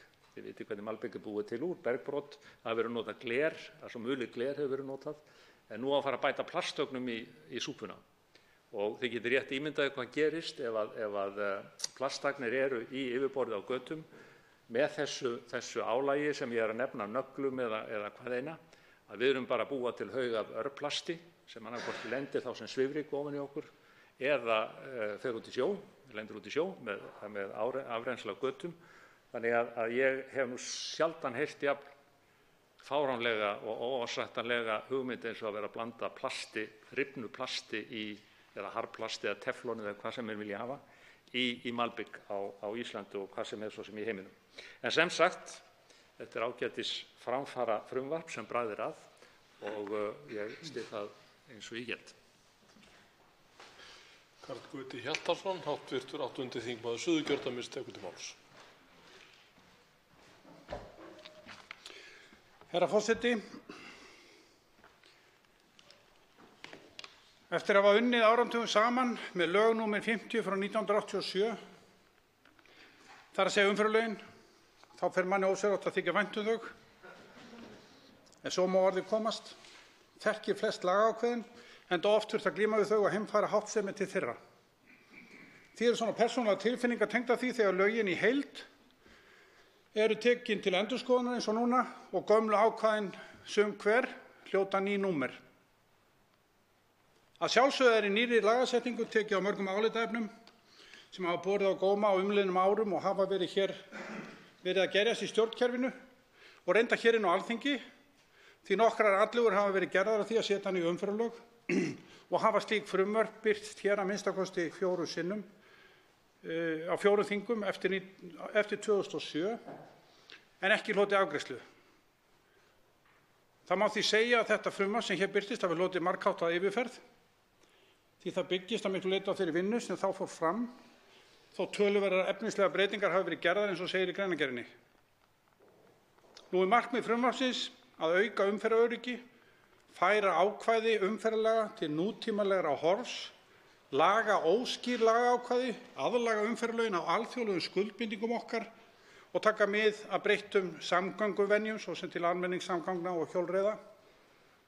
En þá er ekki allt upptalið því að frumvarpinu er einnig ætlað að lögfesta grundvallar efnisreglur á afmörkuðum sviðum laganna sem áður voru í valdi ráðherra að útfæra nánar með reglugerðarsetningu og er sérstök ástæða til að fagna þeirri viðleitni, enda hefur það ávallt verið þyrnir í augum refsiréttarins að ráðherra sé veitt víðtækt vald til setningar refsiheimilda. Jafnframt ber að fagna því markmiði í frumvarpinu þar sem leitast er við að útfæra reglugerðarheimildir ráðherra með skýrari hætti en áður hefur verið. Loks er eitt af markmiðunum að gera tillögur tilteknar efnisbreytingar varðandi viðurlög við brotunum og gera þau skilvirkari og auka varnaðaráhrif þeirra. Herra forseti, það er auðvitað þakkavert að banaslysum í umferðinni hefur fækkað á síðustu áratugum og hafa verið 12–13 slík slys í umferðinni á síðustu 10 árum á hverju ári, samanborið við helmingi fleiri á árunum þar á undan. Þessi þróun er þökkuð lækkuðum ökuhraða, betri öryggisbúnaði og aukin notkun hans, auka áherslum í að stemma stigu við ölvunarakstri.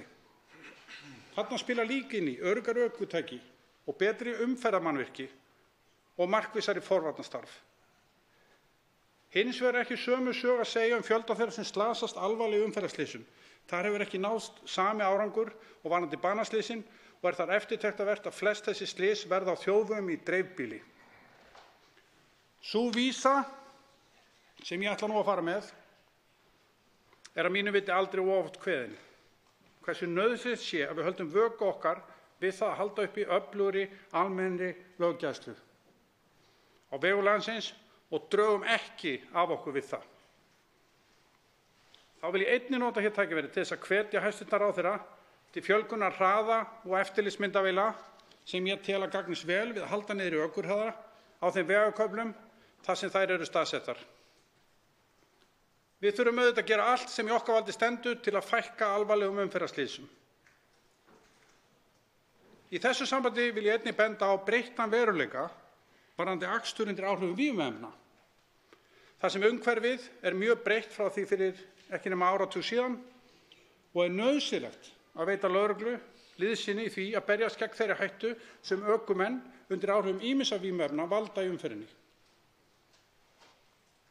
Og fyrst ég byrja að ræða umferðaröryggi þá verð ég að minnast á erlend ökuskírteini, en í 63. grein frumvarpsins ráðherra falið að setja reglur í þess efni. Þar hefur umhverfið breyst geysilega á umliðnum árum þegar ferðamenn frá fjarlægum löndum koma hingað til lands með ökuréttindi sem þeir hafa öðlast í sínu heimalandi og byggjast á stundum á allt öðrum kröfum heldur en við eigum hér að venjast. Því vil ég hvetja ráðherra, hæstv. ráðherra, til að láta fara fram ítarlega könnun í þessu sambandi því hér gífurlegt umferðaröryggismál að ræða. Herra forseti, ég hef ekki grannskoðað þetta frumvarp enda það 118 blaðsíður að mér sýndist, en vil minnast á nokkur atriði hér til viðbótar. Fyrst vil ég fagna því að reglur afturköllun ökuréttinda, eins og greinir í 64. grein frumvarpsins, gerðar skýrari. En bráðabirgðaheimildir lögreglustjóra þurfa þar að vera ótvíræðar. Einnig vil ég nefna 101. grein frumvarpsins, þar sem gert ráð fyrir heimild til að svipta ökumann farþega og farmflutningabifreiðar ökurétti til aksturs þeirra bifreiða verði hann í þriðja skipti uppvís af því að brjóta gegn ákvæðum aksturs- og hvíldartíma.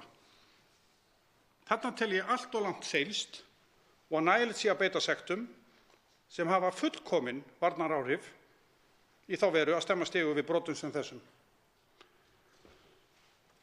Og svo rétt í lokin ætla ég að ræða 37. grein frumvarpsins sem sama grein og í gömlu lögunum og mér til mikillar ánægju, þar að segja ökuhraði og nefna það að ég sakna þess sem ég ekki sé í frumvarpinu að það sé ekki veitt sambærilegt ítrekunarheimild varðandi brot á umferðarhraða eins og varðandi ölvunarakstur. Í 100. grein frumvarpsins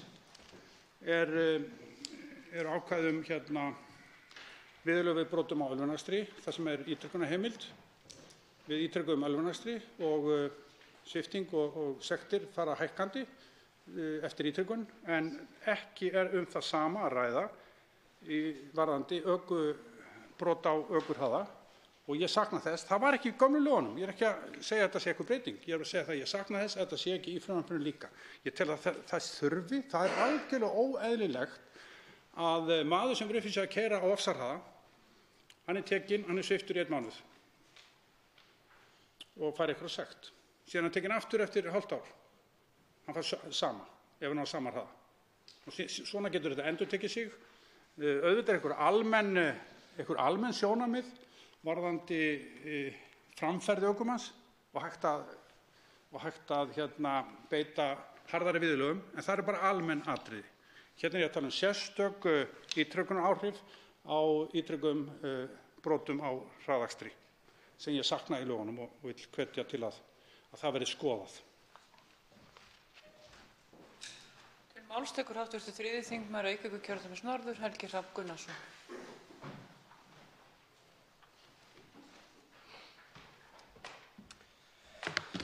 Virðulegi forseti, það nú þannig að fólk hefur ekki sjálfstæðan rétt til þess að stjórna ökutæki, það hefur einungis leyfi til þess að stjórna ökutæki.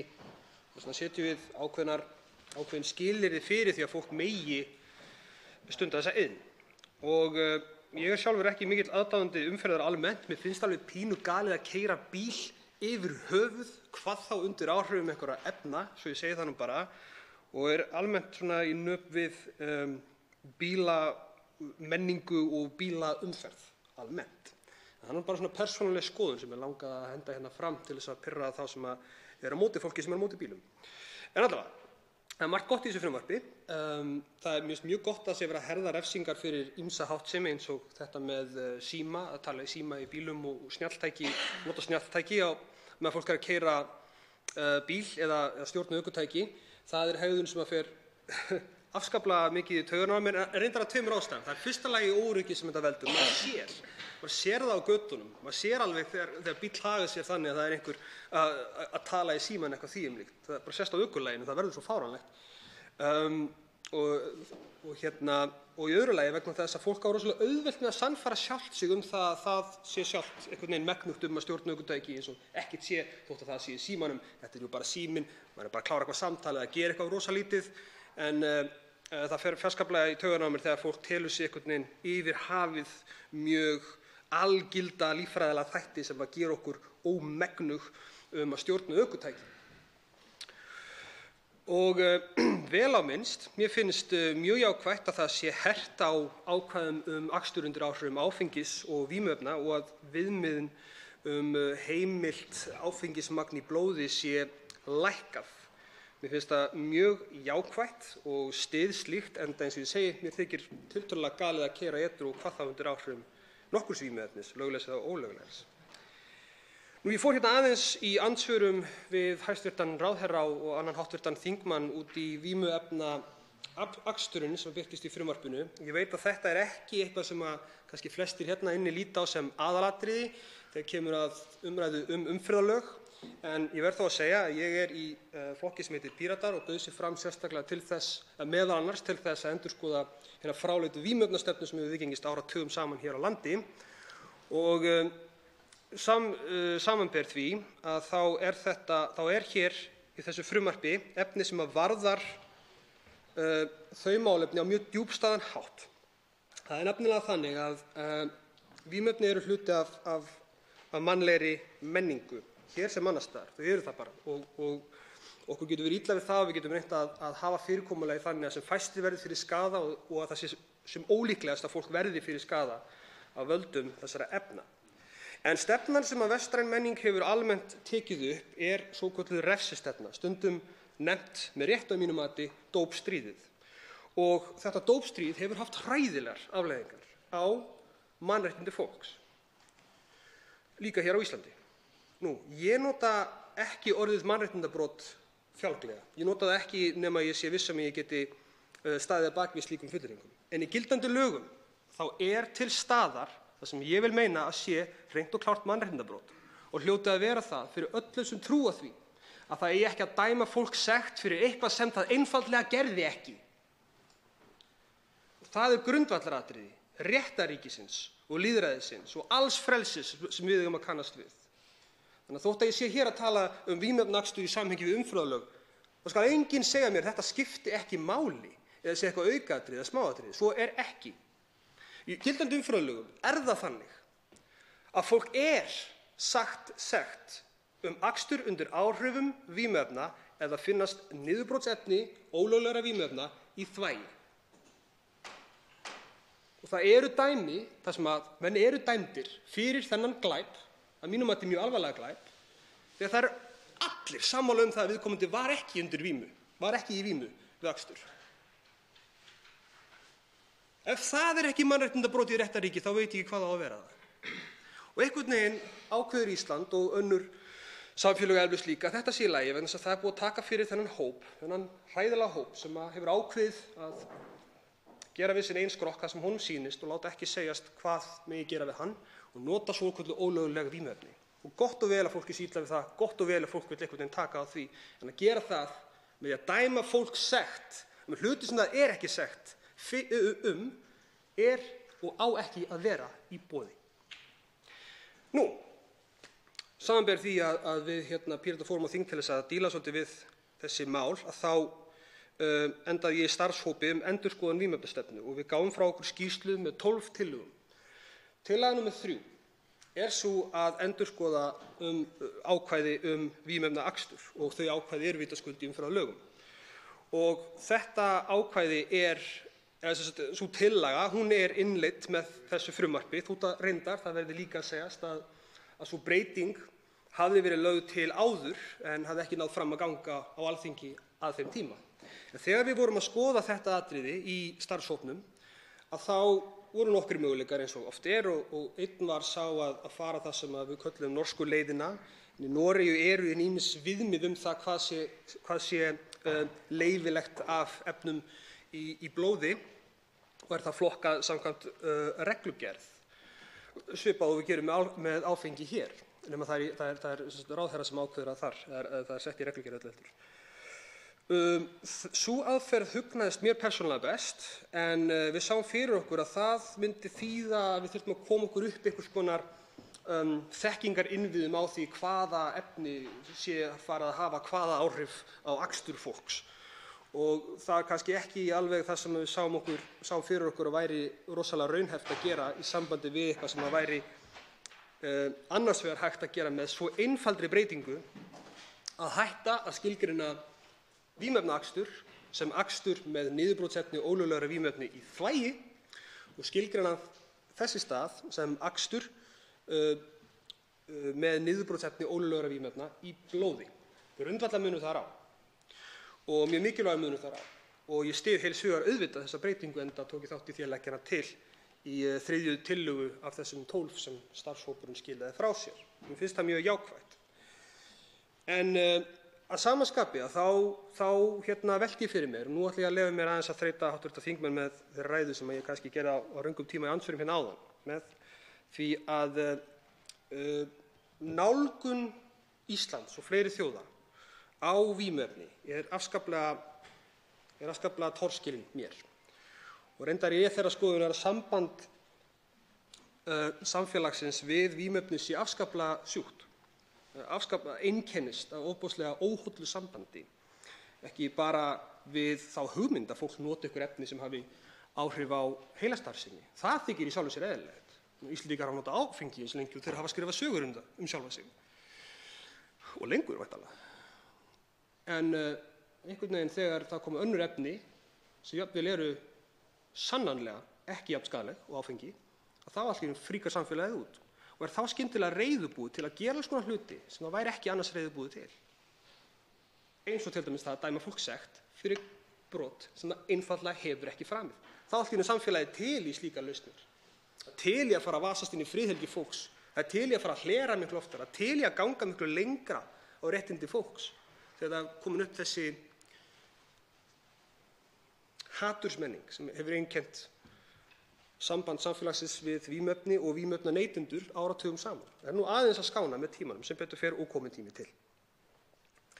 En við að taka hér aðeins þátt í umræðinu og renna yfir þetta frumvarp, þá bara tók eftir því, sér í lagi í ræðu hæstv. Ráðherra, að norska leiðin fyrrnefnda sem við höfum skoðað í téðum starfshópi, að hún er allavega þessum hluta innleidd í lögin að því leyti að það eru sett viðmið fyrir sljóvgandi og örvandi lyf.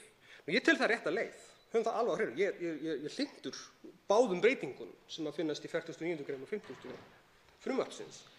En bara við að ræða þetta, þá velti ég fyrir mér hversna í ósköpunum við lítum á ólögleg vímuefni í umferðarlögum eitthvað öðruvísi heldur en lögleg vímuefni. Eins og ef áfengi sé ekki vímuefni. Á hvaða hátt er ekki vímuefni? Hvað er það sem að ólögleg vímuefni gera sem áfengi gerir ekki? Veldur áfengi ekki fíkn? Veldur það ekki heilsubresti, líkamlegum sem andlegum? Veldur það ekki ofbeldi? Veldur það ekki geðveiki? Geðsjúkdómum? Splundrar það ekki fjölskyldum? Leggur það ekki líf fólks í rúst? Veldur það ekki dauða, virðulegi forseti? Jú. Áfengi er jafn mikið dóp og hvað annað. Það bara hefur þennan undarlega menningarlega sess, væntanlega eins og við höfum neytt þess svo ofboðslega lengi og menningin okkar þekkir jú áfengi tiltölulega vel. Fólk veit, flest fólk veit hvað tremmakast er, fólk veit hvað þynga er, fólk hefur með svona einhver persónuleg viðmið um það hvað sjóða mikið í partí, við hvaða félagslega aðstæður það er við hæfi að neyta þess og svo framvegis.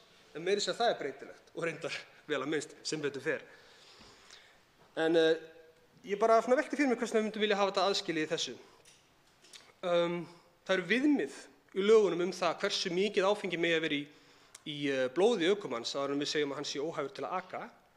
En að sama skapi komum við hér upp og erum öll sammála það að skilaboðin eigi að vera þau að við séum allsgáð þegar við keyrum. Fullur samhugur þetta. Enginn stendur hér upp og mótmælir. En samt viljum við hafa viðmiðin þarna að þessu ótrúlega hættulega vímuefni þegar það er meira að segja algengast og vinsælast Er það ekki svolítið skrítið, virðulegi forseti? Ætti þið ekki í raun og veru að vera með langströngustu lögin gegn því vímuefni sem er langlíklegast að fólk noti og langalgengast að fólk noti, langlíklegast að fólk finni sér einhverjar afsakanir fyrir því að það geti nú fengið sér smá af og síðan keyrt heim? Bara vangavelta. Ég ætla að treysta háttvirtri umhverfis- og samgöngunefnd til að fara aðeins yfir þessi mál, kannski, en jafnvel þótt að Píratar hafi reyndar ekki nefndarmann í þeirri nefnd sem við höfum afskaplega duglegan áheyrnarfulltrúa. Ég vil bara segja hér að lokum, en þess að ég tók eftir því í svörum hérna háttvirtra þingmanna áðan. Ekkert af því sem ég er að segja hérna er til þess að draga úr alvarleika vímuefnaaksturs. Ekki neitt. Þvert á móti er að segja að við ættum kannski að vera jafnhörð gagnvart akstri undir áhrifum áfengis.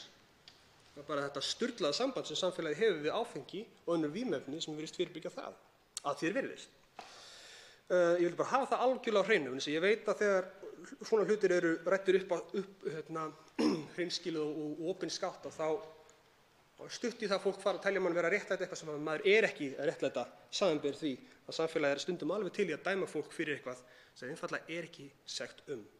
Og það er rangt og við höfum ekki að gera það, og ég fagna því að í þessu frumvarpi komi fram allavega risastórt stökk í að hætta því.